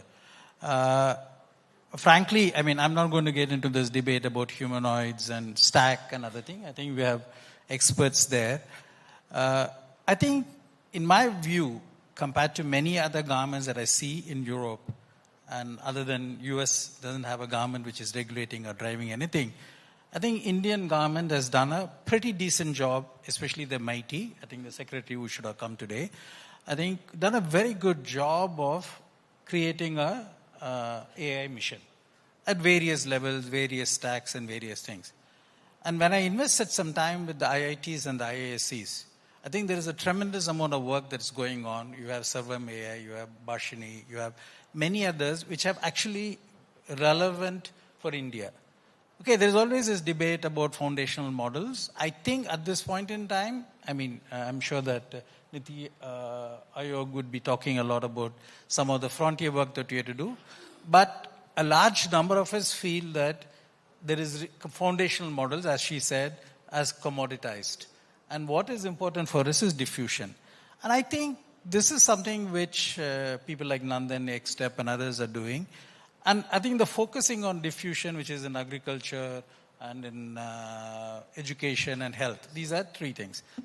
I see this as a very happening, and I think there are some fantastic examples. You have that Mahavistar at agriculture, which took 9 months, and 3 months that model was replicated in Ethiopia, and in 3 weeks it was done for the Amul ecosystem. I think we are learning that for India, the diffusion pathway is critical. And I think this technology can do 2 things. There is what is called a median shift. It shifts the median of people, or there is this extreme right. There are 50 white male Christians running this AI world. That's it, with 10 Chinese. So if you really want the median shift, then we have to really look at the diffusion. I think there is some good work going on, and I have a feeling that we will capture this base of the pyramid work on education, skills, health, and others. I have a bit of a concern about the so-called assumptions on Gen Z and their fluency with AI. I did a limited study. It's a fairly limited study. And I found that contrary to the assumptions that the Gen Z are absolutely AI native, I found actually they are basically shortcut seekers by and large. They are seeking a shortcut for an activity. I think this is a bit of a dangerous trend. Therefore, I think schools and colleges have to have a way in which we use AI as a collaborator, as a cognitive sparring partner, but not as a cognitive substitute. I think there I'm a bit worried. I think we have both the spectrums. We have these people who are basically using it as a vending machine, put in a query and get out a thing and then write a project. I think we need to work on that. But this is still a solvable problem. My big problem is with companies. I think companies in India, and I'm talking about the Nifty 50, I was asked to speak on this subject, and I found that I'm removed TCS, Infosys, Wipro, HCL, and I don't know, the 6th company.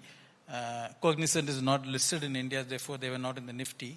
In the Nifty 45, there are 230 independent directors. Less than 10% of them have any understanding or knowledge of technology, be it digital, be it this. That's the state today. That's the state of our boards. The independent directors have very limited understanding and knowledge of where this technology is, how do you drive. If this, and I don't see this deep engagement in the board about how AI can make a transformative difference. So therefore, I'm a bit concerned that the least equipped are the Indian boards. If you have done a very simple analysis of, it's 1 year dated, so maybe it will change this year, but FY25 balance sheet of the top Nifty 50 companies, leave out the tech companies, there is not one company in the managing director's report had AI mentioned. Not one. That's shocking. Not one. Okay, so I think we have to wait and see FY26. It will come in this because those reports were made in last June, July, August of last year. We didn't know that Claude 4.6 is going to come. We didn't know that Agentic is going to come. So my concern would be, I'm not talking about, there are few BFSI boards like some auto companies which are doing pretty well, Tata Motors, Mahindra's, Bajaj and many others. A bulk of the companies, and the surprising part of it is the multinational companies which are operating in India are actually surprisingly silent on AI. So I'm more worried. So if I look at it, I think the government is doing a damn good job. And I think the diffusion will happen.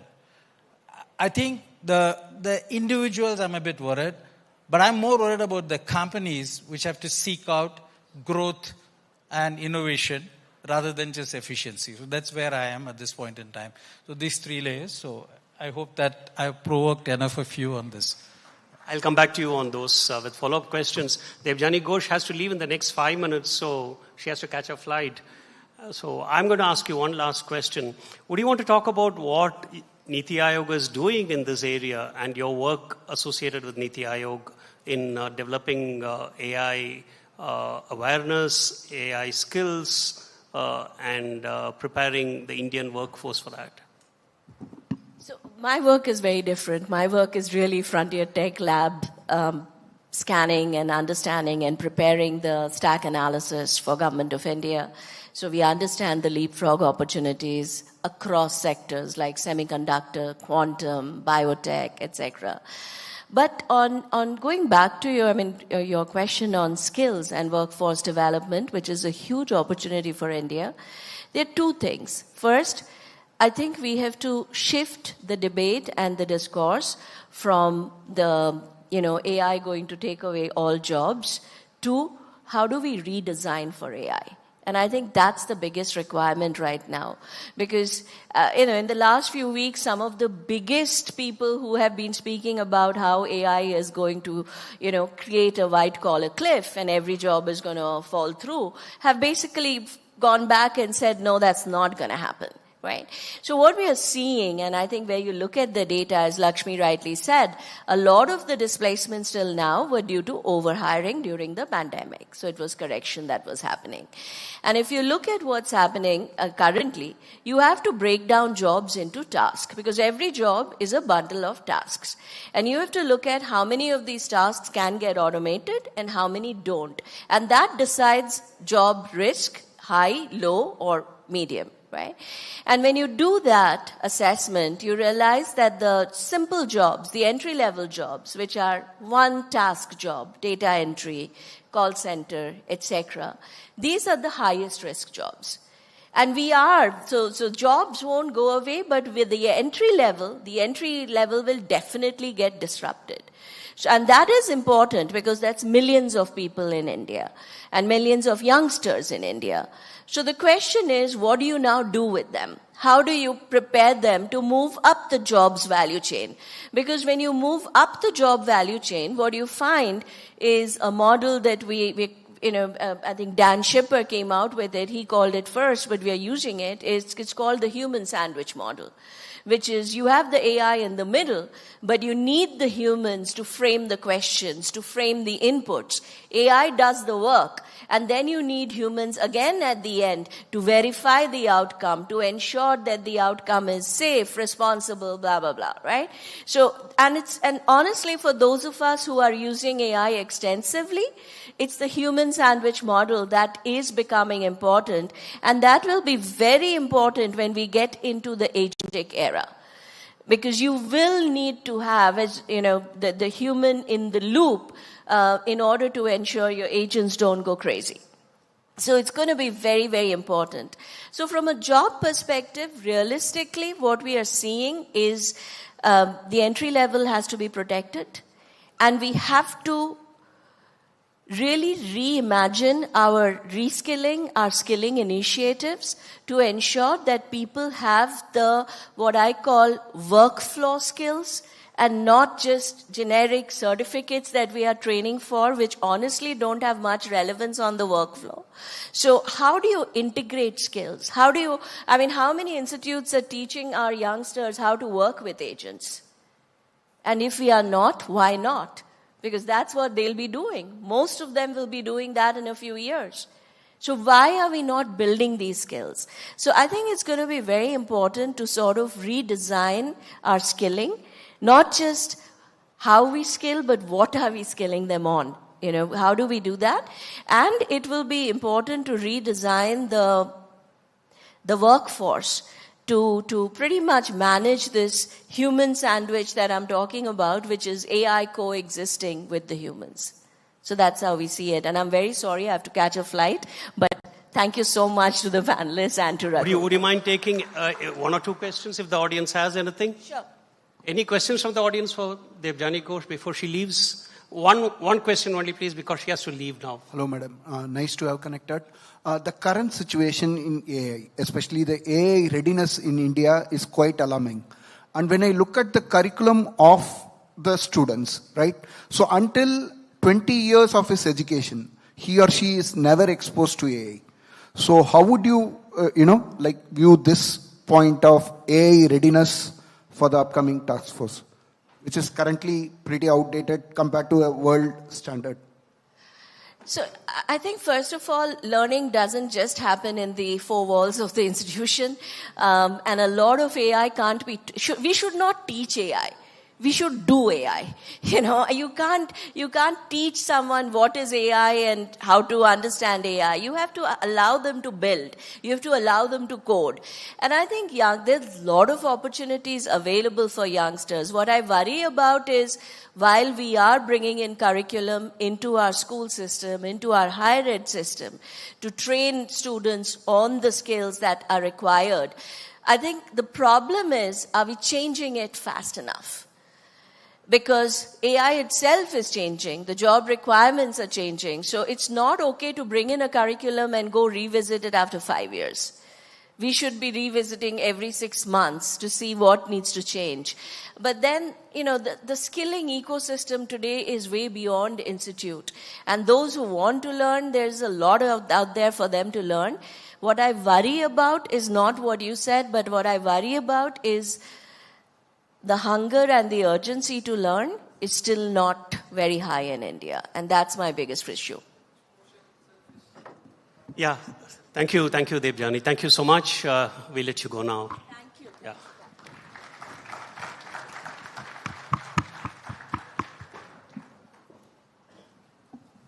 Yeah, I'll come back to you, Mr. Lakshminarayan. You're none better qualified than you as Chancellor of Kriya University and head of Chennai Mathematical Institute. Are we preparing graduates for the AI era? Are our curricula in colleges? He spoke about schools. I'm going to talk about colleges. Are we up to date?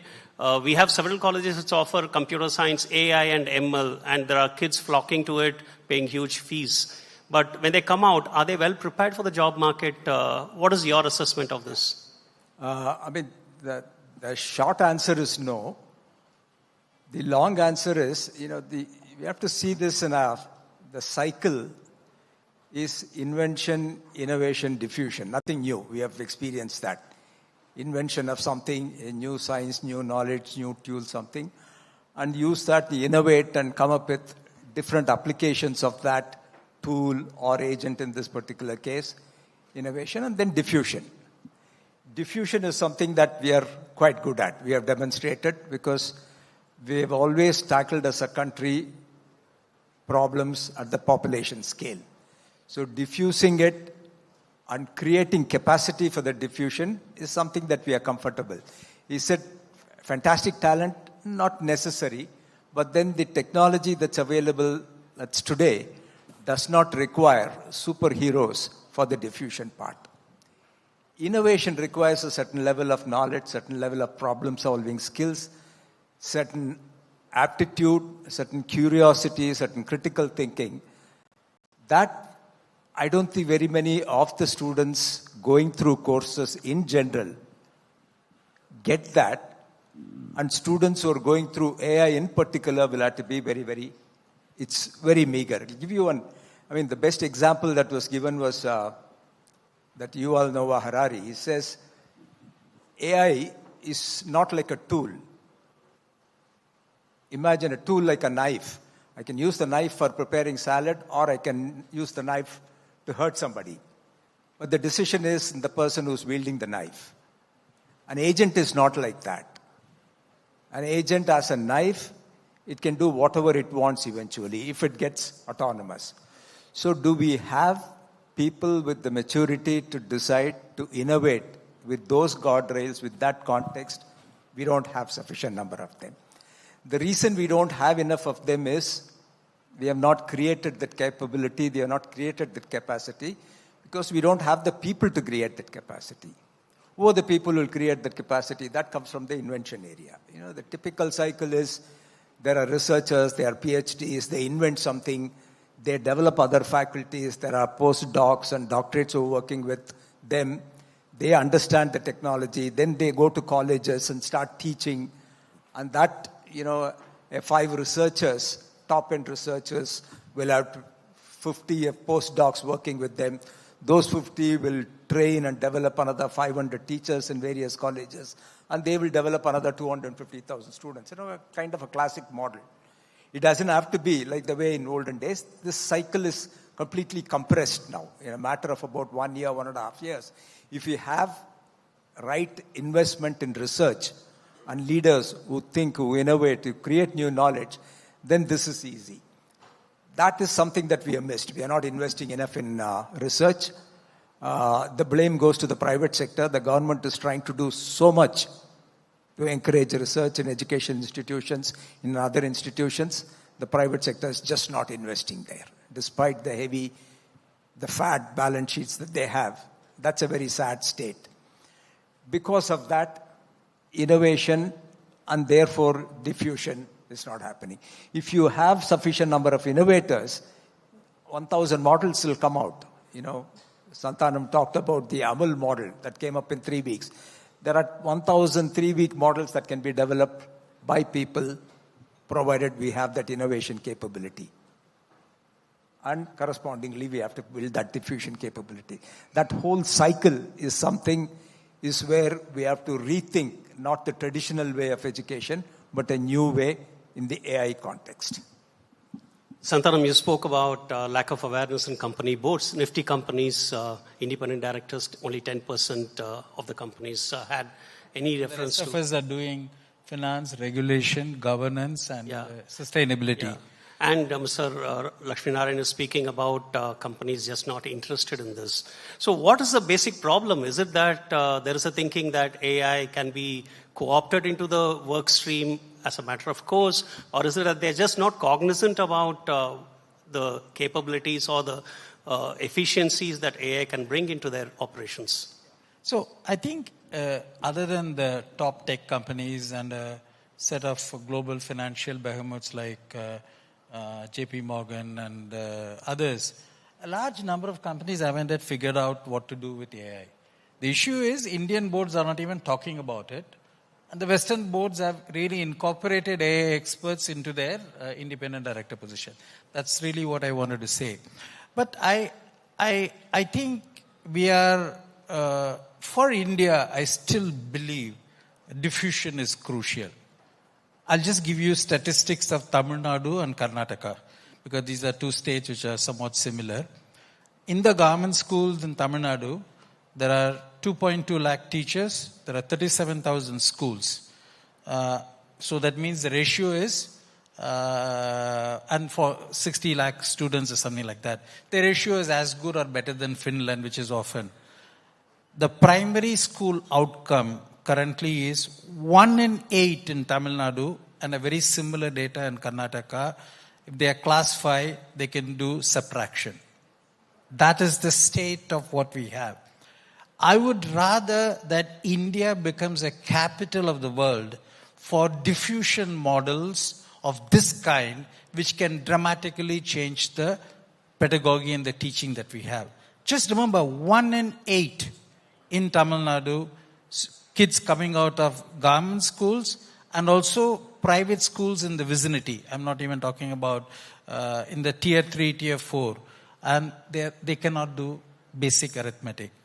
And AI is one thing where, and I think there is one very famous economist, many of you will know, as well as a cognitive science guy called Senthil Mullainathan.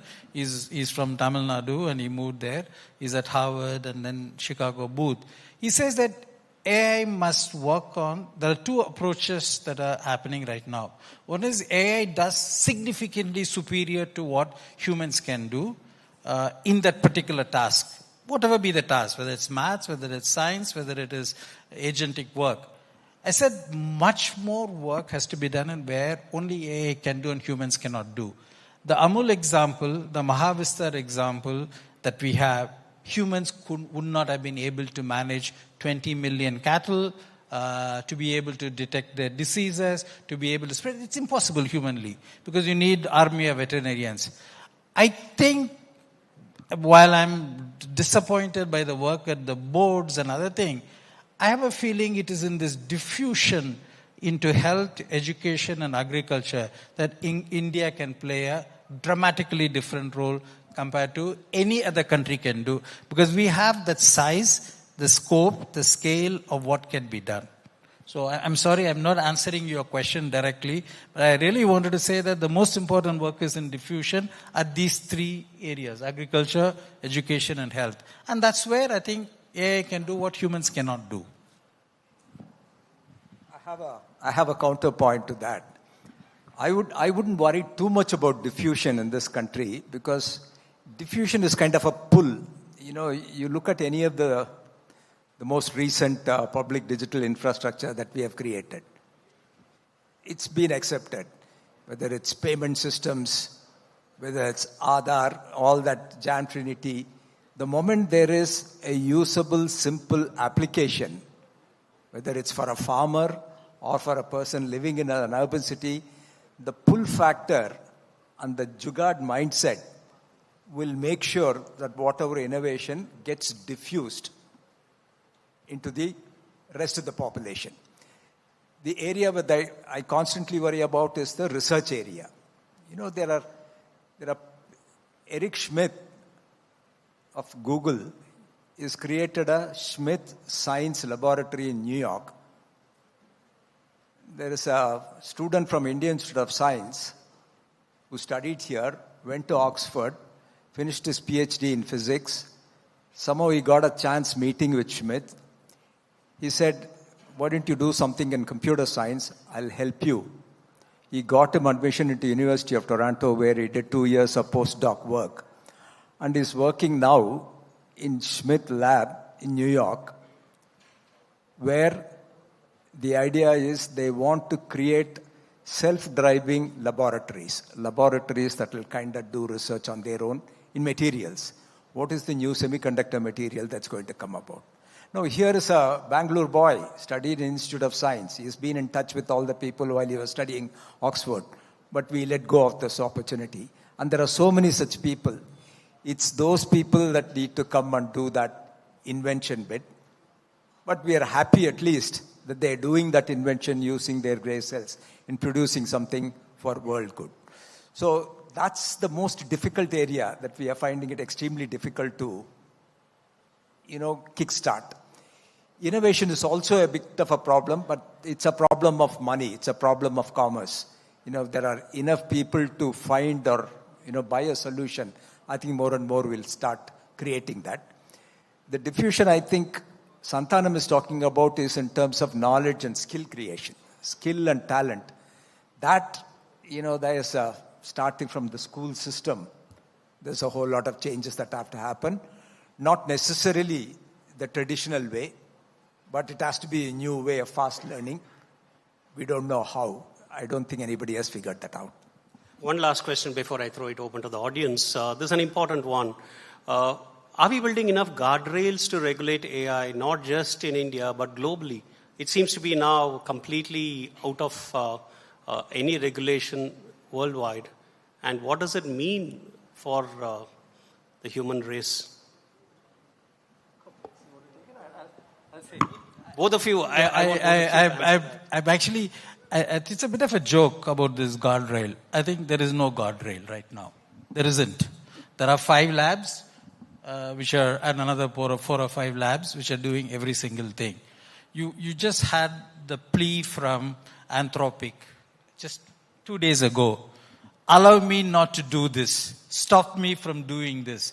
Because I'm already hitting the capability which we didn't think it would happen so soon. That's what Amudai talked about, saying that we need to make sure. But he says that I can't only do it, you have to make sure OpenAI stops, Google stops, Meta is not in that game yet, and then you have to have the Chinese also stop. I don't think there is going to be guardrails on what AI's future is going to be. I think it is too risky a proposition to believe that the guardrails made by people who are moving at a infinitesimally slow pace is going to stop this infinitely rapid technology. So I think we should assume no guardrail, and we should then believe how do we coexist in a world where potentially AI has unlimited capability. So where does this leave us in an era of deep fake pictures, videos, fake news generated by AI? We had 3 weeks ago, once our new Chief Minister in Tamil Nadu assumed office, AI-generated image of him having lunch on his table. I think she said that home. So the AI was able to identify much more security vulnerability than what humans have identified for the last decades. I don't know. There are no answers. But to even believe that there is a possibility for a guardrail is really putting ourselves to sleep. You think it's not possible to install guardrails? I think we should assume it is not possible. Then we have to come up with ways to manage that.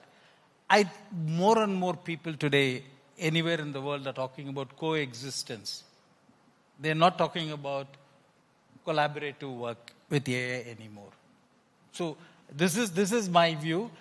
Because I think this guardrail seems to be like, this is what companies are doing. Actually, most of the companies in India are putting guardrails, not allowing their kids to, their employees to use, this because we are afraid of our data and it will go away and things like that. They should be afraid because they don't have that good a data. Okay. But I think that is preventing innovation in companies. That's a different subject.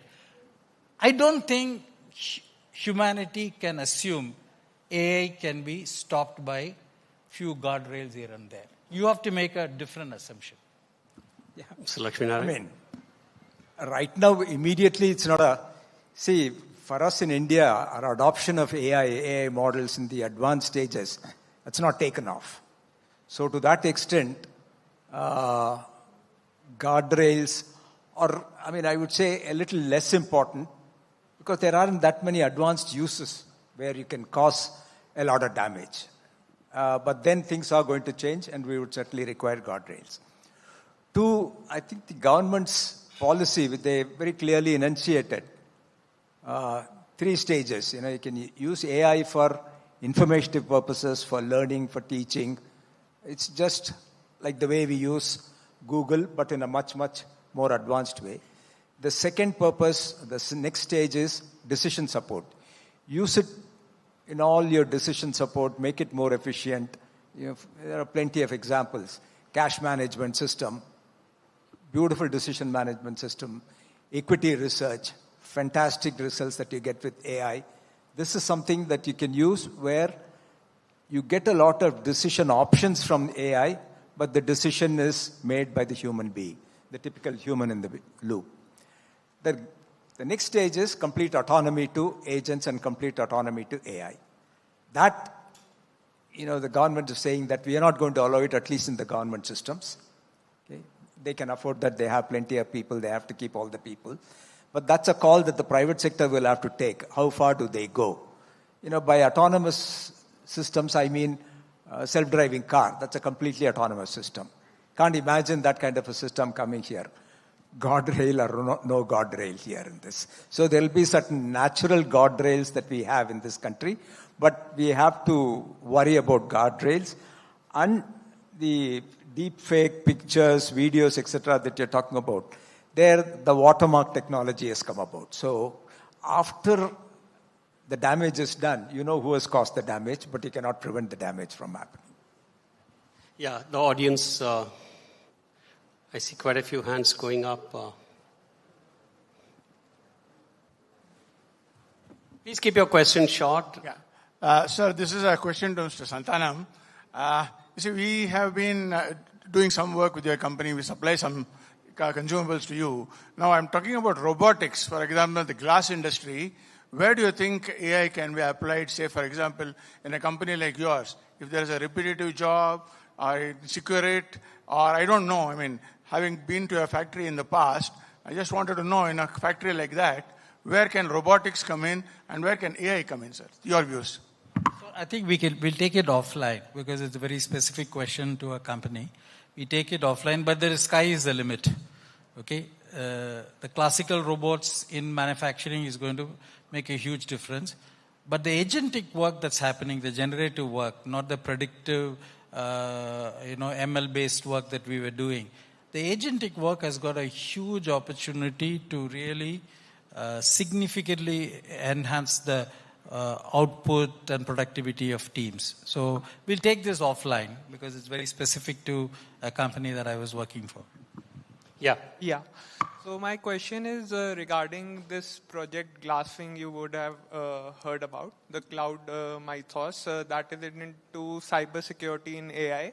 So my question is, it is coming to India also, I have heard it. So will it be beneficial to the financial institutions and the financial companies and the banks, and how it will be used? Because recently it is like finding out bugs that are 3 to 4 decades old in certain companies. It's about mythos, is it? Yeah. Yeah. No, mythos has the ability to see the vulnerabilities in the operating systems at the lowest level, not necessarily the applications. Applications, of course, there'll be a lot of this thing, the damage is not there. If it is at the operating system level, then it's a serious problem. Okay, so that's one of the reasons. The reason why Anthropic hasn't released it widely and given it to people is there are so many vulnerabilities that they have noticed in their testing that if it goes out and if it goes into the wrong hands, then hacking of all these systems will happen. It will just open up a whole can of worms. So that's the reason they've been very selective, saying we'll give it to you, identify the vulnerabilities, and take some action about it before we make it widely available. So that's one of the things. That's a guardrail. A company like Anthropic is been promoting responsible AI. They constantly keep talking about responsible AI. And that's a call that the companies will have to take. Their boards will have to take. What do I use it for? What do I release? What do I not release? And I mean, for that Palantir example of satellite images, Anthropic said, I will not allow you to use it for war purposes. There is a Planet satellite company that said, I will not give data to Palantir to choose targets. So more and more you find people who are using or, standing up to certain values and causes and providing their own natural guardrails. Time for 2 more questions, the lady there. My name is Professor Dr. Raman. I have taught both at the National University of Singapore, Jindal Global University, and also at IISc for 1 year. I see a stark difference, mentioning your point, Dr. Lakshminarayan. about two things. One is a global consensus or an international consensus or a council on this governance or testing part of AI. I don't think even within, for example, that first panelist was talking about redesign. Who will redesign it and why should anybody else accept it? These two men in America, Mr. Elon Musk and Sam, they can't see eye to eye. None of them in AI today seeing eye to eye. There are no one standards like BIS, or there was W3 Council when Tim Berners-Lee was there. There's no international consensus on anything, climate included. Yeah. And second for me is the research that is now is all translatable research is funded. Fundamental research is no longer funded. I know this as a part of the university and also in IISc. I'm sorry to say that foundation that they created also, there wasn't much coming out of it at all. Their integration frameworks, the framework is not being developed and it's not being aligned in terms of, for example, WTO in trade, or there are some certain standardizations. Where are they in AI? And thirdly, no woman is part of this, that I have to bring to your attention. I'm sorry about this, but white men, I take your point, Chinese women are also not part of it. So women are not... I'll just answer the first part of the question. AI to produce a baby at the end. Yeah. Mr. Lakshminarayan can't do much about women not being part of it, but he can surely just answer. The first part I'll say, you're right, two of the people, Dennis Hazabias of Google and Anthropic's Dario, they are in a discussion. They're saying it's going too fast. It's too dangerous. We have to slow it down. Both of them agree. But both of them compete with each other to produce better models and better models. If you ask them why you're competing with, on the one hand, you're saying we have to slow down, but you're advancing it at a breakneck speed. They're talking about competition from China. A Kim is doing it. A Gwen is doing it. So that race is something that they are not able to stop. Stop there. One last question from... Wait for the mic to come to you, please. Greetings of today, sir. Thank you for the myrific session. I'll keep it short. No matter what we discuss, the greatest maxim is James Carvyle's words, it's economy stupid. So I'm going to ask the stakeholders of AI that how the gulf between the rich and the poor are going to be taken care by all the stakeholders and the pioneers, trailblazers like you. Thank you and wishing you all an enchanting day. That's Allah. Yeah. Ms. Santana will answer your question. I think there are two things which are going to happen. I have a feeling AI will reduce reasoning and inference inequality in the world. Take it. Today, if you take the reasoning and the inequality of reasoning, analytical intelligence is as massive as it is for anything. But we think that is natural. AI will reduce it. But it will exacerbate on the extreme end inequality. So you will have both happening. You will have an average improving, which is helpful for inequality. And you will have the extreme right, large mega companies, unimaginable market cap, revenue and valuation happening. Both will happen. So it is, we don't know which way it will go. Yeah. I have a fundamental point there. Traditionally, new technologies come at a high price, premium segment, advances inequality, economic inequality between the haves and the have-nots. But the newer technologies are far more leveling. The open source, the open innovation, the open availability of software, etc., and the open availability of knowledge is actually reducing economic inequality. And that's something that is demonstrated India's Gini index based on consumption. We are the fourth in the world when you look at it from a consumption point of view. That's because of economic growth and availability of data, information, etc. Thank you. I think we'll have to close here. We're already running out of time. We are way beyond our assigned time. Thank you so much, Mr. Santanam and Mr. Lakshminarayan. Thank Thank you so much to Mr. Raghuveer Srinivasan. Thank you so much, Mr. Lakshminarayanan. Thank you so much, Mr. Santanam. And let's not forget the contribution of Ms. Debjani Ghosh as well, who had to catch a flight, and therefore she was only a part of the first half of the session. Thank you once again, gentlemen, on the dais. Thank you. Appreciate it.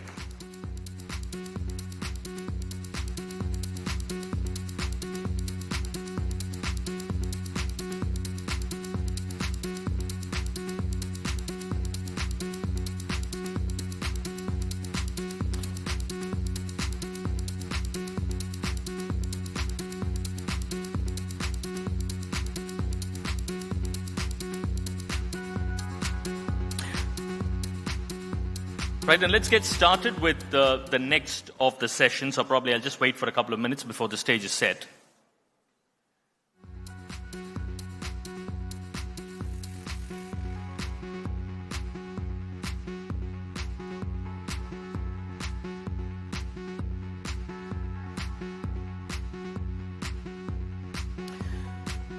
Right, the subject of the next session is India 2036.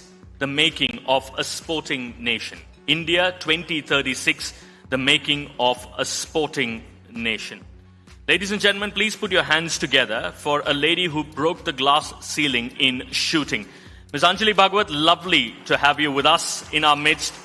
Just you one look at her and one look at the amount of medals that she has won, the amount of records that she has broken. I don't think I'll have enough time to explain and go through every one of those, but I'll keep it very, very short. Around 31 gold medals, 23 silvers, 7 bronze medals across SAF Games, Commonwealth Games, Asian Championships and World Cups as well. Arjuna Awardee and Rajiv Gandhi Khel Ratna Awardee as well. Please, it is a pleasure and honor having you here with us at the Hindu Huddle 2026.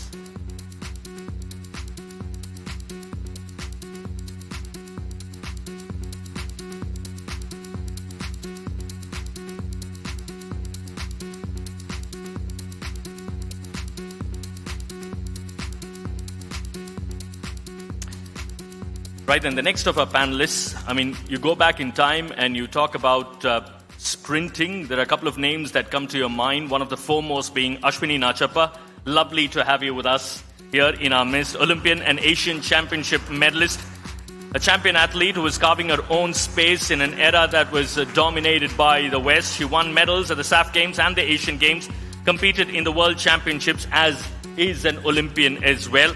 And she speaks her mind, of course. That's good. Thanks. Speaks her minds, of course, and Karumbaya Academy is something that she's extremely passionate about. That's an academy for learning and sport in Coorg. She won the Arjuna Award in the year 1988. Okay, next up, ladies and gentlemen, please put your hands together for Shri Kunal, who's the Joint Secretary of the Sports Department, Ministry of Sports, Government of India, leads a division that helps in shaping the sporting ecosystem. And of course, he's involved in the governance and the policies around that for the National Sports Federation. And he's also involved in sports policy design and strengthening sports ecosystem and talent development. In conversation with all three of them on stage will be K.C. Vijay Kumar, who is the sports editor of The Hindu. He's been a journalist for 27 years. He cuts across a variety of genres. He does book reviews. He does stuff around lifestyle, arts, and you name it, he's been there, done that. Over to you, Casey. Thanks, RK. Disclosure, RK is an old friend, so he'll say nice things about me. So we're looking at 2036, the making of a sporting nation. Obviously, the peg would be India's bid for the Olympics. It's a massive bid. There are many layers to tackle, many nuances to be dealt with. I just want the government perspective first. So, how do you think this is evolving? I would start with our Viksit Bharat goal, which has been given by Honorable Prime Minister, is to finish top 10 by 2036 and to finish top 5 by 2047, 2048 Olympics, basically. That way, I would say most of you must have watched the Paris Olympic and the position we were, or before that, Tokyo Olympic, the position we were. So it's a great, I would say, challenge to Indian sports ecosystem, especially for the Ministry of Youth Affairs and Sport, to develop the ecosystem wherein when we are planning to host, we should also be able to be standing tall at the podium. It can't be only hosting, but it is also coupled with the podium finishes.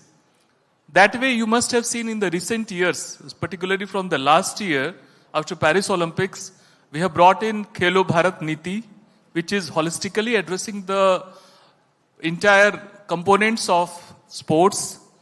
After that, we brought National Sports Governance Act, which is going to bring a sea change in which our sports federations are governed, in the way our sports persons are represented, the way their business is conducted. And in this year, budget speech, you must have heard the launch of Khelo India Mission. This mission is going to galvanize the way the government funds the sporting ecosystem and the way the federations are made accountable. So, coming to the core theme of 36, we are gearing up and addressing all aspects in a very holistic 360-degree approach manner to galvanize our sports ecosystem, to ensure our sports person excel, and to also ensure India become a sporting nation. Ashwini, over to you. I mean, you've been an athlete, right? And in fact, one of our first tweets today was about a massive record of yours, 200-meter record at the state level being broken. Of course, there's a Kurgi bias there. The girl who broke it is a Kurgi girl. It's about 20-year-old record? It's a 36-year-old 36-year-old record, yes. It was broken today. So speak about the infrastructure then when you were an athlete, right, to what it is now. I mean, do you see progress? In terms of infrastructure, I think across the country you see a number of high-quality infrastructures in terms of AstroTurf, synthetic tracks, but it's not correlating to the number of athletes that's playing on the field. In our times, of course, the Kantriva Stadium used to be a velodrome, come a cinder track. The sports hostels were right over there. The football ground was there. So it was a great environment for all disciplines to come there, merge and train together. The warm-ups happen together, the cool-down happens. And then you see stars of India also coming there and training, because that was also a training center for the Sai athlete. It's grown enormously. There's much to be done at the base level, while we focus entirely on the cream and maybe the B group. I think C and D centers will also have to be developed. In having said that, I think it is not the responsibility only of the central government to build infrastructure or build programs. It is the responsibility of all stakeholders and the state governments across the country to ensure that the vision is the same for the entire nation. And I think that is important, because as Mr. Kunal just said, that building ecosystems is important. It's very, very important. It has to trickle down to the district level in every state. Otherwise, it really doesn't take off where it should. And I think that is important. Sports is still a state subject, and until it comes to the concurrent list, I think that's been something, a long waiting thing to happen, so that everybody comes under the same umbrella. So India has hosted the Asian Games, the Commonwealth Games in the past, SAF Games in the past, right? And what you see is you build infrastructure and they kind of become white elephants, right? Sometimes you go to the Kantirava Stadium, you have a home loan mela being done, right? Or a cottage industries emporium show being done. So how do you tackle this? You build infrastructure, you scale up, and then you end up seeing that it's not being used optimally. It's a question for all three of you. So, good afternoon, everyone. I feel we need to change our vision first. I believe in having a multi-venue Olympics, and whatever infrastructure we make, we should be focusing on the tradition, culture of that particular region. If you build a good archery center in Goa, will it be in full use? Of course not, because that's not a trend of that region. If you give them a good football ground, that will be in 100% use. So we have to have that vision towards it. So coming into top 5, it's very ambitious project right now because we are still into single digit if you speak about the Olympics. I feel when we talk about Olympics, it shouldn't be about the podium finishes. We should be looking forward for a sustainable, good ecosystem, which will help our future generation. So my one question to you, sir. We have to still transform our population into sports enthusiasts, and we are just limited to, cricket enthusiasts. And to have that transformation, what measures we are taking? We often say that we have to tap or nurture talent from the school level. So my one question is, every school in India has playground? No. How many skilled physical education teachers are recruited in school? What vision we are giving to our children? When parents come to me and I ask them to pursue shooting professionally, they ask me one question. Is there a future in shooting? Is there a money in sport? Answer is yes, but unfortunately it is limited to only top 5 or 10 athletes. Athletes who spend equal time of hard work, dedication, and come 4th or 5th. What are we doing for those athletes? Those are very important athletes because they compete so our champions could, top in their ranking. So what are we doing for them? Nothing. So how can we expect to have a sport as a priority in our country? So we have to start our work from this grassroots level, and then we can, dream of having this ambitious project. I just want to talk about this much abused term, demographic dividend. So we say that India is the most populous country in the world, so then we expect the medals to be proportionate to that. But if you look at the history of India and Olympics, it's just 41 medals. Okay, there's been a spike in the last 2 editions, but 41 medals over so many years, decades, is a sad state of affairs. I mean, do you see it changing over the coming years? Do you see, progress on that front? So I'm going to start. I would just request the audience one aspect. My native place is Bihar. Just travel through the villages of Bihar and we'll see the change which is taking place as far as sports are concerned. Every village is going to have or is already having a playground. Then they are going to fund sporting club in the villages. Why I'm telling you, same demographic dividend. All these populous states and the developed state, everyone is right now putting money in sports, addressing again, I'm saying, in their own way, ecosystem. And then coming back to the original question, what's about building infra and how to use it? See, today, the sports infra are 2 types. One for training purpose, another for event purpose. So let us not mix up both, because if suppose we are having a big stadium here, so sitting area can't be used on every day. Only when big events are there, only then it will be filled up, whether it is a cricket stadium, whether it is football stadium, whether it is a athletic stadium.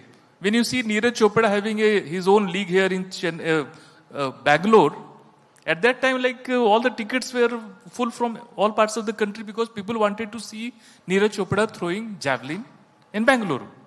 So that time the stadium was obviously full to the capacity. So second aspect is building the training ground. That's where we are. If you see our Khelo India mission is very soon going to be in public domain, the planning which is done. I can tell you only few things, like Kodagu, from where madam comes from. How many of you know that Kodagu, there are so many hockey players that there are certain family who support hockey there. So we are going to see each sports from the birthplace effect, from where the talents are coming, and how to address not only infra gap, but soft aspect like coaches, trainers, sports science, materials. So holistically, we are going to address through birthplace effect all our priority sports, let me tell you, only 18 sports are having more than 80% of medal in Olympics. If we are able to target, unfortunately, if you see swimming, maximum medals, how many, what is the participation from India? So that's athletics maximum, what is the participation? Cycling. So these all disciplines we are targeting. We are looking at the place where talents are coming and addressing both way. But primarily building the infra to train. Not to make white elephant, but to train which can have sustainable use, not only for our elite athletes, but also for the grassroots athlete, for the young students. I hope this answers the question. Ashwini? Well, I agree with him. Recently, the minister was there to inaugurate the family hockey tournament where 360 families play hockey. Probably the smallest district that actually encourages so much of hockey. But I think in the last many, many decades, my foundation is the only third AstroTurf, which I privately did it. So to interrupt, Ashwini's got a lovely academy in Gonikopa, Karumbaya Academy. It's a gorgeous property. If you drive to Virajpet, you should check it out. Thank you so much. So it's a struggle, sir, since you're here representing the government, whether it's the state or the center. It's an effort for an Olympian like me to also try and get an infrastructure to just promote sport. So I can imagine what happens to the rest of them. Yes, they supported me for the synthetic track, and I'm very grateful for that. But I just would like to know, I have a 30-year tie-up with SAI. Till today, not one person has come. The agreement says we will send you 20 athletes. We're in a very small town. You know, I live near the foundation is near the Kaikeri village, Taluk, in the panchayat there. No athlete wants to come there. Whether it's the Khelo India athletes, because I'm a Khelo India Academy, just for example. Now, if I call an athlete and say, you can come into my academy and train, we provide housing and all that, coaches, we have that. They're not willing to because they want to be in a city or in an environment and they don't know these places. I have many times requested that we need to review the Khelo India system. While it is a very good system, whether it's the university or the Khelo India sport, school game, it's very good that we have these levels and the structures that are in place now, which was never there. It's a challenge. It's a challenge. So I think it's important if we really want to build that ecosystem and have more number of academies being reviewed for what you are giving and what the result is. It has to be result oriented. I mean, we are not looking at, it's not just a CSR activity. You're looking at 2036 or the next Olympics. So I think those are not small things. Some of the major things that you need to do is to evaluate and handhold many academies that are not fortunate to have this, but they're doing extremely, extremely good work. Other thing about Indian sport is, the scourge of doping, right? In the World Index, we kind of notoriously top that list in terms of doping violations per year.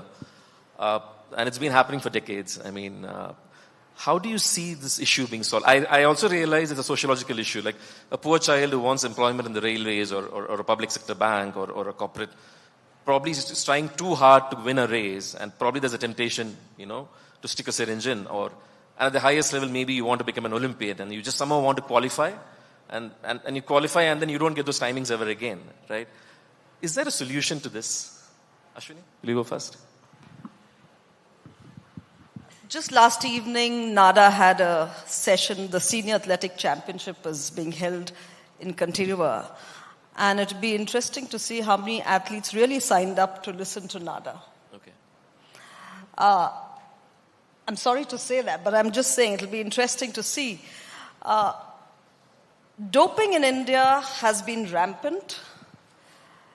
And it is one of the main reasons in 2010 where we launched the Clean Sports India movement by 10 Olympians, if you remember, during the CWG Games. It's not been talked about. It's not been addressed. It's always the athletes at fault.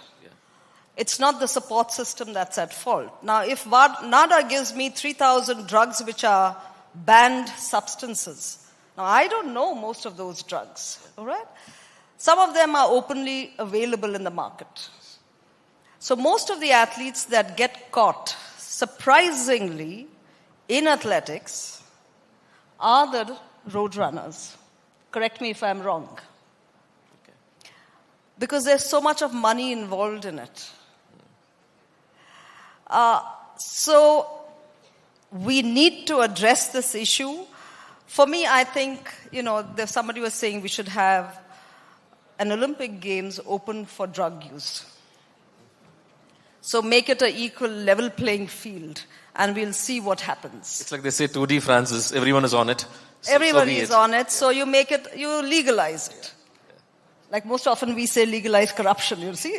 We say legalize doping because whether it's chess players, whether it is, gymnasts, across board, you have this. I don't think merely bringing a law, punishing athletes is the answer to it. I think the support system and the federations should also take charge of this. Because it is very rampant, and I think WADA has a rule where you'll be surprised to know where more than 300 athletes have voluntarily admitted to having drugs by mistake, and they have said sorry, so their suspension term is 1 year as against the 4 year if you get caught. So the whole system is rotten in a way. So, I'll take a drug and I'll run tomorrow and say, I'm sorry, I didn't know about it. So you get 1 year suspension. You can come back to it. So and also the lobby that happens worldwide in WADA. Even when Ben Johnson got caught, we were all there watching the run. It was Canada versus US lobby. So, it goes deep down. It's not just what happens in India. Anjali? I feel so fortunate shooting doesn't happen like this.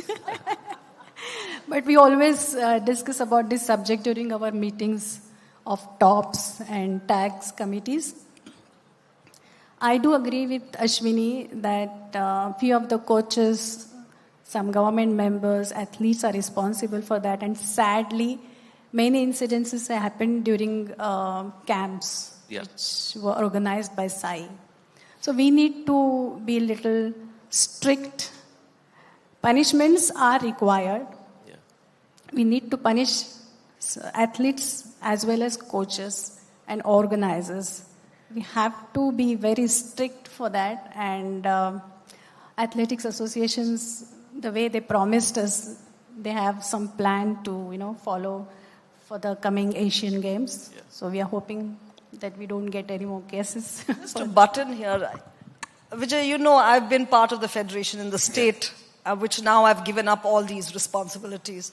When we used to have even the under 16, under 18 championship, I, on the final day, just requested NADA to give me 10 samples for testing. I will pay it personally. But I just want 2 officials to be there on the final day, and we had given them a couple of lists. Because all of you all report syringes on all grounds across India in the junior level sport. Now, junior athletes don't know which is the banned substance. So who's giving it to them? True. School kids, who's giving it to them? There's somebody administrating this, right? Right on the field. And to my surprise, the 100 and 200 meters, the people on the list never ran the finals. Under 16 and under 18. Okay. That's how rampant it is in our, junior circuit itself. So it's alarming. It's alarming. In fact, I share the concern. And obviously, having doping with the doping games is not a feasible idea because Olympism and sports, they represent the best of the human beings, humanity. And obviously the purity of the games have to maintain, and that's why anti-doping activities are required. And let me tell you that the government is very much alive to the situation. And you must have heard that in addition to the National Sports Governance Act, anti-doping bill was also passed. Now it has become an act, and the implementation is under the force.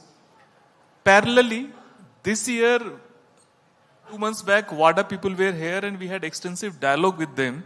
They were also like showing the concern. And government has come up. If you look at our website, now we are going to criminalize doping, not the players, but the ecosystem, which is supporting doping.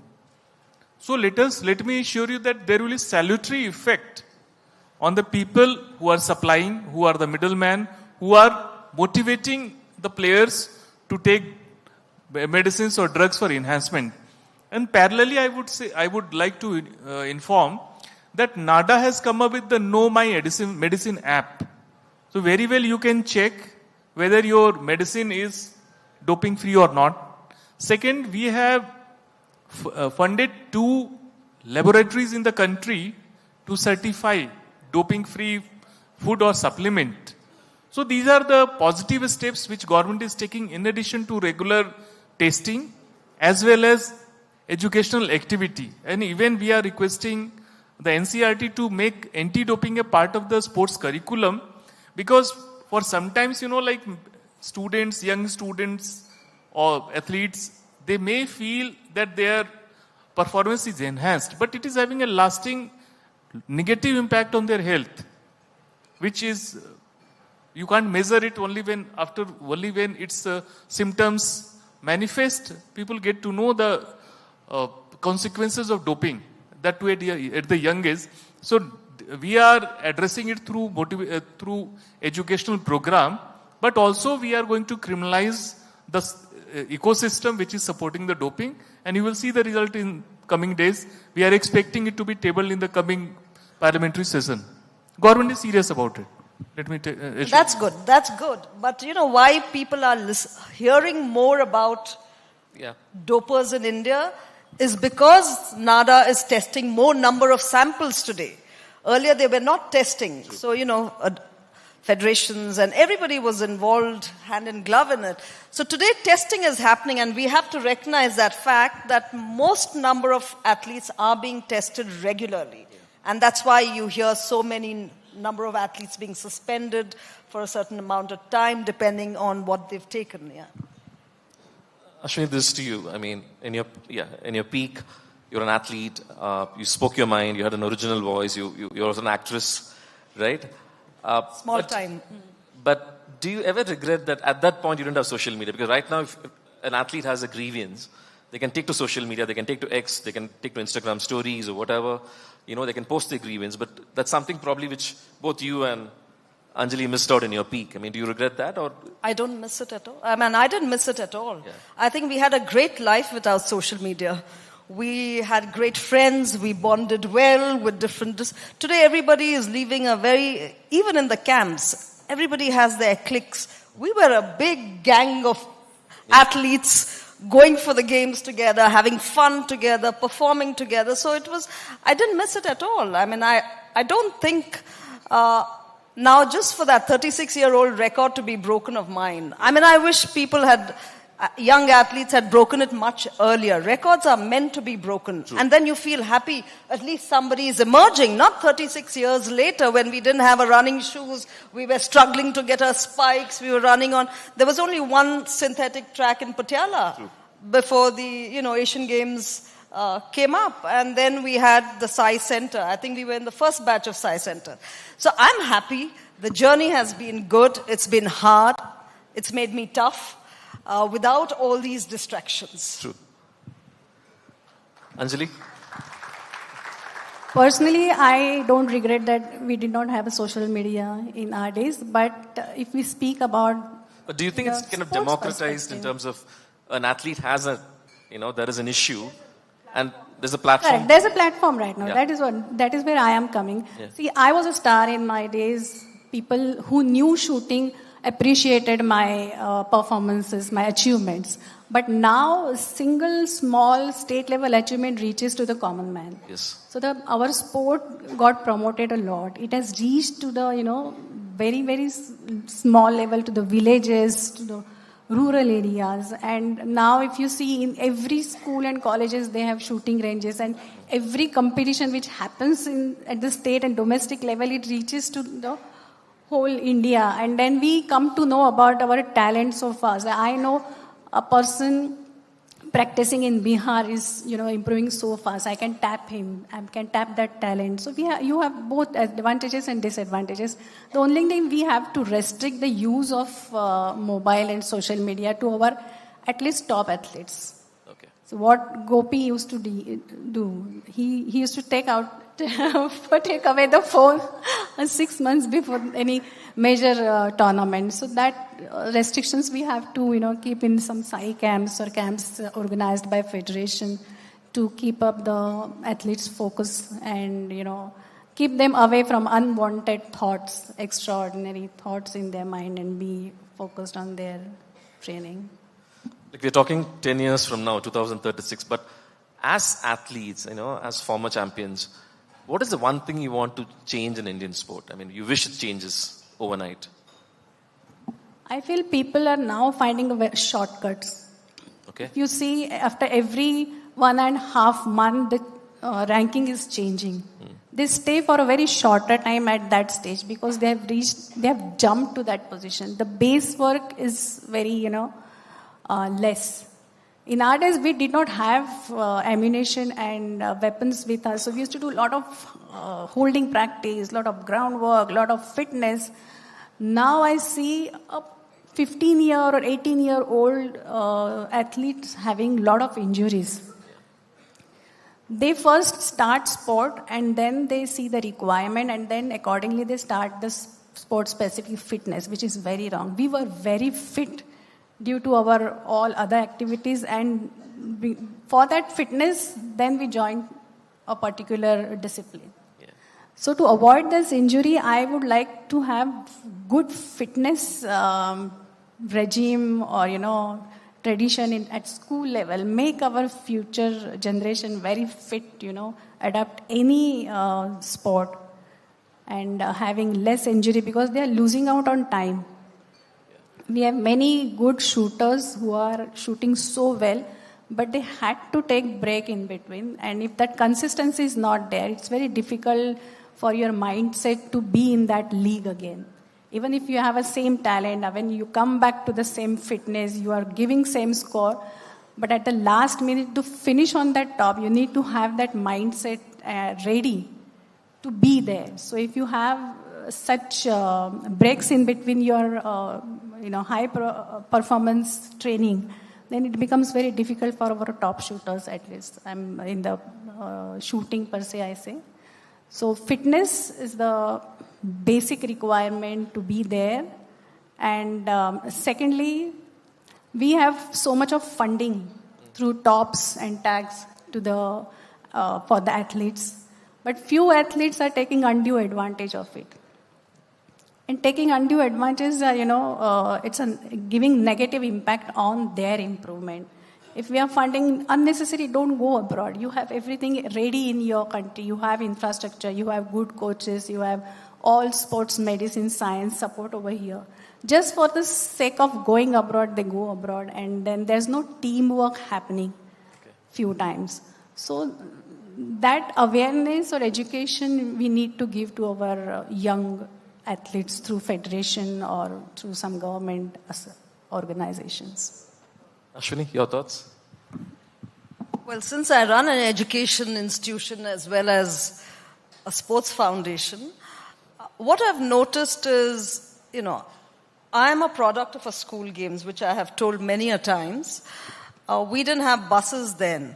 So all the schools of Bangalore city would come walking towards Cantireva Stadium, and we had a large audience to just watch us run. Besides schools, the 7th, 8th, 9th graders would come as cheerleaders with principal, with teachers. Today when you see, it's a sad state of affairs. First of all, you have to beg them to send a team, institutions, and also to see parents and children and athletes. Nobody wants to work hard. Everybody wants immediate success. And sports doesn't give you immediate success. It takes 5 to 7 years of training at a young age to be able to see some success at the national level. And they don't have that patience. Today, most athletes, even to start off, want the best kitting before they even enter the field. So I think a lot needs to be changed in terms of mindset of parents, because there is so much money involved, whether it is an under-14 cricket team or whether it is a Khelo India athlete. There is money there available. It doesn't come easy. And I think that's something, the journey of an athlete is a long journey. It's a tough journey, whether parents want to invest. Now, I have about 900 students in my school. And out of that, my academy has across 3 sports about 85 students across hockey, athletics, and shooting. And after, the biggest concern, correct me if I'm wrong, Anjali, since you work with school kids too, by the time they come to 10th, everybody wants to stop sports. True. Everybody wants to stop sports. I give free education, I give incentive, performance, whatever it is. By the time they finish 10th, I have till 12th. They want to go into the city, and I've lost out a lot of athletes. So I think the responsibility is not just on governments, it's on changing mindset. You've got to invest in your child till degree, because till degree you can take a chance for your child. True. And I think that mindset needs to change for parents to give it that shot if the child is interested. And I think that's something I'd love to see. Sir, from the government side, what is your first priority in terms of sport? In fact, like I agree with both the legends, and fitness is one aspect. Like our honorable PM says, fitness ka dose aadha ghanta roz. Now there are so many apps are available where you can monitor your walks, number of steps you are taking, number of steps you are climbing. So fitness is one thing. When we have to popularize sports, we have to make India a sporting nation. The first thing we have to do is fitness. Not only among the school kids, but also among the adults, among the senior citizen. That is one. Second is making athletes the focal point of entire sporting ecosystem. Our act is going to address it through making athlete commission mandatory in every federation. Today it doesn't exist in most of the bodies.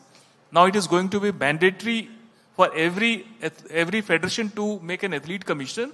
And out of 15 executive committee members, there are going to be 4 sports person, 2 sports person of outstanding merit, and 2 members who are current athletes. And not only that, there has to be gender balancing as well. There has to be minimum 4 female women members in the executive committee. So that way, our sporting leadership, the administration is going to be much more athlete-centric, much more gender-neutral, much more focusing on the priorities where it is required. Thank you, sir. I feel for this, sir, having universities in each and every state is a necessity. So many projects of universities are only on the papers now, except 1-2 sports universities. All other universities are on the document itself. If we have good universities in each and every state, they will produce good experts. Experts in fitness, physiotherapy, sports science, medicine, management, everything. And we have experts, more experts available in our society. Our athletes will have access to them. There will be a balance between athletes and available experts, so they will not misguided. So I think we should be focusing on having good universities which will produce experts. The floor is open for questions. Mr. Ram. Just pass it here, the mic. To him. One issue that has not been touched upon yet, maybe you'll come to it, is understating age It goes by various names, overage at the junior level, age fraud and so on. And Rahul Dravid, who knows more, a man of great integrity, a sportsman who knows more about the junior level cricket than perhaps anyone else because he worked at that level, addressed his issue boldly in the M.A.K. Pataudi Memorial Lecture in 2018. He was talking about cricket, but I believe it's much more widespread. And obviously, it's not just the young boys and girls who are to blame. Coaches, parents, perhaps it starts with coaches, I don't know.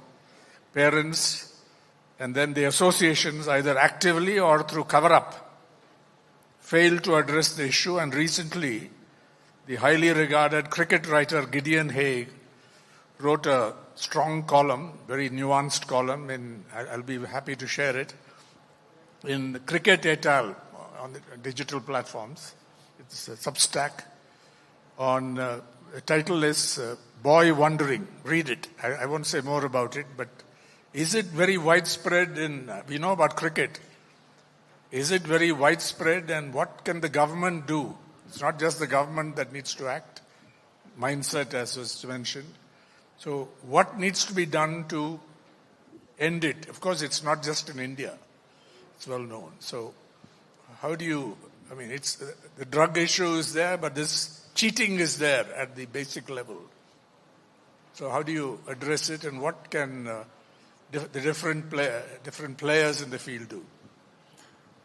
That's a very relevant question, but I think over time, Mr. Ram, that has changed. In our days, including my daughter's days when she used to play badminton, there were a number of issues. But today, I think most federations have started the registration system. So you have a number, provided your intent is right when you apply for that, is you given at a very junior level, you give that, Aadhaar card is linked, your date of birth is linked, and then it goes up right till your senior category. So to a large extent, I think overage, you don't hear that much as we did in our times because there was no check. I think most federations have that registration, whether it's the Athletic Federation or the Badminton Federation. They all have, and that number till you retire carries with you. So there is linking of your statutory cards that are there. So the margin of error is narrowed down. But as I said, intent is very important by the parents, by the coaches, by the athlete. If the intent is to cheat, you will cheat irrespective. In fact, I would further like to add to it is government has issued one guideline in 2011, age fraud guidelines, and in which issuance of identity card is mandatory for all the federations. And now we have put up the draft age fraud policy, how to control it. That is one aspect. Second, technology is great enabler towards it. We have instructed all the federation to issue their certificates on DigiLocker. So once a data is captured at the district level, it can't be manipulated because DigiLocker is properly time-stamped. Thirdly, we are coming up with the National Sports Repository System, NSRS, where each and every athlete is going to be mapped and tracked. Obviously, it will be masked so that the Data Privacy Act should be in compliance with. But nevertheless, the entire data from the day one in entry in the sports ecosystem is going to be tracked. So, as you rightly said, age fraud is real challenge along with doping, and government is serious about it, and technology is coming as a great enabler towards it. And you will witness the result. Today, I can just narrate one example. Recently, some parents approached that in the COVID year, they could not get their birth certificate on time. So the federations have made it mandatory that it depends on federation, every federation having their unique rule. The federation I am talking about, they are having that your birth certificate must be issued within 1 year of your birth. If it is delayed, then obviously parents have to answer. Then they have to go to the medical council. Special boards are there. to verify their age of the ward. Bone testing, yes, yes. So the bone marrow test has got an error margin of plus or minus 2. Bone marrow test. No, even the hair, I mean, they do the dental and the thing, but there is always an error margin of almost six months. Yeah, true. Yeah. My question here. Yeah. So we are targeting of hosting 2036 Olympics, and we are also hopeful of being in the podium top 5, right? What is the process that is getting followed? Being a country which is one sport nation, right? We are only playing cricket and we are not playing any other sport. We are just following one sport, right? Mad crowd towards one sport. In this case, what is the process to reach this podium finish, top 5, whatever? As I mentioned, we have identified 18 disciplines which are catering to 80% of medals. So we are going to follow Pareto principle where you put your efforts from where maximum medals are coming. And then for those sports, we are going to set up for elite level Olympic training center. You will see, just wait for I think another 1 month. Our Khelo India mission will be public very soon. It is at the final stage. But yes, let me assure you, we are right from the cradle till the podium. You will see some interventions or other, not only towards the development of the sports person, but also stabilizing the sporting ecosystem. Let me tell you, the legends will tell you the role of federation towards athlete. Today you see so much of litigation happening. Every day your newspapers are full with, like all kind of litigation. You name a federation, there are litigation. Because we lack the system to address any dispute, whether it is election dispute or selection dispute or anything. So the Sports Governance Act, Khelo India Mission, Khelo Bharat Niti, everything is addressing it in a very holistic manner. And why the sports administration is not governed by the sports person themselves? And the fraternity are not staying in the sport for a longer time, right? They are for getting jobs and then they leave the sport completely because of the toxic environment that is in the federations or in the sporting ecosystem. So if the politicians who are not at all concerned with the sport are taken off and let the sportsmen run the governance, like the Gopi Chand, right? He has produced Saina Nehwal, Sindhu and all others, right? Then the chain of sports persons will emerge from those academies where they know the sport and how to govern the sport, right? I think you missed out what I said earlier, that this new Sports Governance Act, it provides minimum 4 sports person in the executive committee. Minimum 4, not maximum 4. And minimum 4 women. So sports person are becoming the focal point of sporting ecosystem, and they are slowly being, once they get entry into the sports administration, they will groom themselves over a process, over years, and very soon you will see the transformation in Indian sports governance. Thank you very much. We're completely out of time. Thanks for the wonderful time. Thank you. I indicated him also over there. Thank you so much to all the panelists. Thank you so much to Ashwini Nachappa. Thank you so much to Anjali Bhagwat. Thank you so much, KC Vijay Kumar, and of course, Shri Kunal. Much appreciated for your presence and clarifying a lot of things over matters related to sport and what we could do in 2036.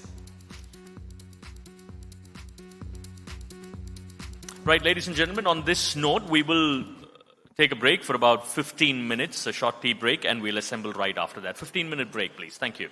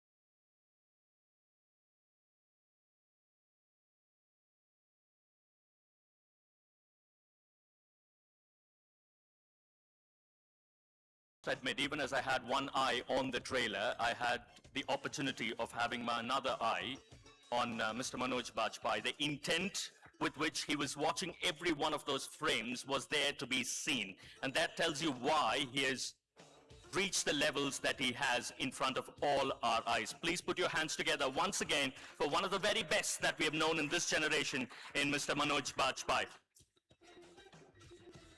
The first thing that comes to my mind, or the first word that comes to my mind when I think about Mr. Manoj Bajpayee is variety.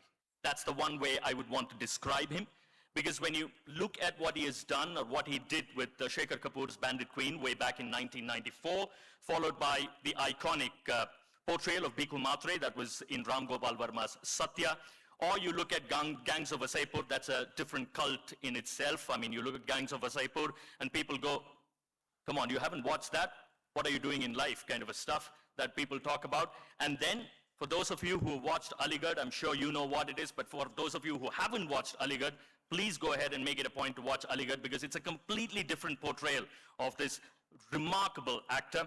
And of course, Bhosle, and then you have got the Family Man web series. Across a career that spanned, 60 plus films, he's won 4 National Film Awards, 3 Filmfare Awards, multiple international honors, including Asia Pacific Screen Awards, and was conferred the Padma Shri. It's my honor and privilege to welcome Mr. Manoj Bajpayee on stage, please.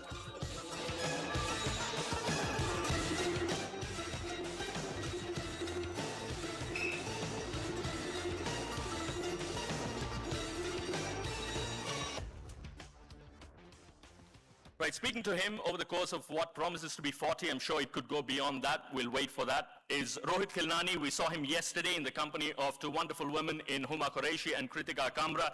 But Rohit Khilnani, welcome once again, welcome back to day 2 of the Hindu Huddle 2026, an entertainment journalist with over 25 years of experience in the media industry. I wouldn't want to take much of your time. Over to you, Rohit. Thank you so much.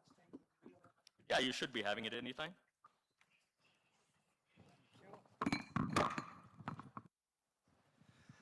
Thank you, everyone. Manoj, thank you for traveling for Hindu Huddle in Bangalore. And we were really, this is the one session we were looking forward to. Thank you for agreeing. And thank you all. I'm told everybody's excited about this session. We saw Bhikkhu Matre breaking rules, and here's a man we saw trying to put everything together. We are going to talk about a variety of roles. Let's come to Governor in a bit, because that's your latest release. Let's take you back to Bhikkhu Matre. And can you tell this audience, we love that character, as rule breaker as he was. Tell us, share something that we don't know about the shoot which was happening, the dances, the clothes you wear. So, I mean, when we talk about Bhikkhu Matre and Satya, it was way back in 97 or 96 end, when I was chosen to play Bhikkhu Matre. And those days, industry was still struggling with this mismanagement and disorganization. There was no corporate culture, which was there. So the work used to happen on promises, on words. We used to give our words, and that used to happen. There used to be no culture of script, only one line of the story narration, and that's it, and you have to trust the director. So everything was random. Mr. Ram Gopal Verma has given me 25,000 rupees to do my own costume. And I went, completely, I dived deep into it. 6 months I had to prepare the character. By the end of 3rd month, I was living, talking, breathing Bhikkhu Matre completely. Wow. I cut myself off from my own friend circle. And so it was a time when I was exploring the nature of anger within me.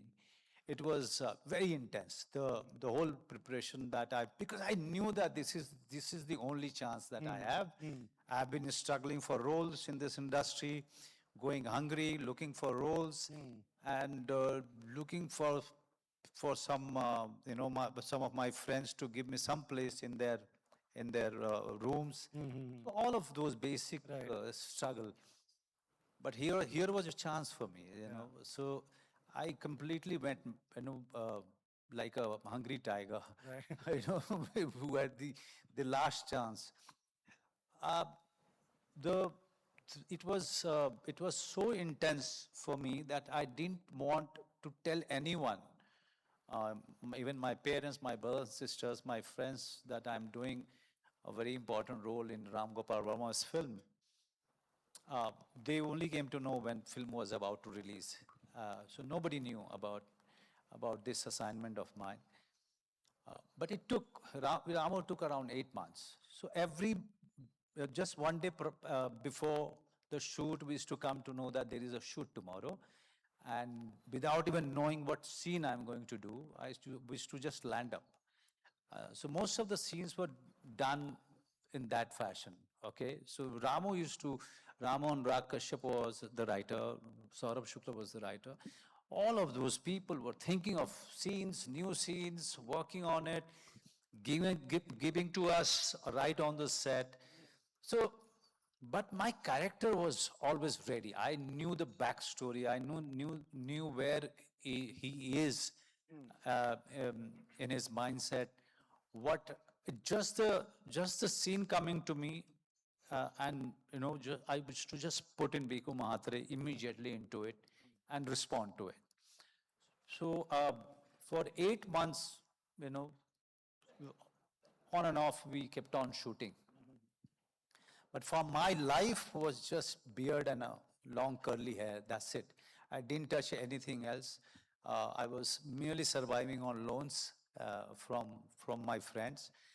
So yeah, it was a behind the scene memory of Bhikkhu Matre is that very haphazard, shabby, looking for people who could fund me for my evening beer or alcohol and some biryani in the end. So yeah, but we never knew what we were making. So, yeah, everything was in dark. Even for Mr. Ram Gopal Verma, everything was in dark. We were just shooting scenes. But in the end, I was Bhikkhu Matre in my life. I just forgot how I used to behave. But the Bhikkhu Matre stayed with me for a very long time. Wow. So when Ram Gopal Verma gives you 25,000 rupees, what did you go and do? Where did you buy those hilarious clothes? Okay. So I made a concept. I'm a theater actor, so we unnecessarily really get into the character and the backstory and the characterization. So I somewhere felt that, Bhikkhu Mahatre is a very mercurial, unpredictable kind of a guy. His friendship is not good. If you are an enemy, then it's worse. Yeah. So he's very mercurial, and that should show in his clothes. So that is why I went for those kind of prints. Right. But there was a surface in it which was very dark. And that is why I chose all the blacks inside. Right. Okay. I had a locket of Shiv, so which I was wearing throughout. But that was part of the character. But everything was decided by me, and Ramu very happily, agreed to it. Right. Yeah. What is the one thing that you miss about those days? Today is different. Today you have so much more in life. What do you miss about those days? What I miss about those days, everyone misses about those days, is the warmth. Now we are too robotic. We come on the set, we do our job. There is a lunch break. You go on your vanity, then you get out to go for another scene. Then it's wrap. You go home. Nobody is sitting with nobody, and it's a very very very formal set. Apne kaam se kaam. I wanted this culture of organization, like in terms of the script, in terms of what we are doing that day. Right. But I never thought that even this informality will come with it, because we are creative people. At the end of the day, we get our references from real life, and when we are making it, it's the creative people who are sitting together, working together. So there is no connection with the other person. I have to create that connection by inviting them to my van, feeding them lunch, getting lunches from outside, from some great places, serving my co-actors, trying to connect with them so that the scenes look very warm when we are doing it. And result of that you can see in many of my films, even in Family Man. So all the Sharib Hasmi, my relationship with him, it was all, conscious decision by me, so that nobody is away from me. They are not away from each other. Right. They should always feel that they are part of this team, part of this endeavor. Right. I remember just now when you mentioned Family Man that once you told me a story that when Sharif came to your house, how your daughter reacted. Yeah, my daughter, like any other daughter, she never thought that I'm any great sheikh. So, not a big deal. So she watched the Family Man. Okay, Papa. Okay, good. Okay, that's it. But one day I was getting ready after taking shower, and suddenly I heard her shouting, Papa, Jackie is here. Papa, Jackie is here. Who JK? Papa JK, Family Man. Then I realized that Shari was supposed to, visit my home. And the way she was looking at him as if she has seen some kind of a, foreign entity. So that reaction, even now, I mean, she has seen Sirf Ek Banda Kafi hai 4 times. And as a girl, she was completely enamored by the script, enamored by the courage of the girl in the film. And she's watched it 4 times. Wow. But not even once she said, Papa, you're very good. No. Ghar ki murgi. She behaves like my wife. Okay, so they are a team and you're on one side. They are a team. Right. Another thing that you manage very well is doing these artistic roles, and you said you're a theater actor and you'll go deep into it. You balance commercial on the other side by doing a Family Man on and off and some commercial roles, and you keep going back to your independent films also.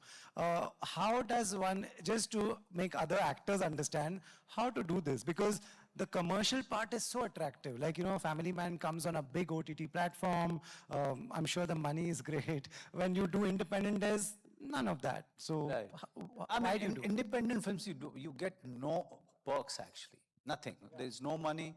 There is no comfort that you get on the set, or no perk, no vanity band, nothing. You are shooting in some faraway places, in a tribal village. I mean, you can't. It's impossible. Also, even if they can give it to me, they are unable to provide all of those stuff because they don't have money. I do it because I personally feel till the time independent cinema or artistic cinema is being made, cinema is growing as an art. But the day we stop making those films, the day we stop mentoring those films, we are actually finishing the culture of cinema in our country. Then it's just a commercial proposition. You put in 100 crores, you get 200 crores, sometimes you get 500 crores. Then it's a commercial proposition, and it's no different than any other business. Right. Cinema primarily is another art platform. And that is why when you talk about Satyajit Ray in foreign countries, and suddenly you see people's attitude changing towards you. And I have seen it from my own eyes, how Satyajit Ray, because of Satyajit Ray, we getting respect outside. Because of some of the filmmakers like Shyam Benegar, and now, in our generation, Shekhar Kapoor, and now in the young ones like Anurag Kashyap. Anurag is very well respected. Kanu Behel, very, very well respected in France. People really stand up and give them that respect. So those people are giving respect to your talent, but those people are struggling to make their own film in their own country. Is not a good thing.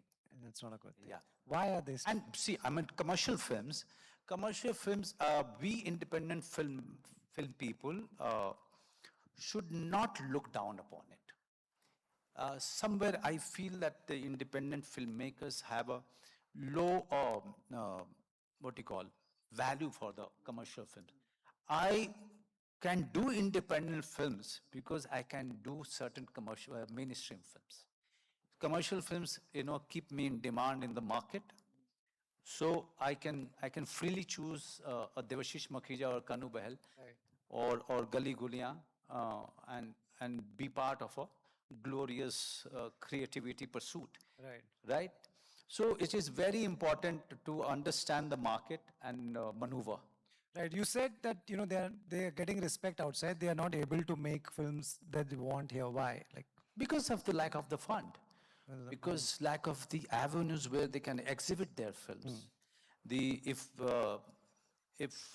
Devashish Makhija is getting one show at 9:30 in the morning, I will not go to watch my own film.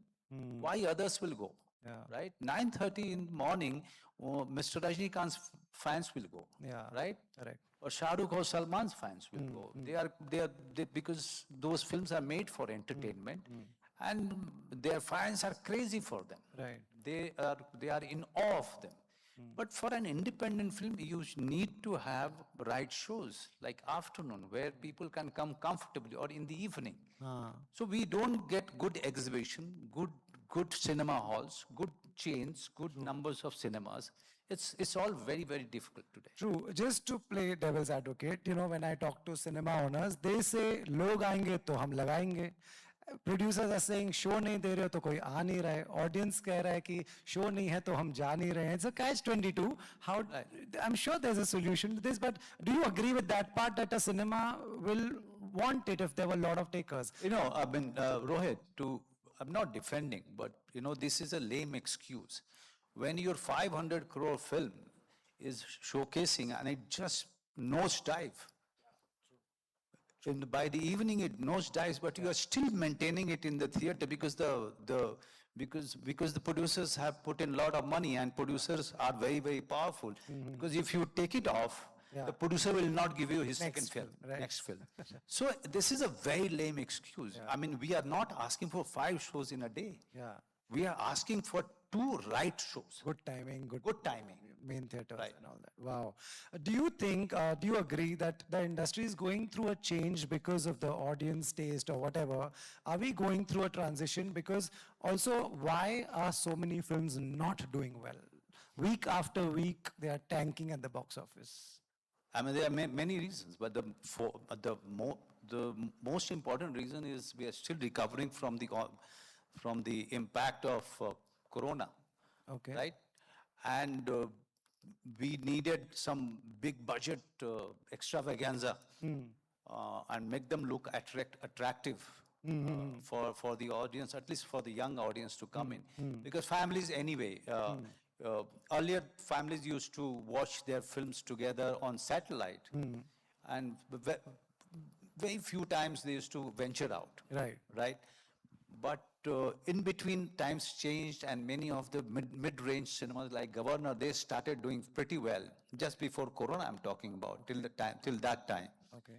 But slowly, I can see the families also getting fatigue, the OTT fatigue, and that fatigue is making them get out. Right.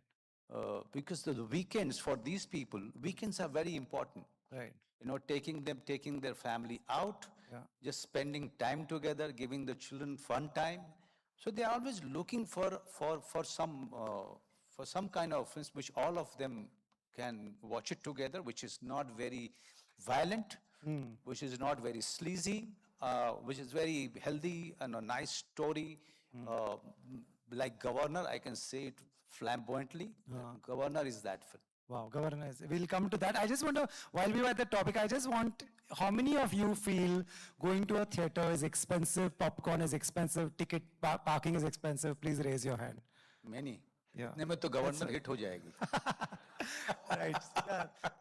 Isn't this a big message that 600 रुपए का popcorn बेच रहे हो? I mean, what are we paying for the popcorn? Are we paying for the mall, or what are we paying for? But the same people, I mean, But that should not be the excuse because same people are having subscription of Netflix, Amazon, Sony, Z5. But वो तो उनको 500 रुपए में पूरा साल मिल जाता ना. अरे तो पूरा साल तो मिले लेकिन उनको कितनी घटिया फिल्में भी देखने को मिलती है.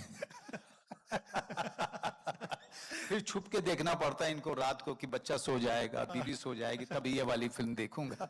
कई सारे restrictions. I mean, don't take me wrong because I make the best use of OTT. I've done some really great work on OTT, but there is a fatigue, and I cannot, as an aware person, I should not be, delusioned about the fact that, how long people can look for entertainment at home. Right, that's true. But do you think this is because this rule, or not a rule, but whatever, this came during COVID, ki 8-week window, release in the theater, after 8 weeks it's in the cinema. Oh, sorry, it's on OTT in your house. So people are like, आएगी तब देखेंगे. नहीं, अभी थोड़ा सा ये change हुआ कि अभी OTT भी जो है थोड़ा they have gone very, very conservative. Yeah, they don't release everything. Now they are not buying any film, pre-release. They are not buying. They are asking the producers to first release their films in theater, and then they will sit across the table. So it takes a lot of time now.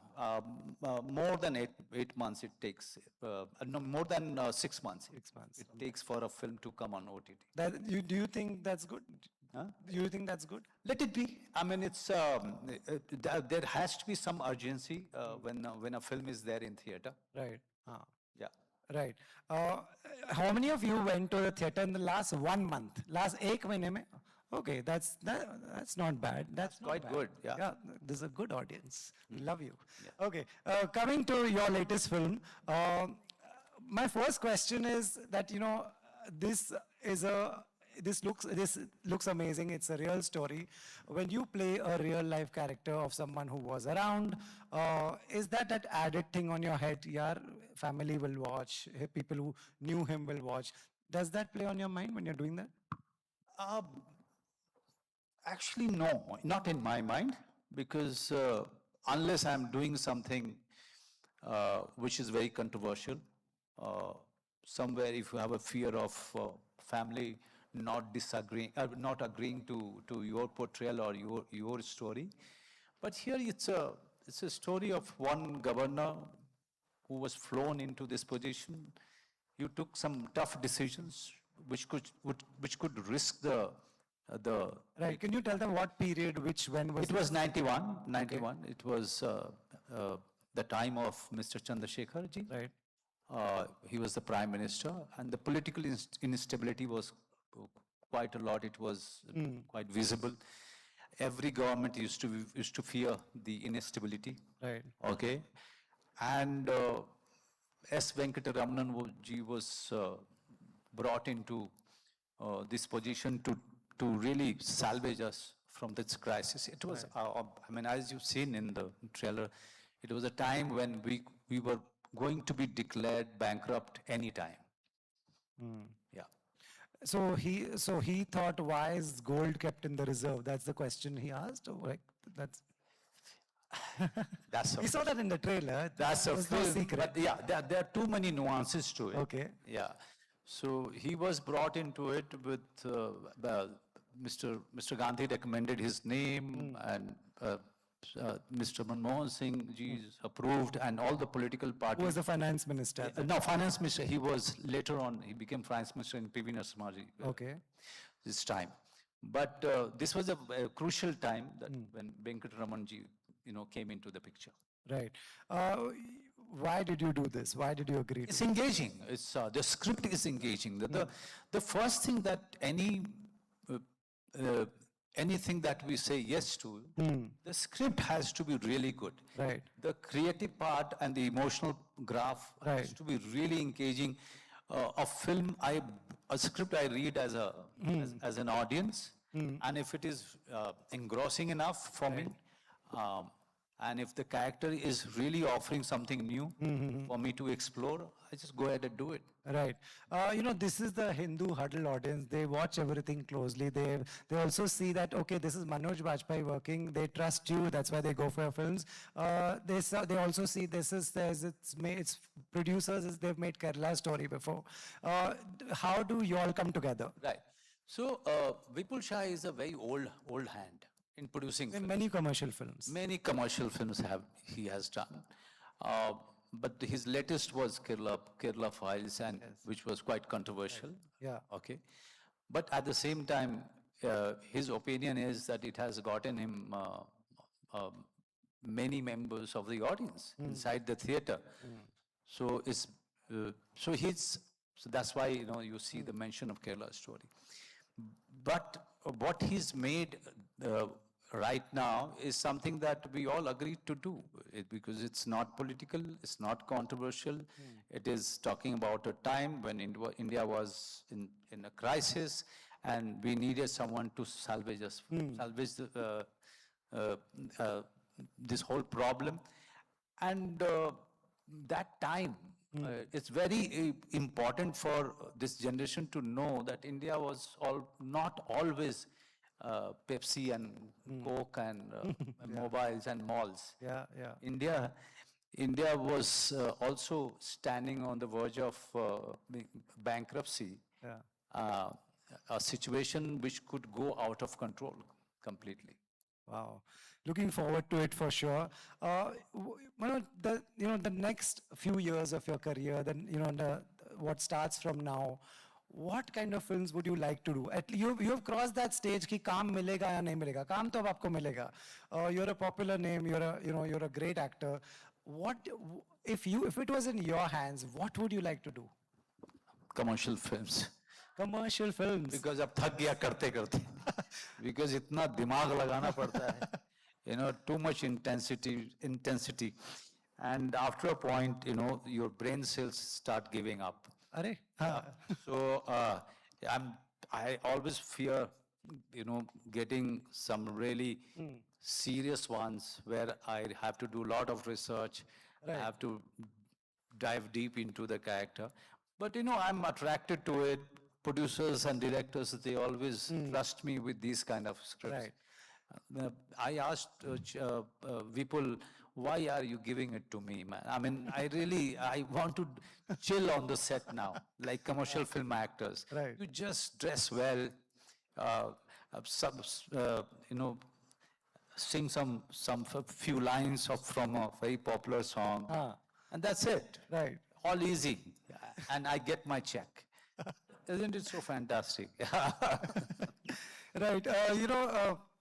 When people interview you, and I've seen so many of your recent interviews also, the reporter also has pressure that, he's a very serious actor. इनको कुछ serious पूछना है, deep जाना है, कैसे character में घुसते हो. Do you feel that? I've seen so many of your recent interviews. Yeah, I really don't know from where I have gone from Manoj to Manojji to Manoj sir. Now, they are all, they are scared talking to me, which is not good for me. Which is really not good for me. Let me tell you that I have a very young 15-year-old. So one day Anil Kapoor told me that, good that you married late and I had child late. I said, why, sir? Why you are saying that? So when you have your child very early, people start thinking you are uncle. Okay. But, nobody will look at you that way because your child is very young. That's a great one, Kaviya. And Anil Kapoorji is very, very, he's a fitness freak. He doesn't want to be called sir. He's very, very... is very strict about this. Yeah. When you go to his house, he has a set of creams for morning and evening. He's glowing for all these reasons. Always. And let me tell you all, there's whatever you all have heard like that, Manoj is a fun guy. I've known him from before. He's this whole image of getting into the character. He does that well, but he's a fun guy. Manoj, do you want to show them? You are a fun guy. What can you do for them? Narayan, where are you, Narayan? He's put pressure on me. He said, make this fun. Manoj, how can we make this fun? Up to you. Over to you. Okay, let me look at the faces first. Okay. I'll go and have a selfie with her. What do you say? Oh, good. Yeah, go. Choose people and take your selfies, guys. Great. You get a selfie. Yeah. So let's do 5 to this side, to this side. Let's do 6 selfies on your phones. Wow. See, I told you, he's a fun guy. That's sweet.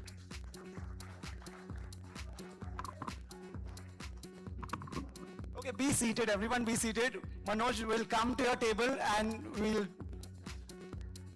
Okay, okay, move on. Let's move on to somewhere else. Thank you. Yes.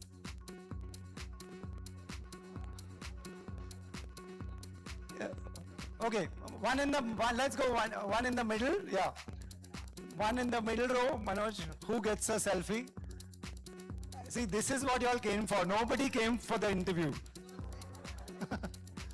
Okay, y'all said, I said he will take a selfie. He will come to your table. Okay, come. One this side. Yeah. Okay, guys, please sit. One on this side. Oh, very nice. Super. Come, one this side. Manoj, you want to go slightly behind and... This is a lot of fun.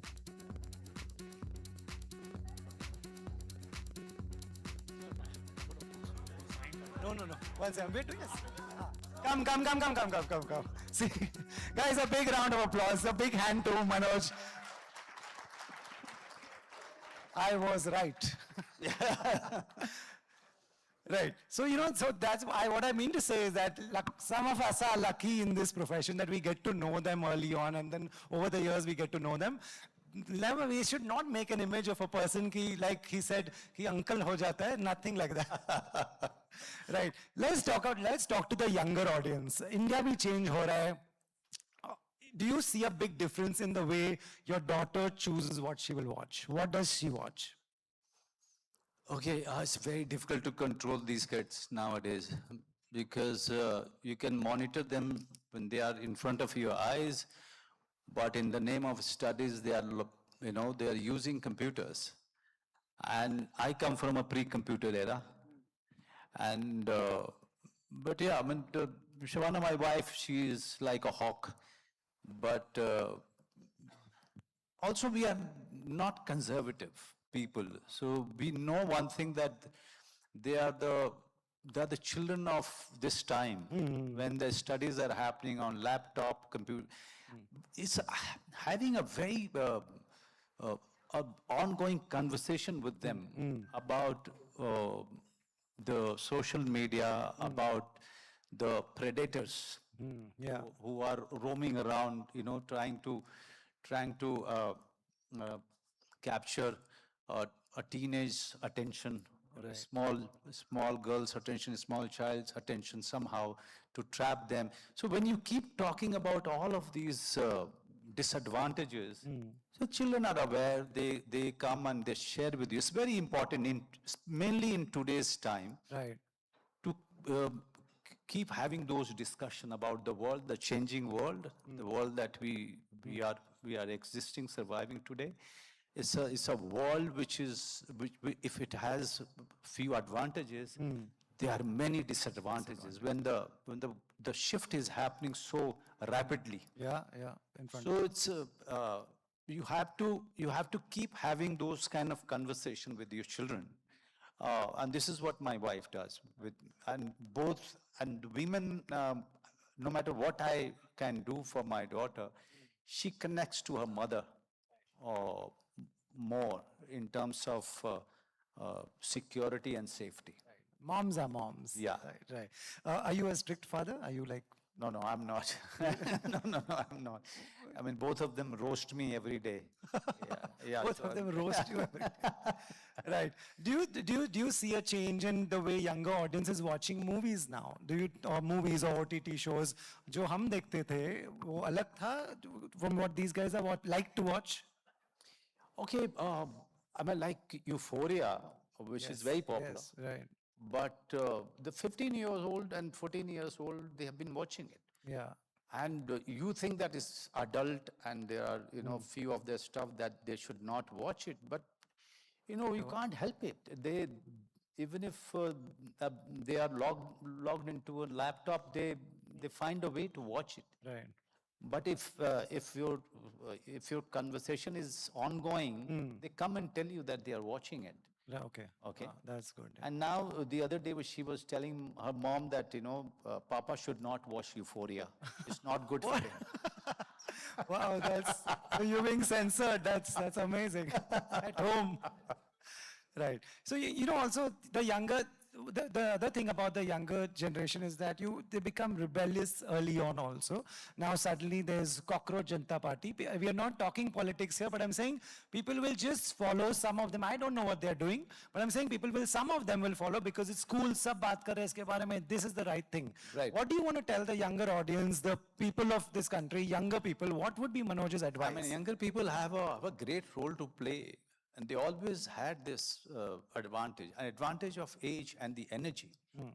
And when you are in that kind of an age with that sort of energy, you can offer a lot to contribute towards the country, in making the country, in building the nation. And if you have a problem with social media, which you should not have, because it is something that instrument is given to them, each and every one. Forget about the young people.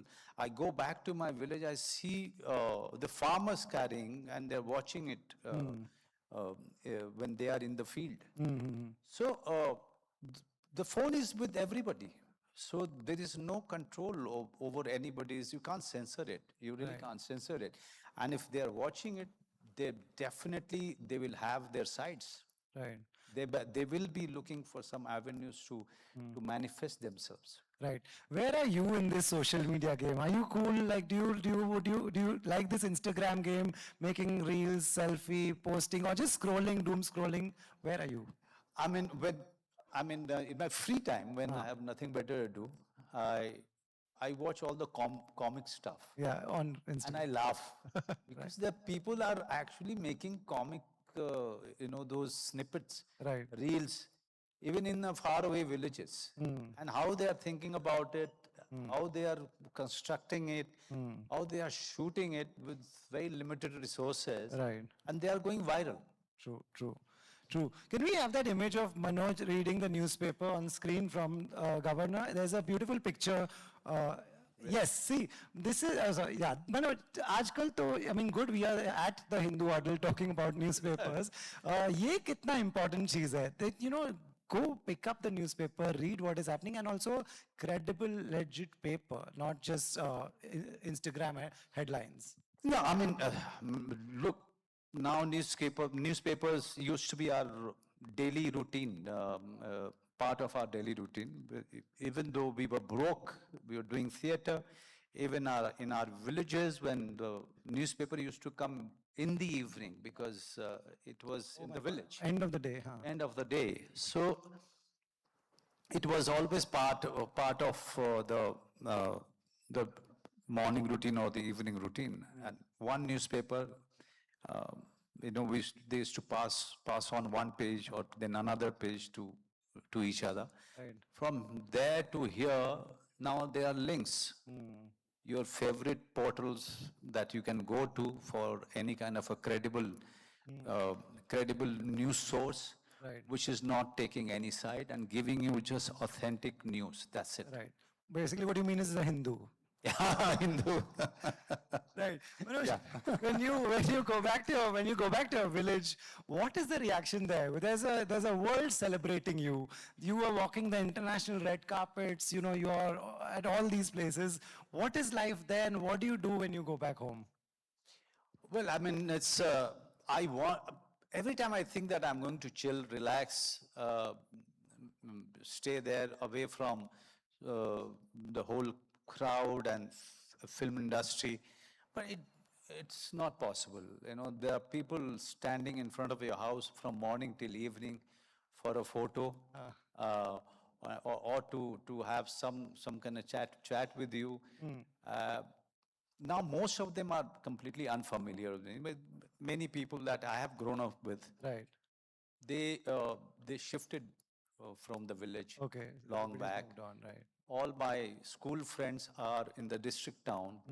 They have their own problems. So I meet them for some time, and then, you really can't have an easy time because all the time people are there.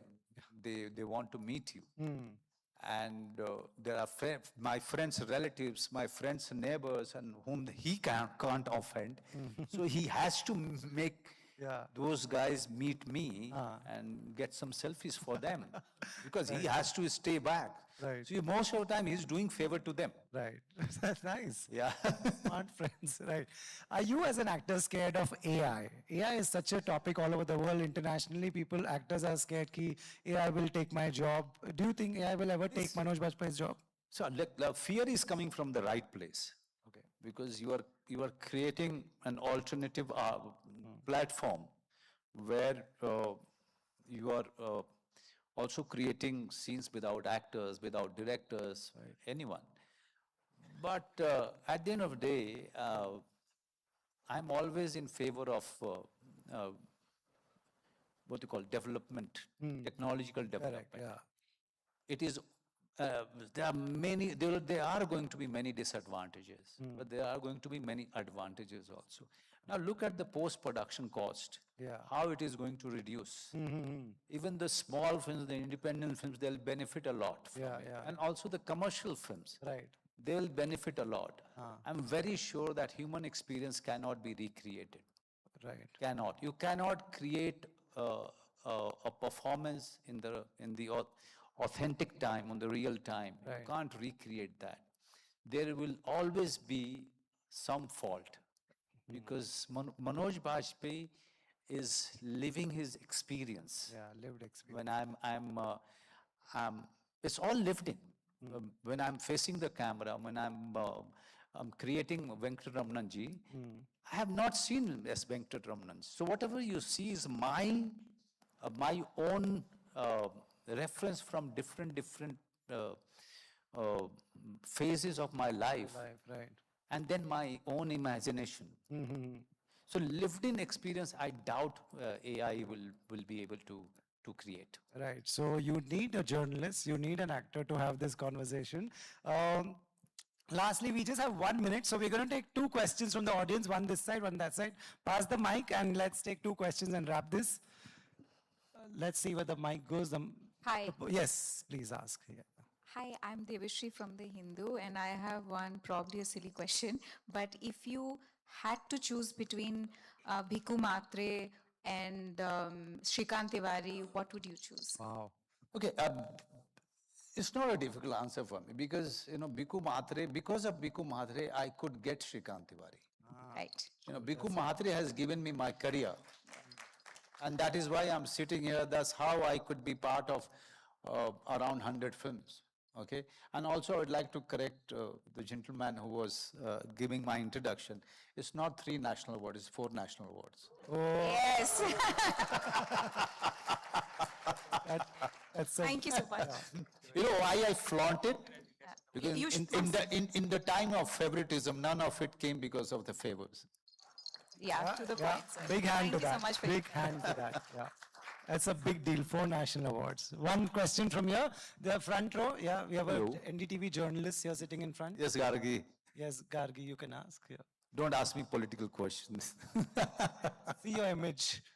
I just wanted to say that, are you surprised at how timely your film is? Because it talks about the RBI selling gold and you dealing with this crisis at a time when the Prime Minister's asked us not to buy gold.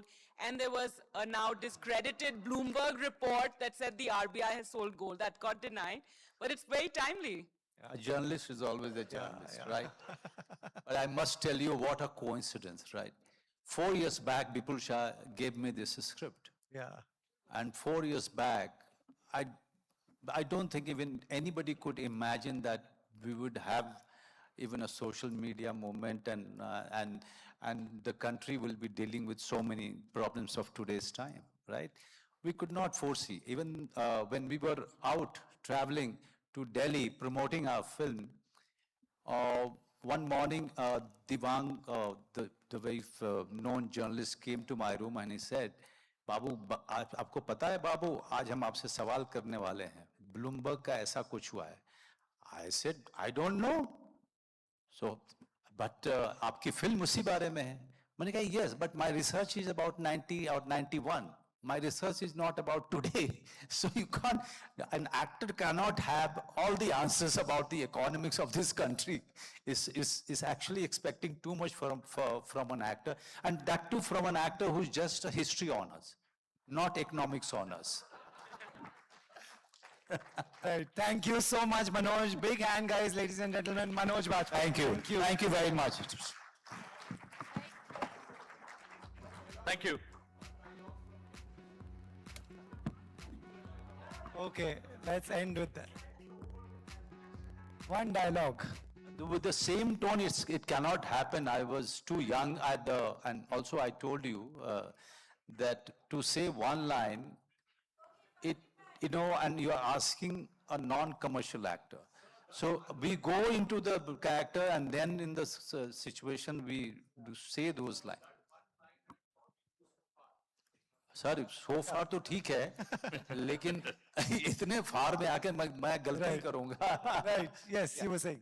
Thank you. Yeah. Thank you very much. I wouldn't want to apologize for having reduced the number of awards, but maybe, the next time what I should be doing, I should have increased by a couple because I'm sure there'll be more national awards coming your way. Maybe Governor is the start. Thank you very much. All the very best to you, Mr. Manoj Bajpayee. Thank you so much, Rohit Kilnani, for what was an engaging session over the last 40 minutes or so. Thank you.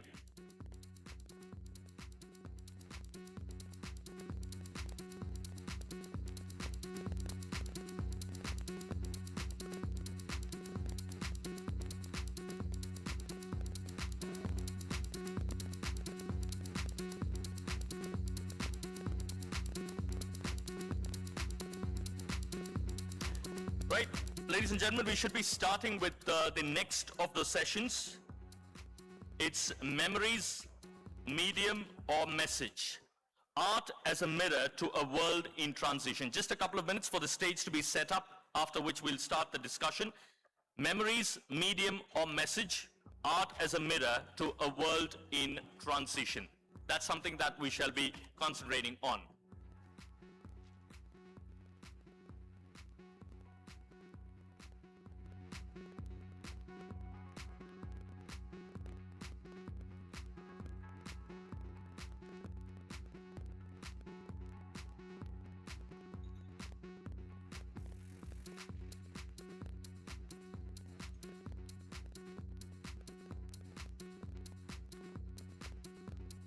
Okay, may I kindly request people to settle down wherever they are, please, so that we can start with the next session. Thank you.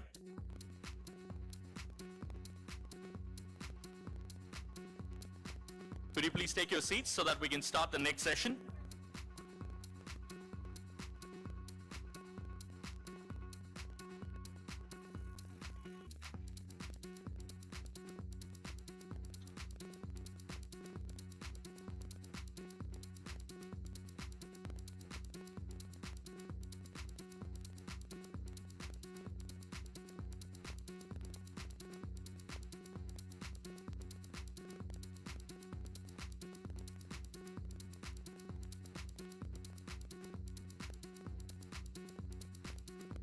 One of the panelists is just about getting mic'd up, so we'll just wait for a couple of minutes before we start the next session.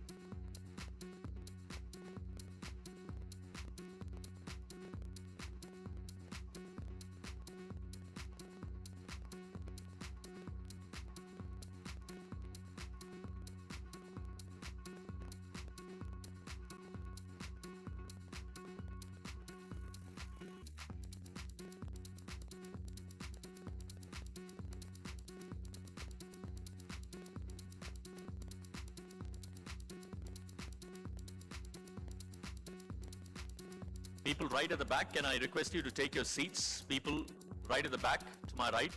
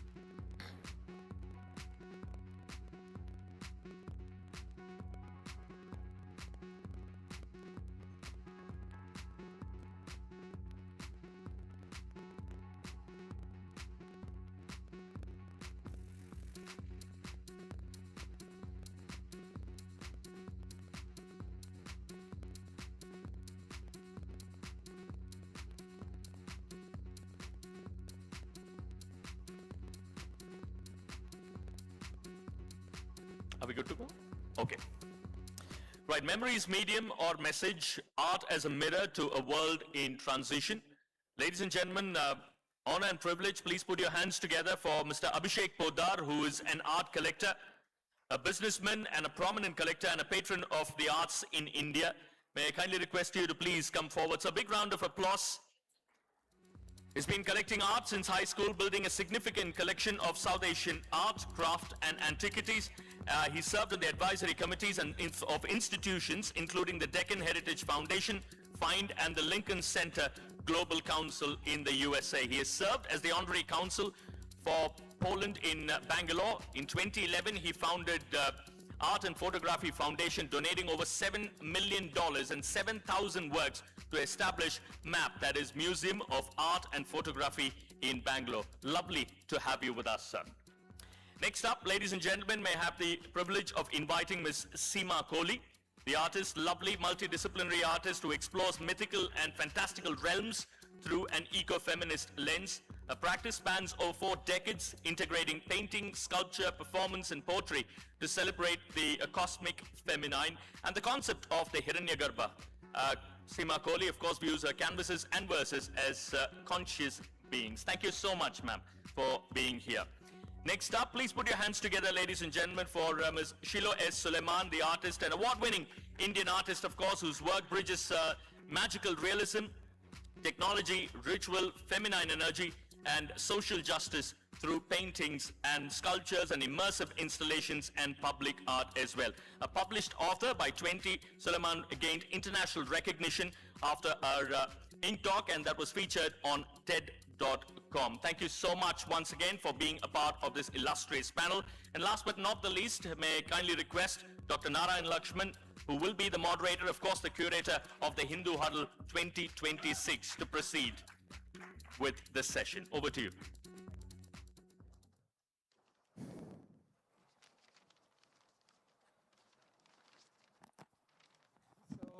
Thank you, RK, for the introduction, and thank you to my wonderful panelists. I must say I'm very proud that we at the Hindu Huddle have this panel, just as I was, that we have this art display for the first time. We want to, at the Hindu, also recognize that good conversations, even about a world in transition and India in dialogue, must have space for art, for aesthetics, and for deeper questions about where our humanity actually stems from and what is its composition and its constituents. So we really want to get into that deeper with every session and every edition of Huddle. So we will bring you this dimension as well, of course. Today we have it as one of the sort of ending sessions, but it's to let you all down gently after 2 intense days of geopolitics, AI, and much more. So without further ado, over the past few days, we have talked about these hard-hitting subjects, but this session too actually approaches the idea of a world in transition from a different angle. When societies undergo profound change, they do more than pass laws, build institutions, and develop technologies. They also tell stories about themselves. And they remember, and they imagine, and they create meaning. And that is as essential as creating, let's say, a multilateral regulatory body like the WTO or the World Bank. And it is at this point that art enters the conversation to ask, as the title of this session goes, about whether art is, it is itself about memories, medium, or message.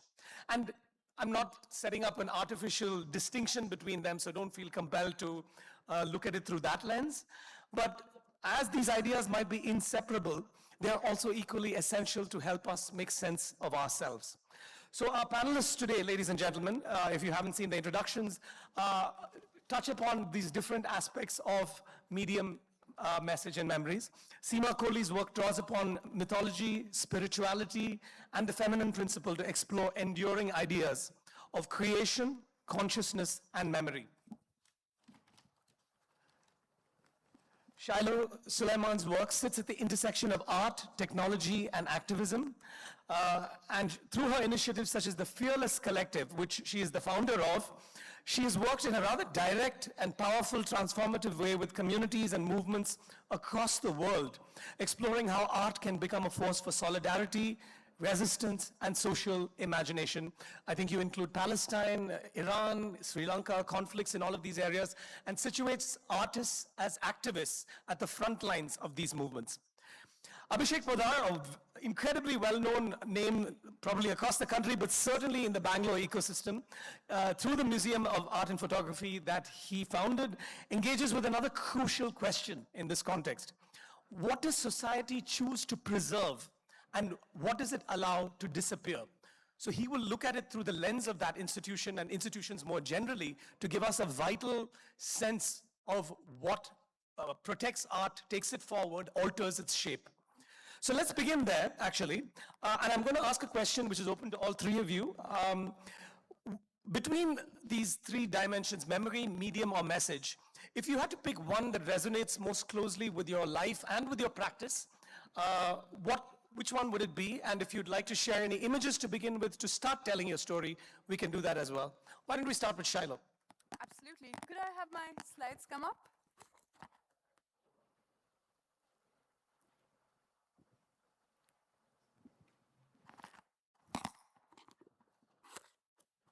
So I left behind the traffic of Bangalore city. Even though I grew up in Bangalore city, I decided to leave it behind and move to a 17th century palace in Jaipur, where I now have my art studio inside Hawa Mahal.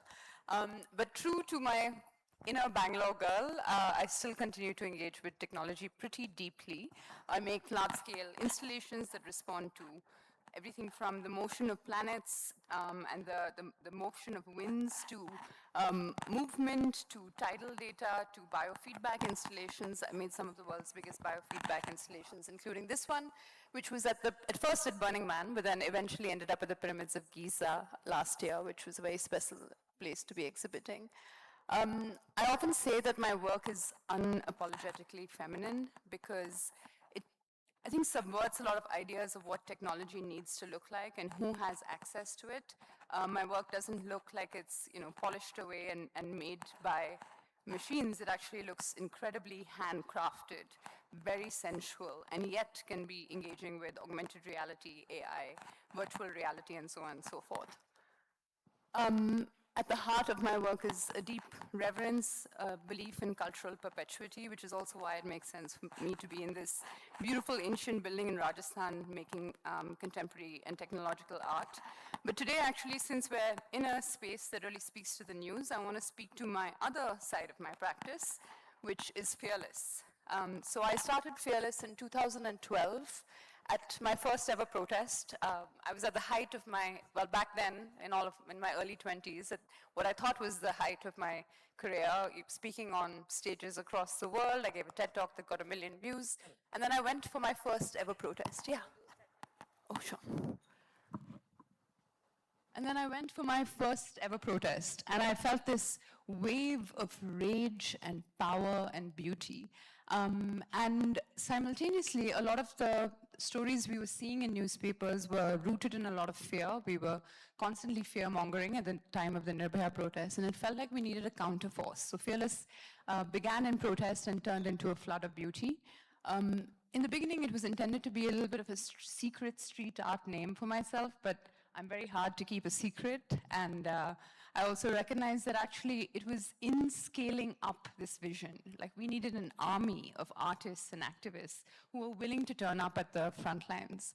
I use the word army very, very intentionally because it's not usually an word that's associated with artists, but if you look at the far right, these are very strategic, scaled up armies. And similarly, we need an army that scales up ideas of beauty, of solidarity, of diversity.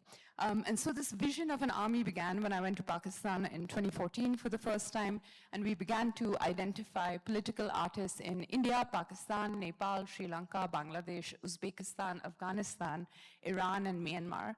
And every year we started to choose 15 political, kick-ass, badass women from each of these spaces.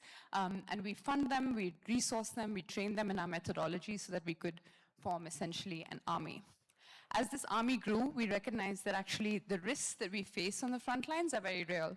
I had to evacuate a family of 7 from Afghanistan because an artist's friends were killed in a car bomb and she knew that the Taliban was going to get to her next. We had another artist of ours from Burma end up with a 30-year military sentence and have to be evacuated pretty much overnight because she took pieces of paper out into the streets for protest. And as the risk became very real, we realized that we needed to become bigger again and change the shape of what we were. We received a $3 million grant from a foundation a couple of years ago that allowed us to then become from Fearless Collective to Fearless Foundation. That would not only turn up at the front lines of different political movements and create art, but also network political artists, resource and fund the creation of political art across borders, and finally protect these visionary and often tender, brave beings that turn up at the front lines and then face very real consequences for their bravery. I'll go very quickly, but we worked in over 25 different countries. We painted over 90 murals in public space with different communities. And for me, the power of this movement, of this army, really comes alive in moments of fear and trauma. So for example, we've been at the front lines of a variety of different movements over the last 3 years, from the Gen Z protests in Nepal, where this was painted, to Bangladesh, where we've also painted, to Gota Gogama in Sri Lanka. That actually all 3 very successful movements in the last 5 years that have completely taken over their own governance and their power from, in certain cases, 15 years of fascist regime, right? And we've also painted, as Sonam Wangchuk was arrested in Ladakh, we painted murals in response. Art in these sorts of situations not only becomes beautiful and transformative, but also deeply subversive, because it doesn't speak the same language that traditional activism does, and it creates visions of what exists on the other side of what we fight very often.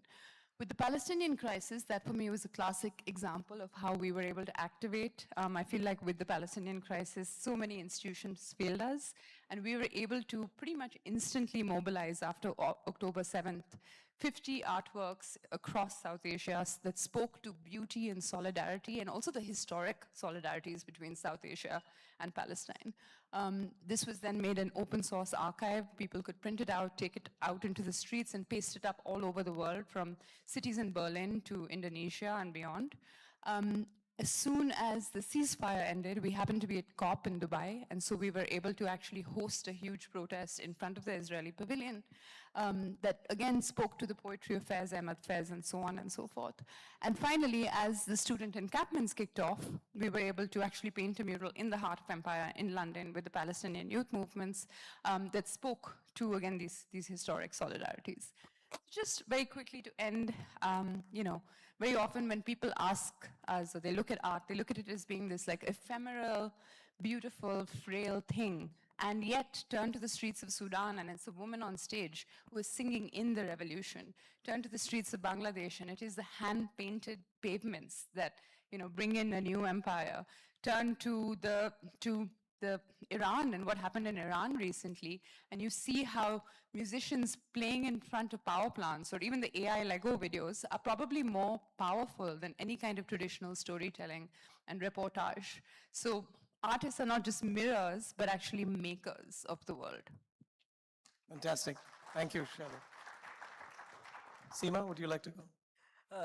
Yeah. Can we have her I think slides up? this is, okay, this is better. All right. Do I take this off? Just throw it. So, thank you, Huddle, and thank you so much, Narayan, for hosting us. Do we start with, yeah, for me, art becomes a memory. It is, I really tap the conscious, subconscious, and unconscious, or even layers before that, under that. And that is the well I go into. It is very simply a dialogue which I have with myself. There are three people in it: me, my mind, my hand, and the fourth is the canvas, my friend, which lets me be. And that is where the story begins.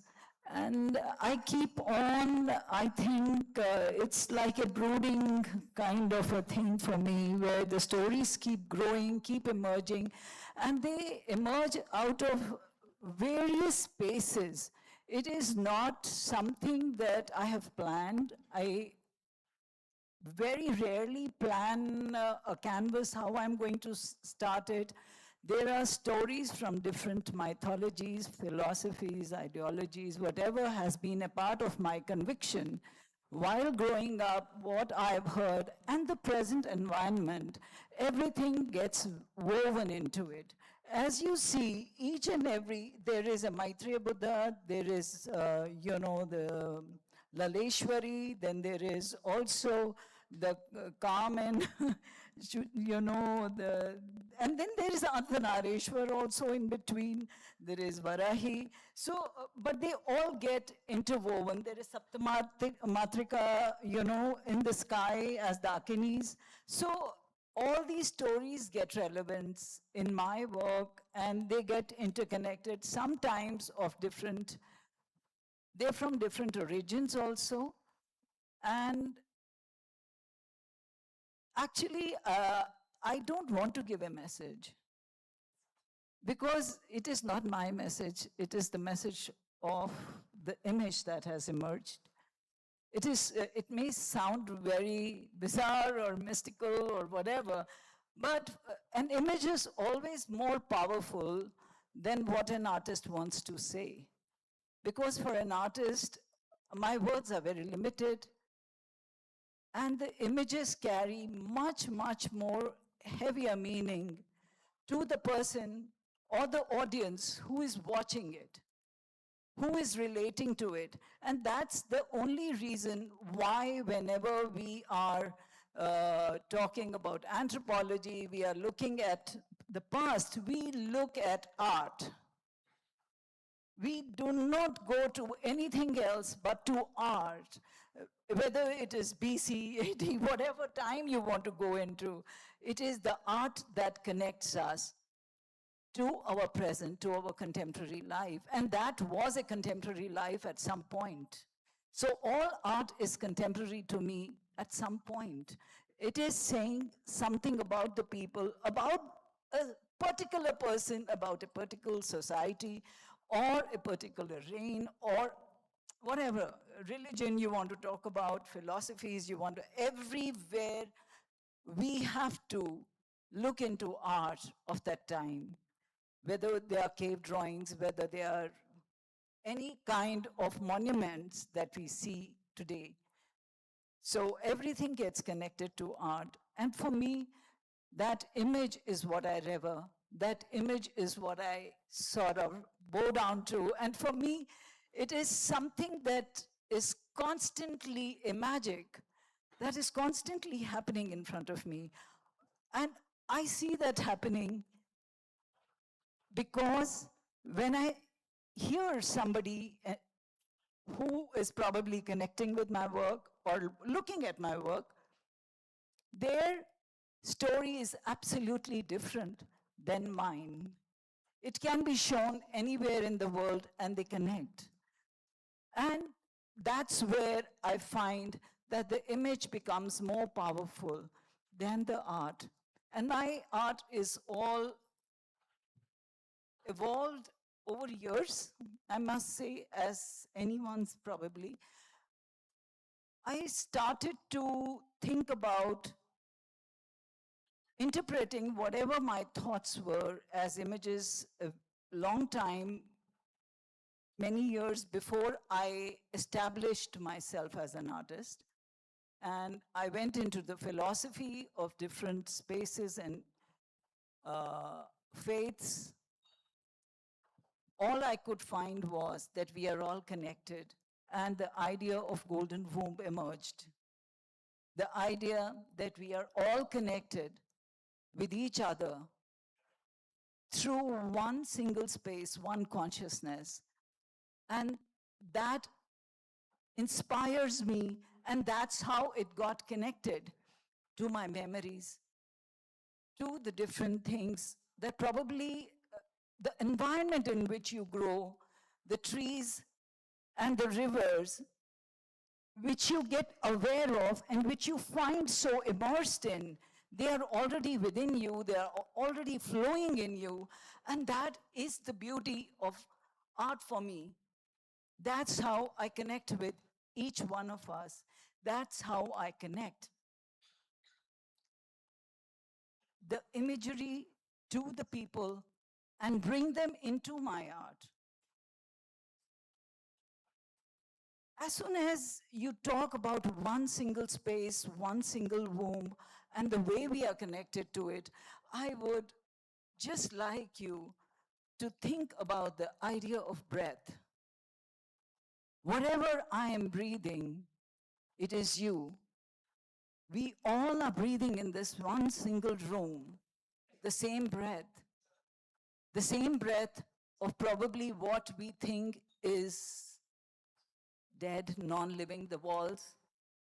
To me, the walls are also very much living. They have their own journey. This stage has its own journey which we cannot penetrate, and they become very important elements and components of my art. Whatever story I pick up, it somehow connects me to the golden womb, whether I am talking about some myths, some present incident, or even partition, which becomes a part of my family history, ancestry. Everything is connected and it becomes a part of our DNA through the breath that we have. And that's what's the beauty of this idea of golden womb, which I try to interpret in my art and through my art. So, archetypes, symbols, chants, automatism. It can go on, I think, Sanjukta, and I can speak in gesture. I take the crutches of different mediums, of performance, of sculpture installations, of course, painting, of printmaking, of, photography. Each and every medium becomes as an interpreter for me, for my images, because the images are demanding it. It's not something that I have demanded. It is something that the images want. They want a certain change, and that change sort of moves on to different mediums. And that's what we are sharing. I think in between she had stopped the thing. It was going? Okay. So this is a sculpture which was at the Sundar Nursery for almost 6 months. It is a wooden sculpture it's called Spirit of the Forest. And we can move on, I think, a little faster now, because otherwise, so they become immersive also at some point, and everything integrates into the idea of golden womb, where the painting, sculpture, moving image, and performance they all sort of integrate together to make this idea a complete whole. I will stop at that, and I'll want you to see the imagery. If can be moved faster.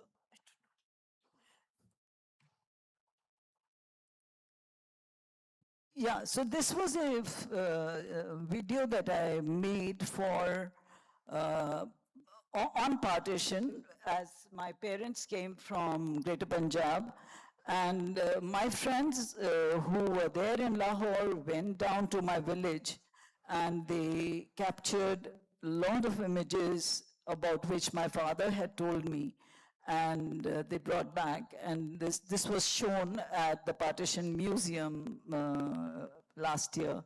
It is about how the memories carried forward to India and how I imbibed it, about they were Unani Hakims for 8 generations, and how this knowledge got sort of lost, and it could not continue after the 8 generations. This is how their home, the present situation. And I overlapped it with my past images of my grandfather and his friends, of the house in which my father had grown in Pindadan Khan, which is near Rawalpindi, Islamabad. I think that's the last image. Wonderful. Thank you. That was deeply poignant. Thank you. I will come back to both of you. And Abhishek, you want to talk to us about your own view on the medium message memories tripod? Thanks, Narayan. It's funny how we've all chosen a different M. We went from medium to message, but for me, it's really meaning more than anything else. This is not an M that you have up there, but for me, artists have always lived on the edge of society, being able to, through their work, say stuff that people like you and me are not very easily able to say. And that's the importance that I look for in art. And I have no images to show, and mine is a very short answer. Thank you. So when you say it's a specific way of communicating things, as an institution builder, you have a deeper sense of, I'm sure, what art finds a place in your institutions, and therein, whether you like it or not, perhaps, you are exercising choice, you are having influence, you are shaping things, you are shaping conversations. You want to tell us if that resonates? So yes, I do think that institutions have this role to play, but I would step aside from that role because I think that's the role the institution plays and not the individual.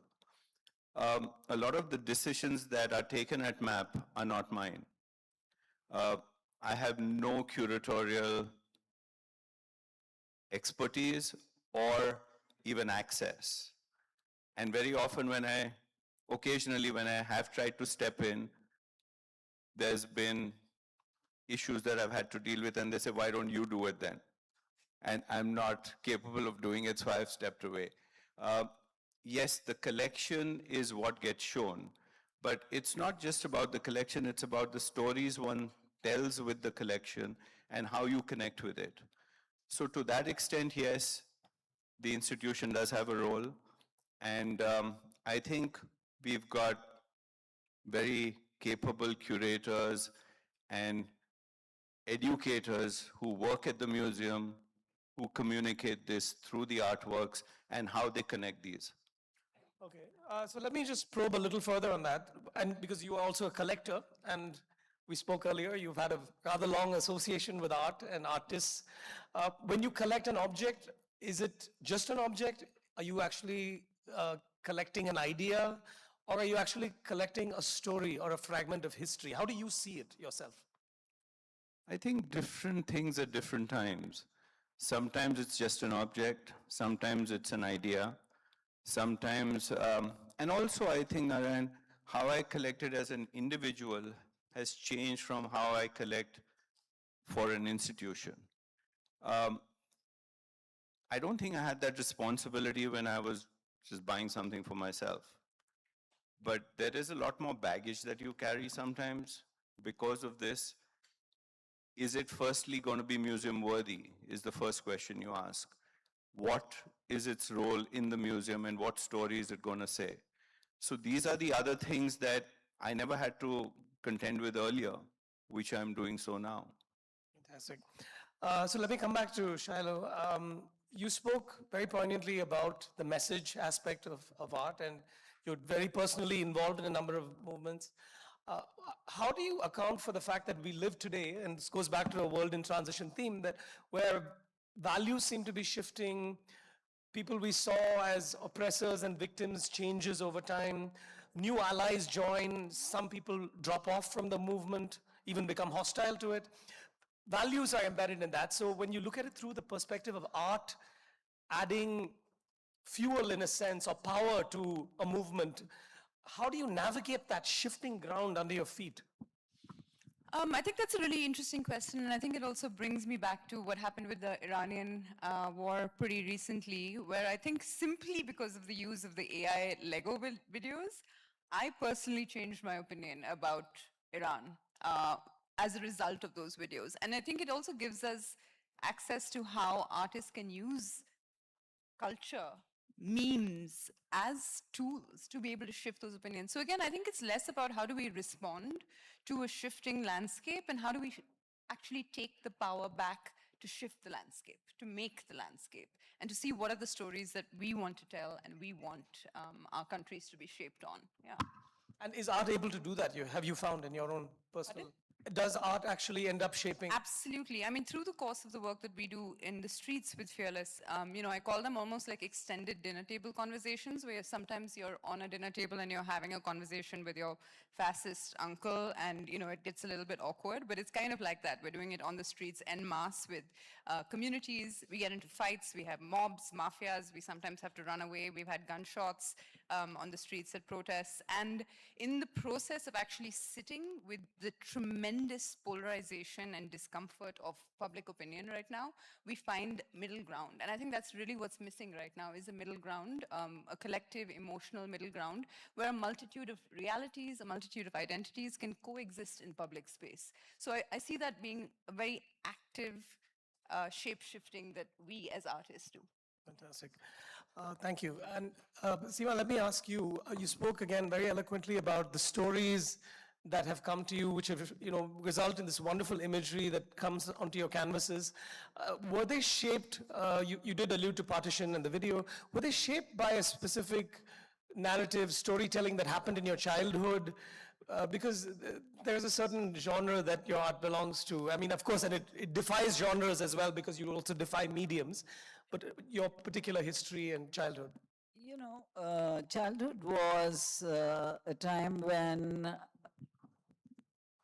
I think because we just had independence and my parents came from across the border, they were really energetic about the fact that they were making a new India, a secular, new, independent India, which was their country. And the word secular is no more in use, but it was that kind of an atmosphere where my grandfather was a very learned soul, and I believe he was a very liberated soul, and he, in spite of the fact that he would tell us stories about all the mythological or the scriptural, the Vedas and everything, but each character was human. Each character was having flaws and very human characteristics, who grew up due to their work and hard work or whatever. It was a child's outlook I'm talking about now that you've asked me. So everything seemed very real. He was a Hafiz Quran, like Hafiz Quran is like you see Quran Sharif right in front of you, you know it by heart.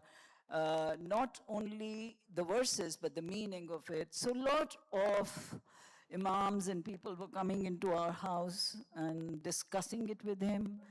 His best friend was a Sikh who was like a, tribal god for us, all of us. Like, he's no more physically, but the whole family, he used to come and we were taught a lot of things about Sikhism, but that's what Punjab is all about. You know, it has many, many rivers flowing into it, many cultures flowing into it, and that's what was the essence, and that's what I grew up with. And I realized that your faith is a fragrance. It's a fragrance that you carry. It is an essence, more subtler than the essence also. It's just, you cannot see it, you just can feel it. And that's what I wanted to talk about. Whenever I'm talking about Persephone, which is Greek. But at the same time, I'm talking about Ardhanarishwar. At the same time, I'm talking about the Nath Panthis, where I'm talking about their Dhamal. So it is, and the Sufis and the story of Rabia, Laleshwari, everything going weaving into it. And that's what mind does. And that's what I called, that my work is like cartography of mind. You know, where the mind is going. Our mind doesn't stop at one place that, okay, this is the story and this is what is going to be. For me, that it's where I'm not mirroring myself, right? And I like to just go with where the mind is going. Okay, it is, and that's, I think, with everyone. You cannot think about one thing, you stop at one, and then your mind takes you to another, and then there you are in your childhood when you're 3 years old, and then you see your grandfather passing away, and so many things. So that's what I do, and that's what is the essence of my work. I don't know if I gave the right answer. I wander away. Sorry. No, you did. I just wanted to give a glimpse of where your passion comes from and the deeper inquiry, if you will. Abhishek, a question to you. There is, of course, a perception that art can sometimes be seen, according to some, as an elite preoccupation with elite access.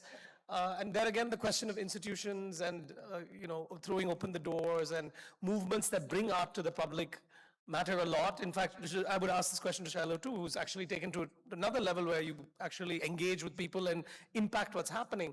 How do you see that as in India, our movement towards more open art, more accessible art?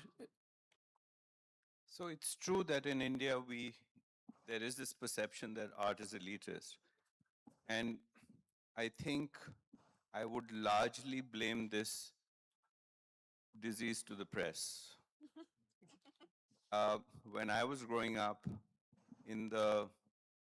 as a kid in the 70s, every paper, every magazine, every issue talked about art.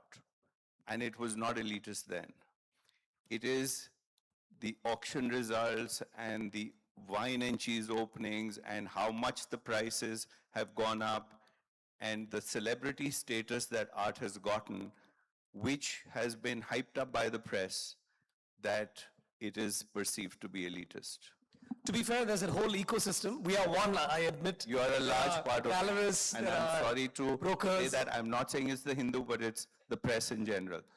And where do you read about a great art review?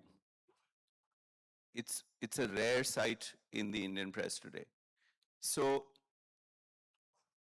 you go to the Met, go to the MoMA, go to the VNA, you'll have the bus driver there, you'll have the school teacher there, you'll have the tourist over there, and you'll have the collector and the artist.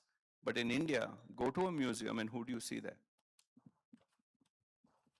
First, I doubt you would even see the staff of the museum there for most museums.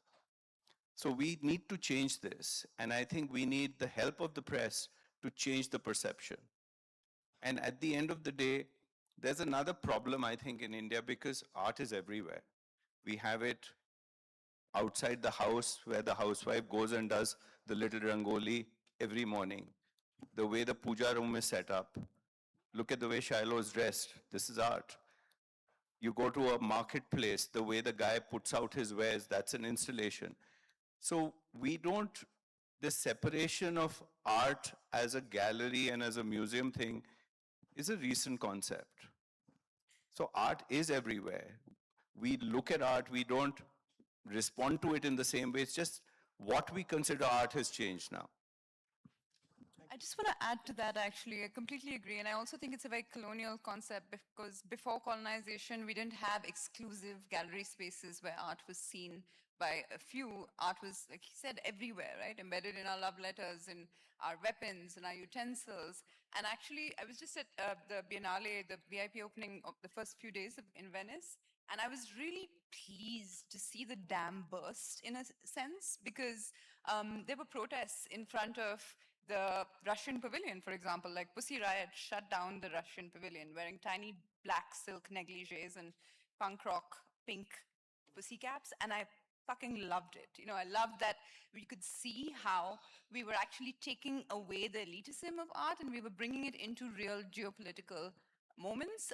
But also we were able to see how, because of the curator, the art itself honored some of the pre-colonial traditions because she was the first Black feminist to be curating. And I think this is, the dam really needs to burst. Like, we need to actually start to reclaim what our ideas of beauty, luxury, and art are. Thank you. And we have a little bit of time for Q&A, but let me ask one last question to Seema. Seema, you talked about memories a lot and how that is a very integral part of your process. We live in a time of flux and transition, and art itself is, in a sense, moving through new phases all the time, and we leave some elements behind. So Shiloh, for example, works with technology, AI, digital mediums. What gets left behind and what carries on? Can you reflect on from your own journey? For me, my journey is a very indirect journey, I think, in the present times, because I still believe that art is a very transparent medium, and it is something that an artist has the liberty to tell the story in a very camouflaged way. You know, I still feel that I'm writing or reading an Annette Blyton book with you know, they used to have the invisible ink of children. So the stories are invisible. You need to sort of open up and see. You have to spend time. And those are the stories which are deep, much deeper than the image that you see, probably.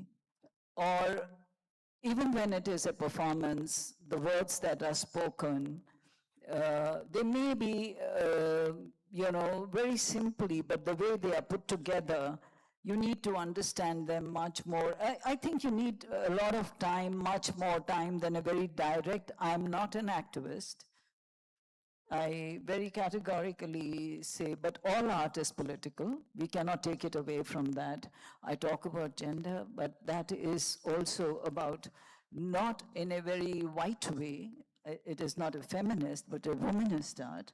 So it is very different. It is just that I use a different language. When I call myself an eco-feminist, it is not really the word eco-feminist. For me, Kali was eco-feminist, right? She was a wanderer, she was undomesticated, living in the jungles, forests, everything. So for me, the words may be different. The imagery is very original. It is, and most of I feel that we are not belonging to a gharana or saying somebody else's language, somebody else's dance, or somebody else's story. It is your own. We are a gharana. Each one is a gharana in their own selves. Shailu is an institution in herself. I'm an institution. And so is an institution in itself. So art is not, it has to be perceived like each and every one artist that is saying a story, it is their story. It can say a story, even when in present times it may be seen that it has to be having a message. For me, that message may not be I'm talking about oneness, I'm talking about love, I'm talking about one breath, one soul, one womb. It is a different way, it is a different perception, it is a different language, and there will be always people who would like to connect with it or not like to connect with it, but that is not my problem as an artist. As an artist, that is my story that I tell myself, if you connect with me, that's fine. If you do not, that's fine, that's okay. So it works like that for me. Thank you. Thank you. We're actually out of time, but I'll take 2 questions, and we're going to close after that. One from this side over there, please.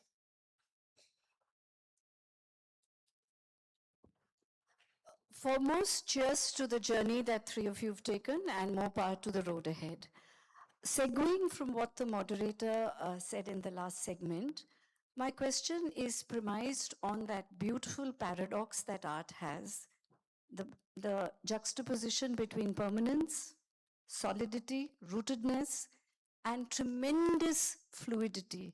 So Abhishek as a collector, Seema and Shiloh as artists, how do you navigate that space between permanence and the tremendous fluidity that art offers? If you can just sort of give us one sort of instance or share an experience. Thanks. Okay, I mean, I can speak to the idea of impermanence a little bit, just because when you work in public space, you don't know how long something is going to last. We've seen, for example, when members of the Fearless Collective, when they paint in Pakistan, pretty much within minutes, a group will come and blacken over the women's faces, even if they're wearing full salwar kameezes in the paintings, for example. And we actually see this as, on Facebook, there used to be those wall-to-wall conversations, but we actually see these as being conversations, because if a face can be destroyed within minutes of it being created, then imagine what's happening on the inside of society. And I don't say this with any shade to Pakistan at all, but I actually say this as a universal theme. Even in India, we have many of our murals systematically destroyed because of the opposing opinion. On the flip side, with my practice with technology, I've actually been training AI models to be able to mimic and copy my style. I know the big debate is about copyright, but I want my work to continue to be created for long, long, long after I'm gone. And so it's interesting because with both sides of my practice, on one hand, it's a complete embrace of impermanence, and on the other hand, I'm really making myself immortal, in a sense, through technology. Hi, I have... Just a second. Anyone? Yeah, go ahead, Shubha. So I think art is fluid and art is solid at the same time. And it's an idea. And what it means today could mean something completely different 100 years from now. And at the end of the day, everything is impermanent and frivolous. You and me are guests for a few days here. Art lasts a little longer. That's it. Beautiful. Shiloh, you mentioned that how Lego videos change your perspective on West Asian conflict. So we all may agree here that big mainstream media, global mainstream media have their biases. So how you can counter those biases by putting out some videos or some murals on the roads. So how you can counter this and put a different perspective to the audience on social media and Gen Zs? Yeah, I mean, I've been saying recently that it's so hard to tell what's actually going on between AI videos, fake news, freaking WhatsApp University, which I've archived my family WhatsApp group for exactly that reason. And then the newspapers, where you don't really know who's been bought by whom and what opinions are being shared or not shared. But if you look to the streets, like look to graffiti, look to student graffiti on the streets, and you will know exactly what's happening in those spaces. So I think we need to really look, we need to pay attention. Like a lot of institutional spaces, museums have never really taken art and activism seriously because it's so ephemeral, like our posters, even these AI videos, they appear, they disappear, who made them, who knows? And yet it is the force that actually forms nations, shapes borders, overthrows empires. So I think we have to take it very seriously. Fantastic, thank you. And on that note, we will wrap up. Thank you so much to my panelists, Abhishek, Seema, and Shiloh. Wonderful conversation. Thank you. Thank you so much. Thank you very, very much. I'm sure there's room for a conversation with the gentleman offline, probably offline. Thank you very much.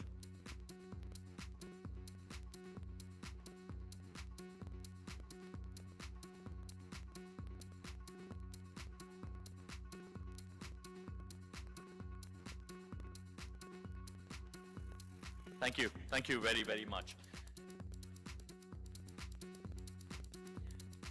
Right then, ladies and gentlemen, I mean, the next one is going to be a special performance, just as we had a bit of a showstopper last evening. This is going to be very, very different. This is going to be a musical performance. Somebody that we know very well in a completely different field is out here to step and give us another side of what she is all about. And therefore, we would need about 7 to 8 minutes to set up the stage. Please stay put with us. We should be starting in 7 to 8 minutes. We're just setting up the stage for that. Thank you.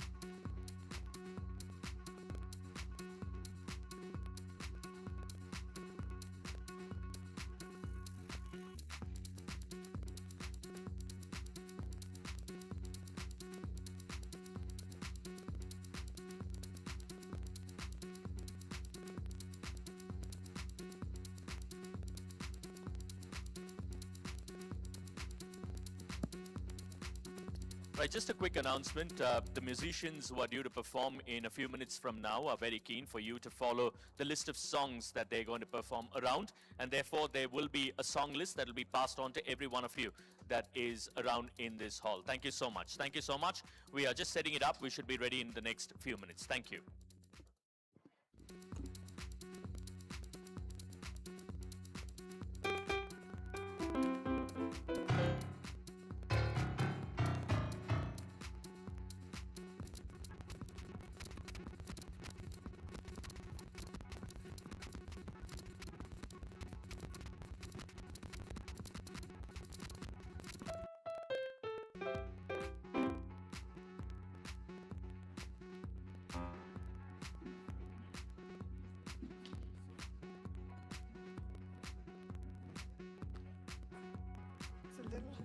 Down.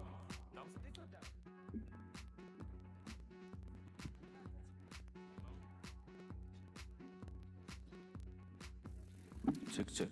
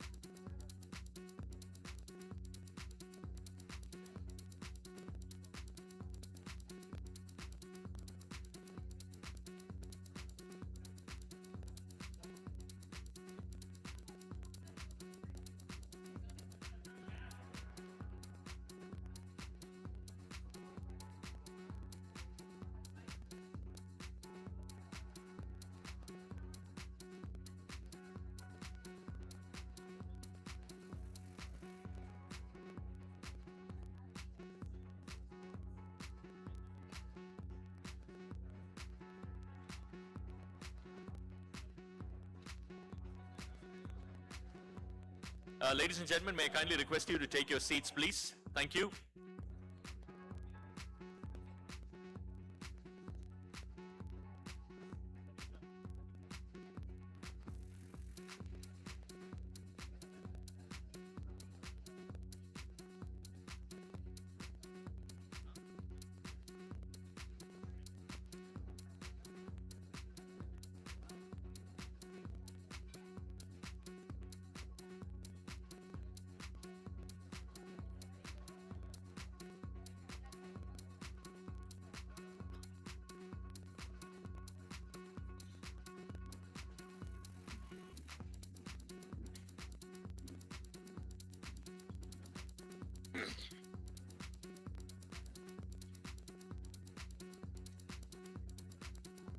Yeah, just requesting everybody to take your seats, please.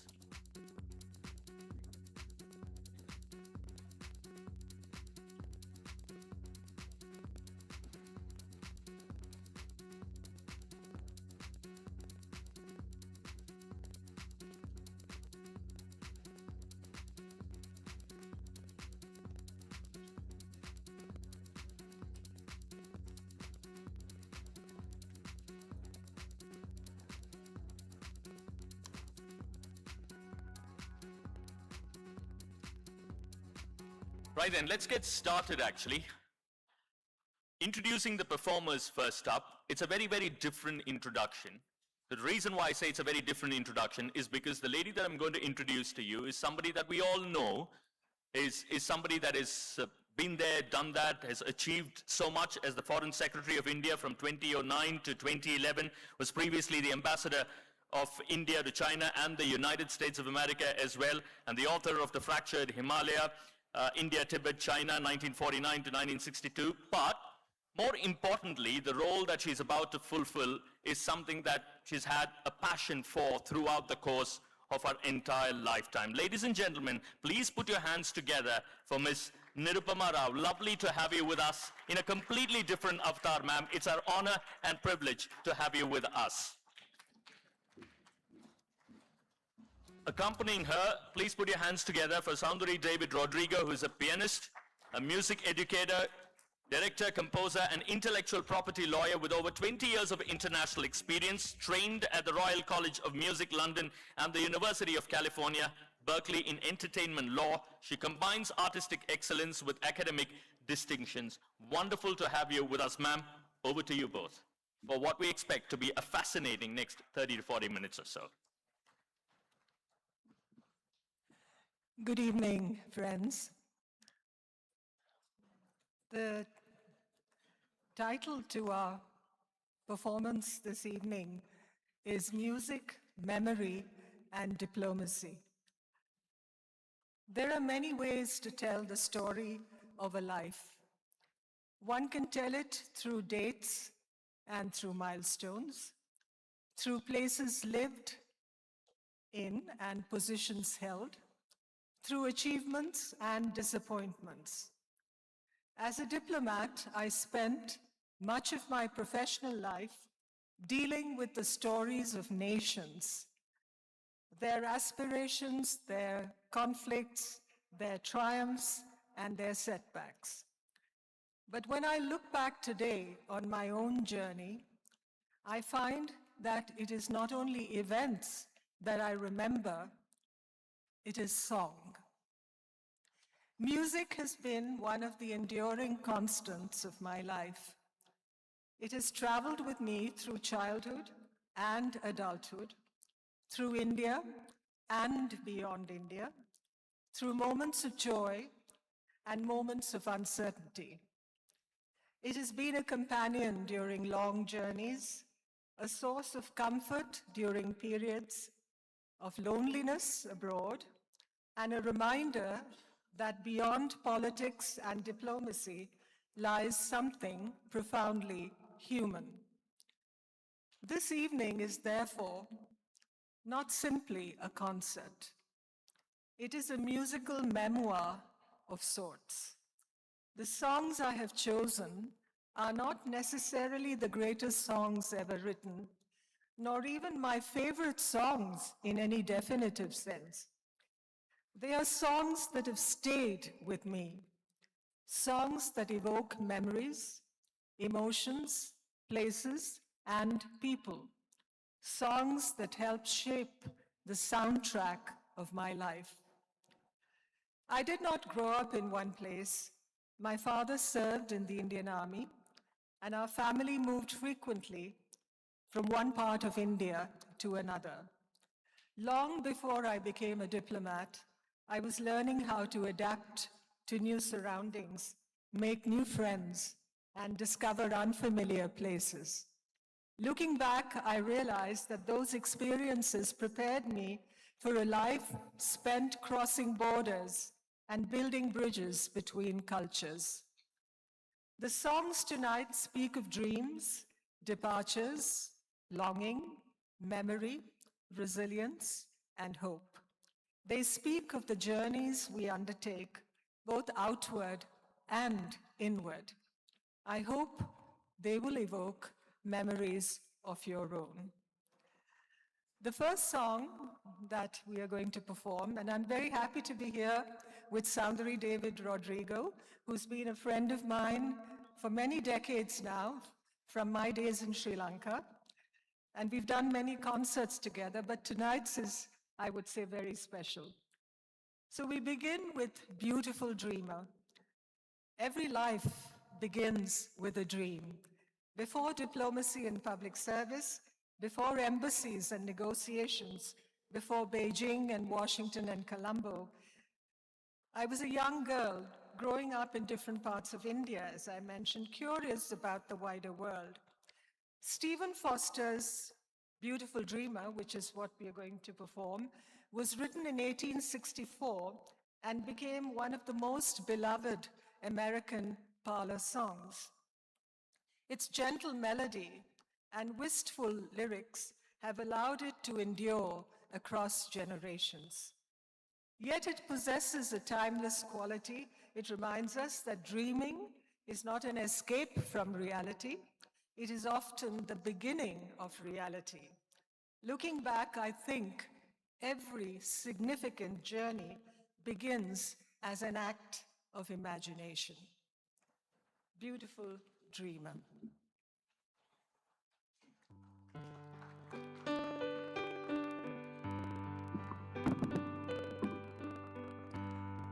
Beautiful dreamer, wake unto me. Starlight and dewdrops are waiting for thee. Sounds of the rude world heard in the day, lulled by the moonlight have all passed away. Beautiful dreamer, queen of my song, list while I woo thee with soft melody. Gone are the cares of life's busy throng. Beautiful dreamer, awake unto me. Beautiful dreamer, awake unto me.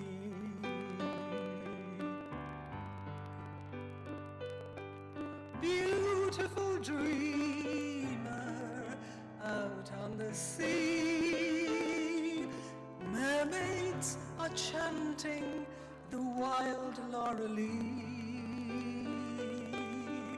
Over the streamlet, vapors are born, waiting to fade at the bright coming morn.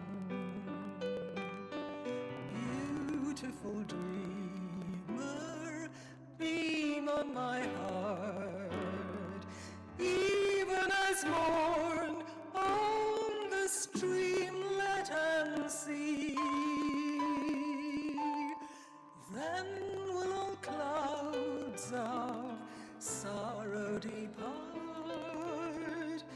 Beautiful dreamer, awake unto me.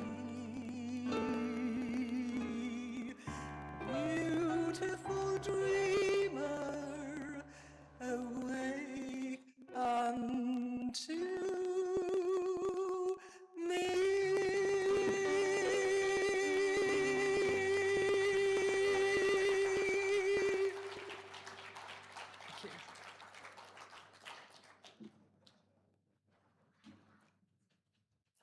I can give you the starlight. Now, diplomacy is often associated with elegance and ceremony. People imagine receptions, state banquets, and formal occasions. And certainly, these things exist.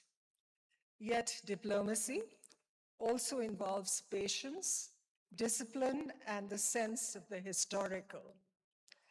I Can Give You the Starlight was introduced by the Welsh-born singer, actor, Ivor Novello, in his 1939 musical, The Dancing Years, and became one of his signature songs. Looking back, it is impossible to separate the song from its historical moment. Europe stood on the brink of catastrophe.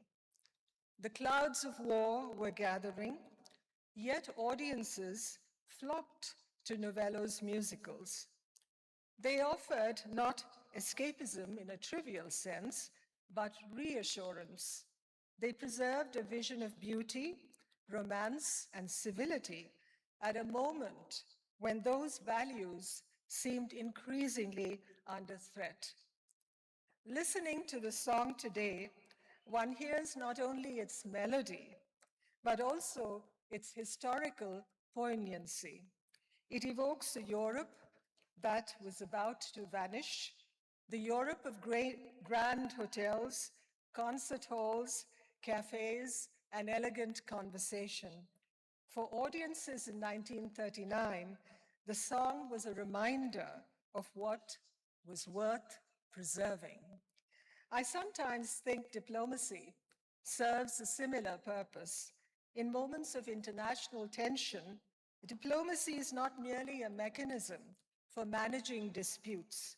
It is an assertion that civility, dialogue, and human connection still matter, even when events suggest otherwise. I Can Give You the Starlight. I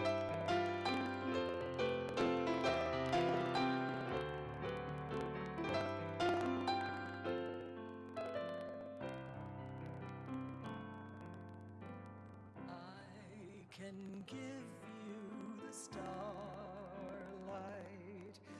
love unchanging and true.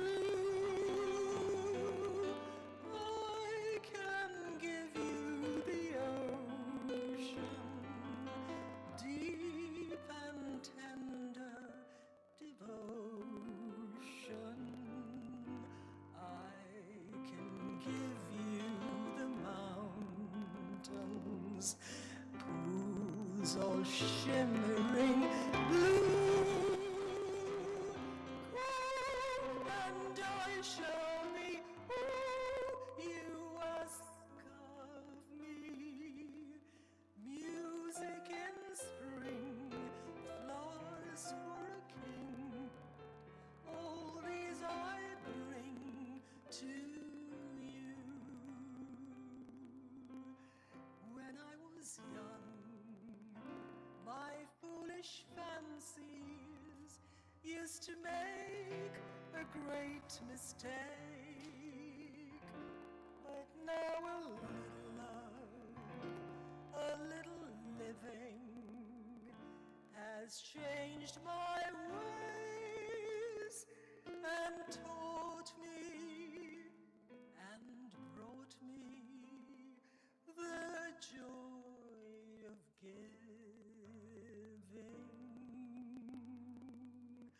I can give you the starlight, love unchanging and true. I can give you the ocean, deep and tender devotion. I can give you the mountains, pools all shimmering blue. Cool and I shall be all you ask of me. Music in spring, flowers for a king. All these I bring to you.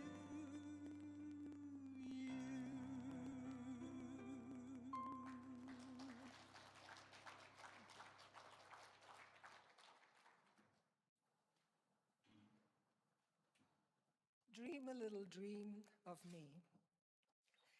One of the hidden realities of diplomacy is separation. Families are often divided by geography. Friendships must survive distance and time. Important moments in the lives of those we love sometimes unfold far away from us. Written in 1931 by Fabian André and Wilbur Schwant, with lyrics by Gus Kahn, the song gained worldwide fame through later recordings, especially by Ella Fitzgerald and the Mamas and the Papas. Diplomats become custodians of memory. We leave places, but the places do not entirely leave us. We carry fragments of them wherever we go. A street in Beijing, a spring evening in Washington, a conversation in Colombo, a friendship forged in difficult times. Dream a Little Dream of Me captures that gentle melancholy. It is about absence, certainly, but it is also about presence.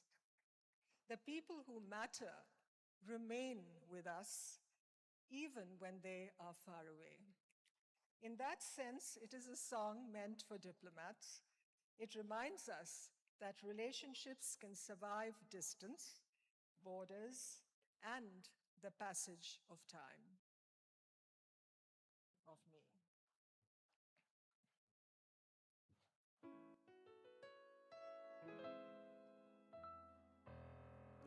Stars shining bright above you.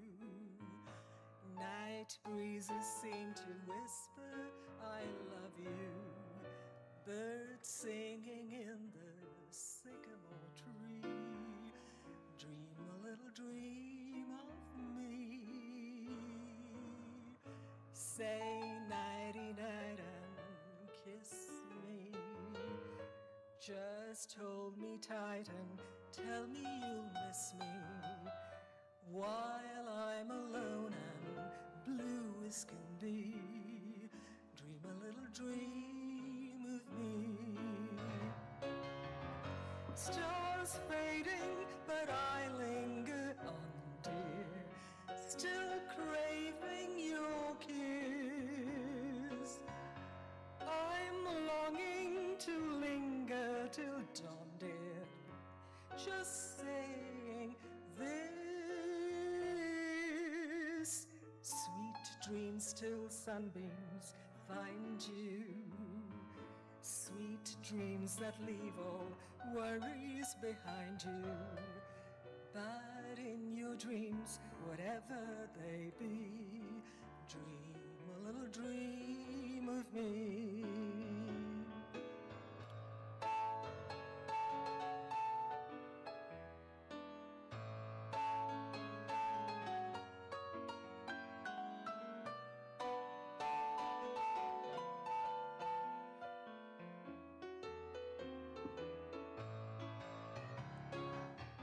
Stars fading, but I linger on, dear, still craving your kiss. I'm longing to linger till dawn, dear, just saying this.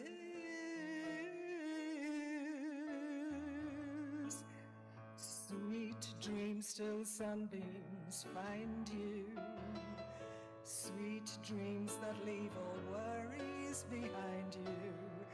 But in your dreams, whatever they be, dream a little dream of me.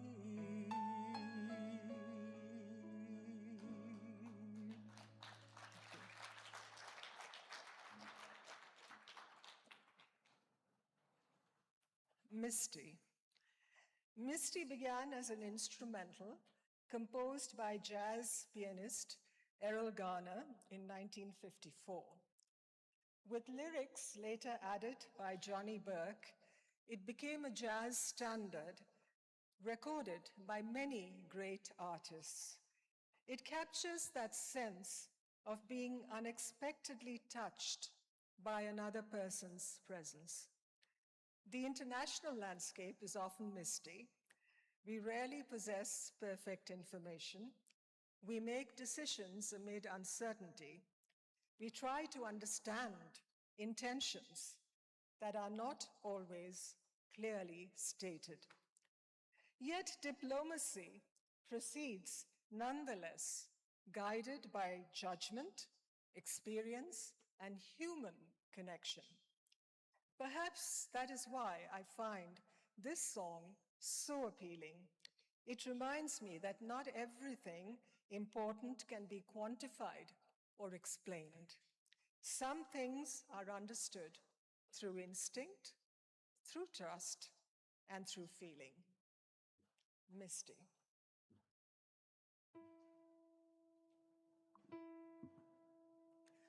Look at me. I'm as helpless as a kitten up a tree. And I feel like I'm clinging to a cloud. I can't understand. I get misty just holding your hand.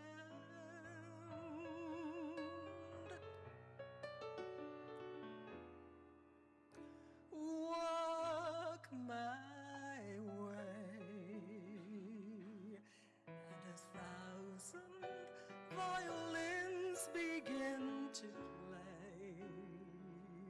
Or it might be the sound of your hello, that music I hear. I get misty the moment you're near. Can't you see that you're leading me on? It's just what I want you to do. Don't you notice how hopelessly I'm lost? That's why I'm following you.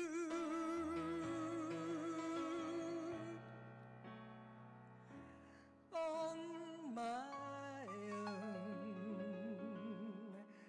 would I wander through this wonderland alone, never knowing my right foot from my left, my hat from my glove? I'm too misty and too much in love. Too misty and too much in love.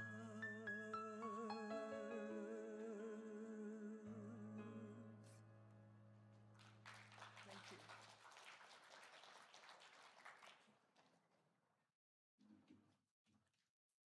It might as well be spring. Hope is one of the most underrated virtues. Diplomacy would be impossible without it. Every negotiation begins with the belief that differences can be reconciled. Every effort to build peace rests on the conviction that tomorrow can be better than today. Written by Richard Rodgers and Oscar Hammerstein II for the 1945 film State Fair, the song won the Academy Award for the Best Original Song and quickly became a classic. It is not really about spring. It is about anticipation. It is about feeling that something new and wonderful may be waiting around the corner.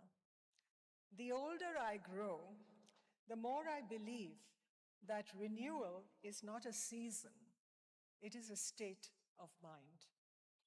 It might as well be spring.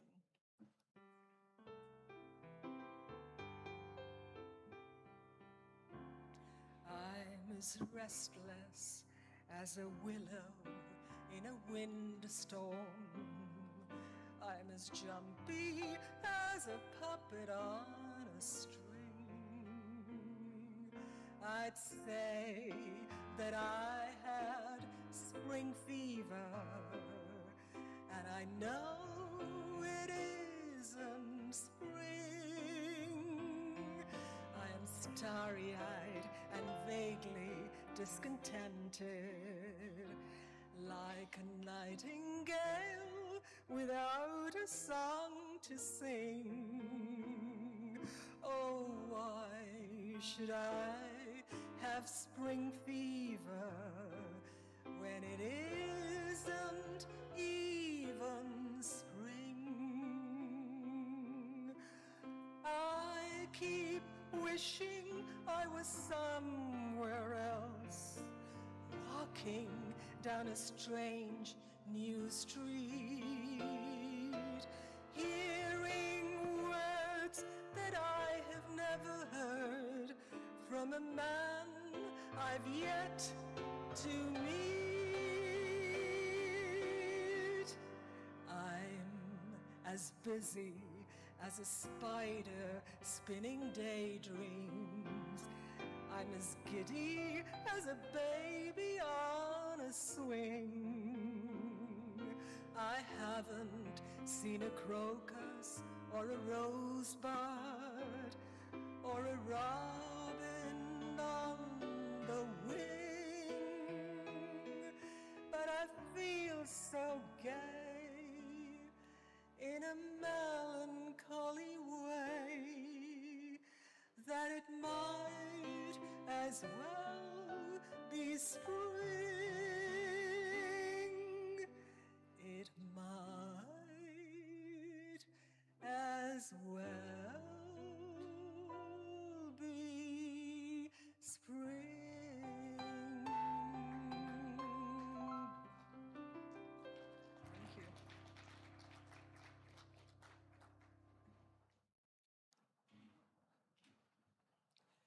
Once upon a December. Memory has its own geography. Unlike many people, I cannot point to a single hometown that defines my childhood.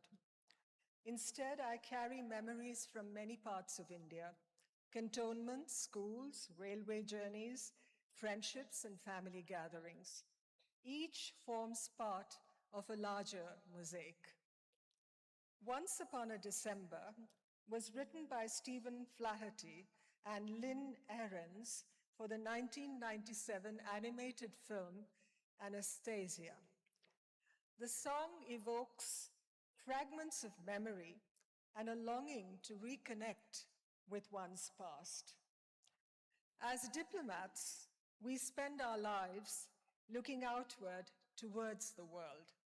Yet memory draws us constantly inward.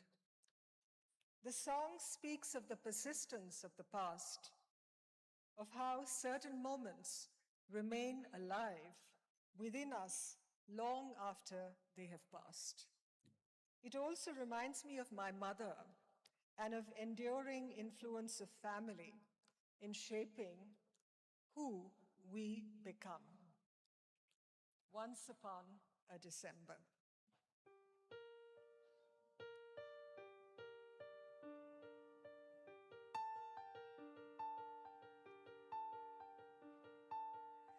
Dancing bears, painted wings, things I almost remember, and a song someone sings once upon a December. Someone holds me safe and warm. Horses prance through a silver storm. Figures dancing gracefully across my memory.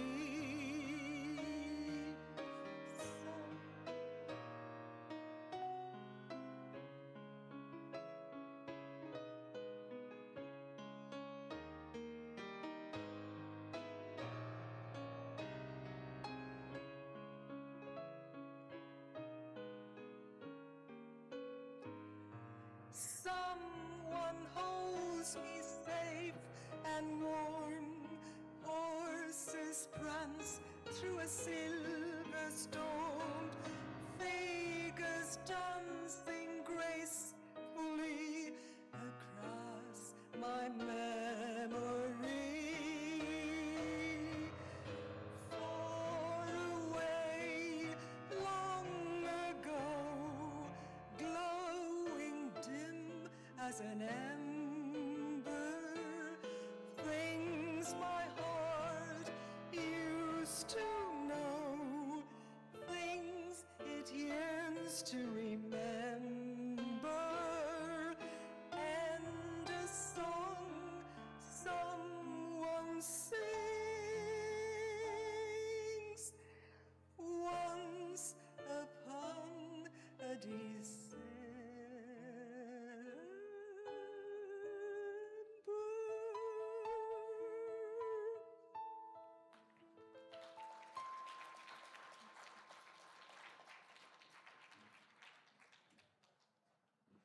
Tennessee Waltz. There comes a point in life when one begins to understand that change is not the exception. It is the rule. The world I entered as a young diplomat was very different from the world we inhabit today. The Cold War ended, new powers emerged, technology transformed communication and politics. The Tennessee Waltz was written in 1946 by Red Stewart and P.B. King and became an international hit through Patti Page's recording in 1950. Its simple story of love and loss resonated with millions. It is in many ways a song about accepting change with grace. Its simplicity conceals great emotional wisdom. Tennessee Waltz.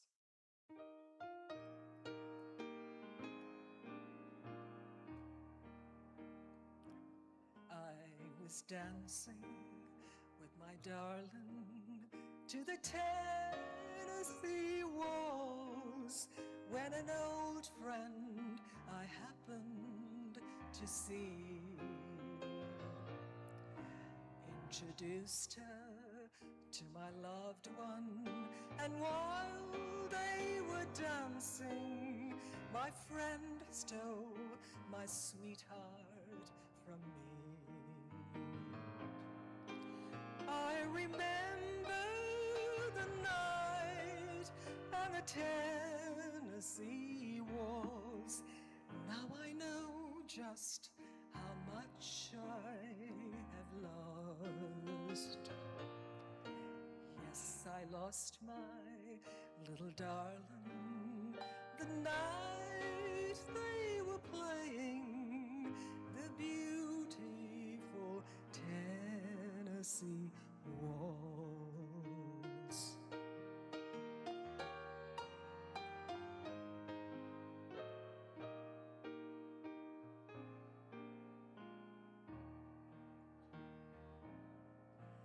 I was dancing with my darling to the Tennessee waltz when an old friend I happened to see. I introduced her to my loved one, and while they were dancing, my friend stole my sweetheart from me. I remember the night and the Tennessee waltz. Now I know just how much I have lost. Yes, I lost my little darling the night they were playing the beautiful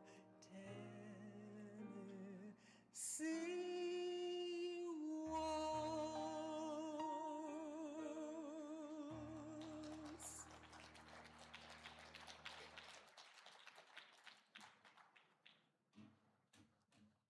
Something wonderful. One of the lessons diplomacy teaches is that people are rarely perfect. Nations are not perfect. Leaders are not perfect. Institutions are not perfect. Yet progress often depends upon our willingness to recognize possibilities rather than limitations. Something wonderful comes from the Rodgers and Hammerstein 1951 musical, The King and I. Sung by Lady Thiang, it expresses loyalty, understanding, and the ability to see beyond flaws. It celebrates the ability to see goodness despite imperfection. That strikes me as both a deeply human and profoundly diplomatic sentiment. Something wonderful.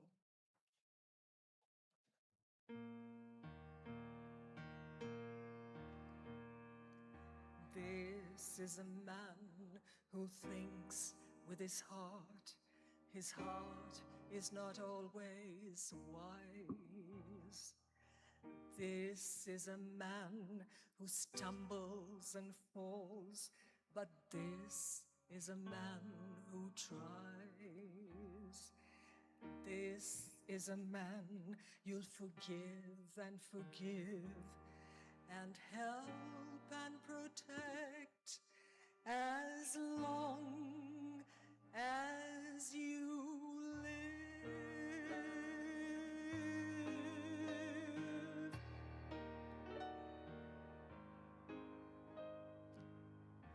He will not always say what you would have him say, but Now and then he'll say something wonderful. The thoughtless things he'll do will hurt and worry you. Then all at once he'll do something wonderful. He has 1,000 dreams that won't come true. You know that he believes in them, and that's enough for you.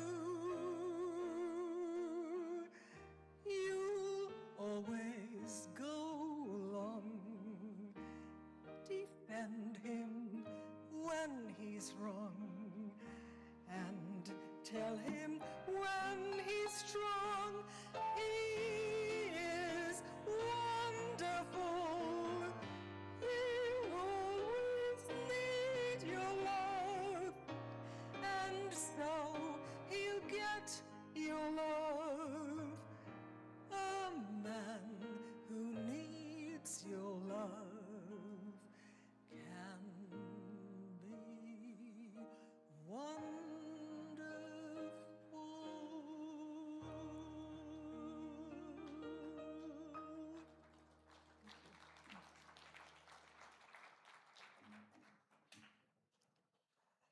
Of all the songs in tonight's program, the one that may speak most directly to the challenges we all face as human beings is the song I'm going to sing, Smile. Charlie Chaplin composed the melody for his 1936 film, Modern Times. In 1954, lyrics were added by John Turner and Jeffrey Parsons, transforming it into the song we know today. Smile does not deny pain. It acknowledges pain while refusing to surrender to it. As life unfolds, we all encounter disappointments, losses, and uncertainties. Yet somehow we find the strength to continue. That is the gift of resilience. Smile.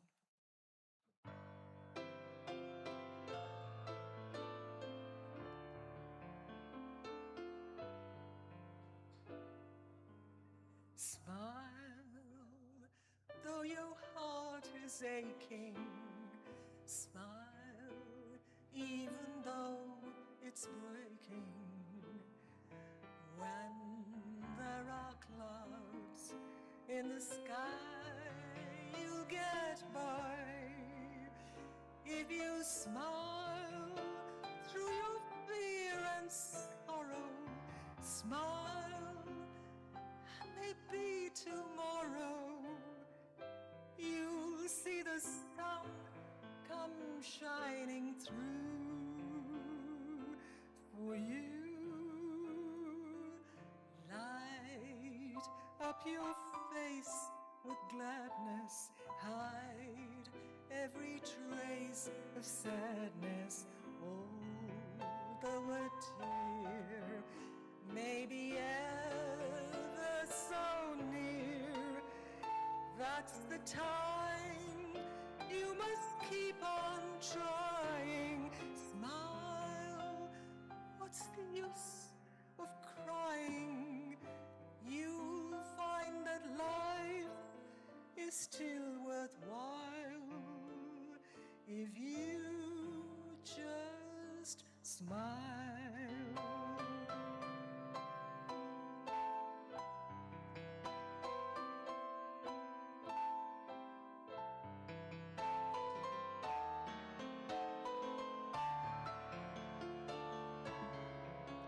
That's the time you must keep on trying. Smile, what's the use of crying? You'll find that life is still worthwhile if you just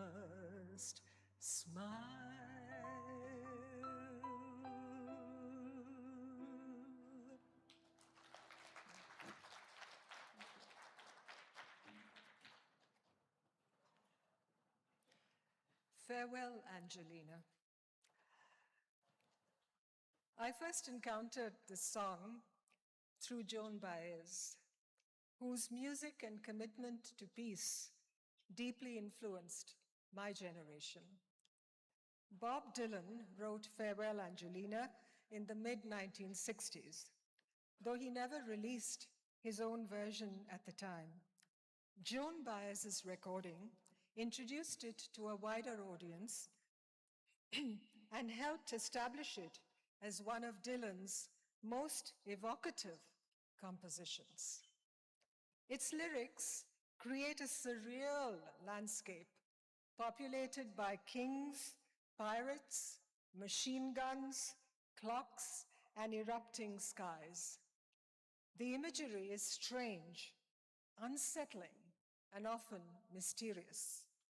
Yet listening to it today, one cannot help but think of the turbulence of our own times.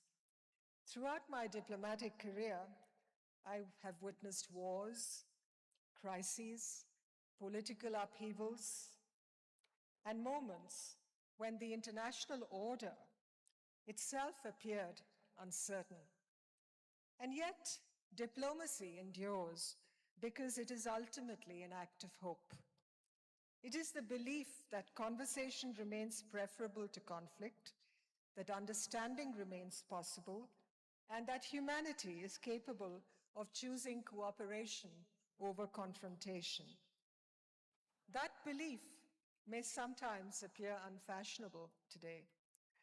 If Smile is a song of resilience, then Farewell, Angelina is the song of wisdom, the recognition that the world will never be perfectly ordered, yet we must continue to engage with it, understand it, and where we can, make it a little more peaceful. I think we have a lot of noise coming from that side of the room. Could we have a little silence, please? Sorry, that's my authoritarian cap, may I say.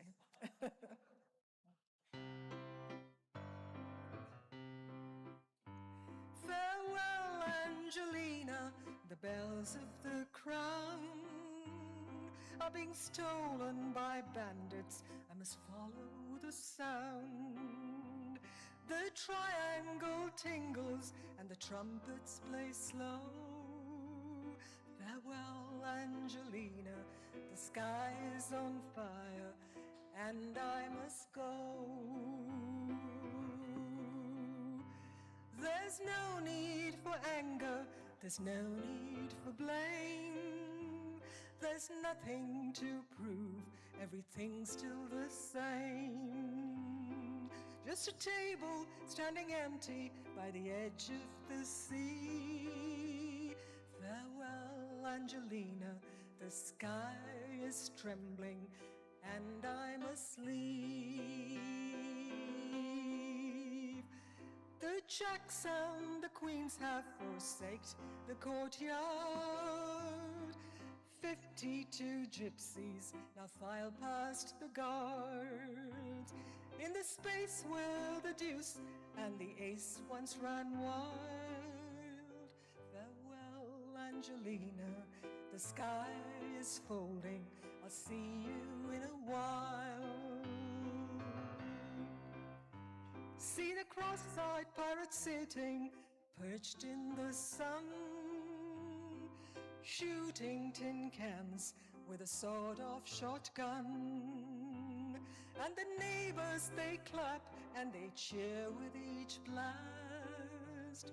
Farewell, Angelina, the sky's changing color and I must leave fast. King Kong, little elves, on the rooftops they dance. Valentino type tangos while the makeup man's hands shut the eyes of the dead, not to embarrass anyone. Farewell, Angelina, the sky is embarrassed and I must be gone. The machine guns are roaring, the puppets heave ropes. The fiends nail time bombs to the hands of the clocks. Call me any name you like, I will never deny it. Farewell, Angelina, the sky is erupting. I must go where it's quiet.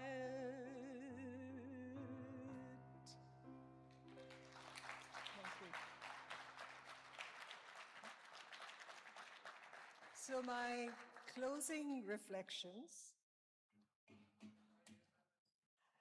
Looking back over the years, I realized that my life has been measured not only by passports and postings, but by songs. Songs accompanied, as I told you earlier, me through childhood. They traveled with me across continents. They comforted me during periods of separation and celebrated moments of joy. They reminded me of where I came from, and they helped me make a sense of where I was going. Diplomacy taught me how diverse a world can be. Music taught me how much we have in common. Politics often emphasizes difference. Music reveals connection. Diplomacy seeks understanding across borders. Music achieves it instinctively. Perhaps that is why music has remained such an important part of my life. It speaks to something deeper than nationality, ideology, or language. It speaks directly to what we all share, our humanity. So thank you for allowing me to share these songs, these memories, and these reflections with you this evening. For me, they form the soundtrack of a life. Thank you.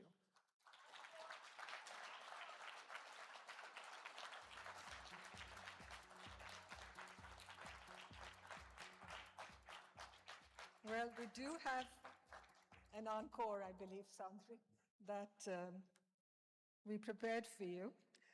And it's a song that I love very much. I hope you will like it too. The Place Where Lost Things Go. Since a life in diplomacy often involves leaving places and people behind, and I've said goodbye over the years to so many countries, colleagues and friends many times, I've learned that the most meaningful relationships do not disappear. They simply take up residence in memory. And perhaps there really is a place where lost things go.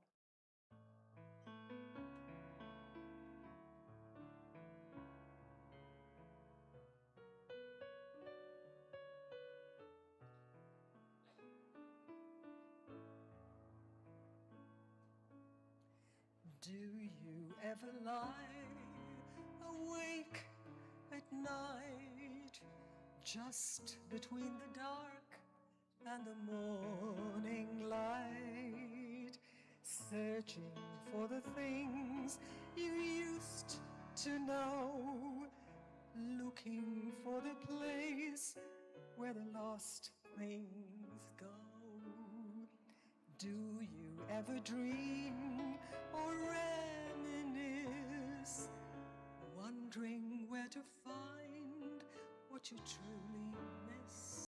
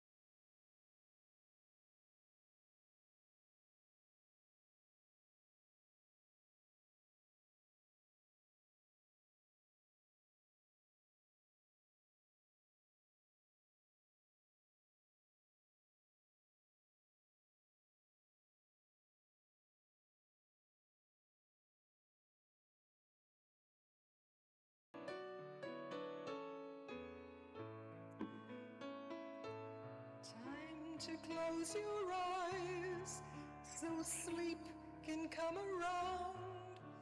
For when you dreamed, you'll find all that's lost is found. Maybe on the moon, or maybe somewhere new.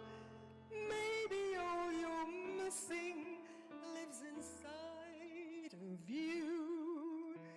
So when you need your touch and loving gaze, gone but not forgotten is the perfect phrase.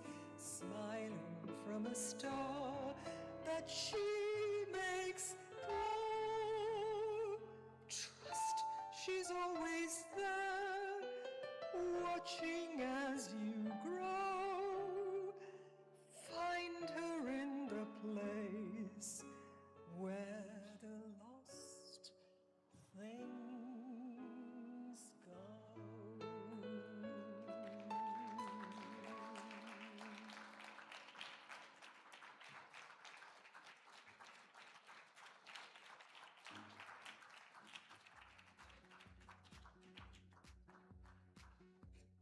Keep the applause going for two wonderful artists there. Just outstanding performance. Just the remarkable ease with which every one of those was rendered and how smoothly you went from one note to another was just astounding, to say the least. Thank you so much, ma'am. Thank you so much, Soundari.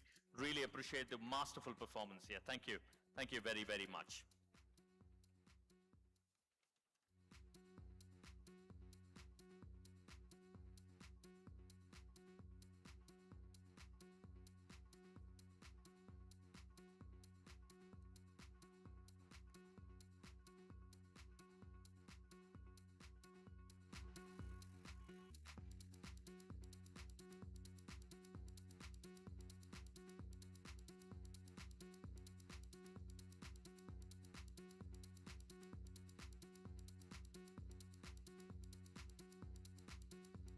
I'm sure you enjoyed this performance as much as I did, and I'm sure you enjoyed what transpired over the course of the last 2 days. Thank you so much for being a part of the Hindu Huddle 2026.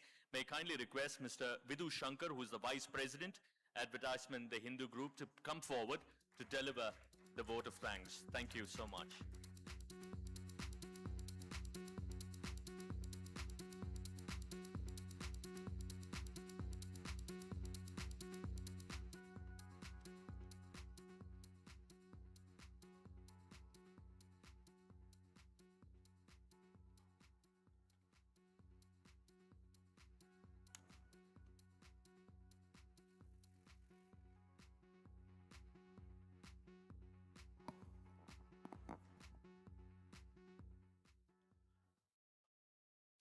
Good evening, everyone.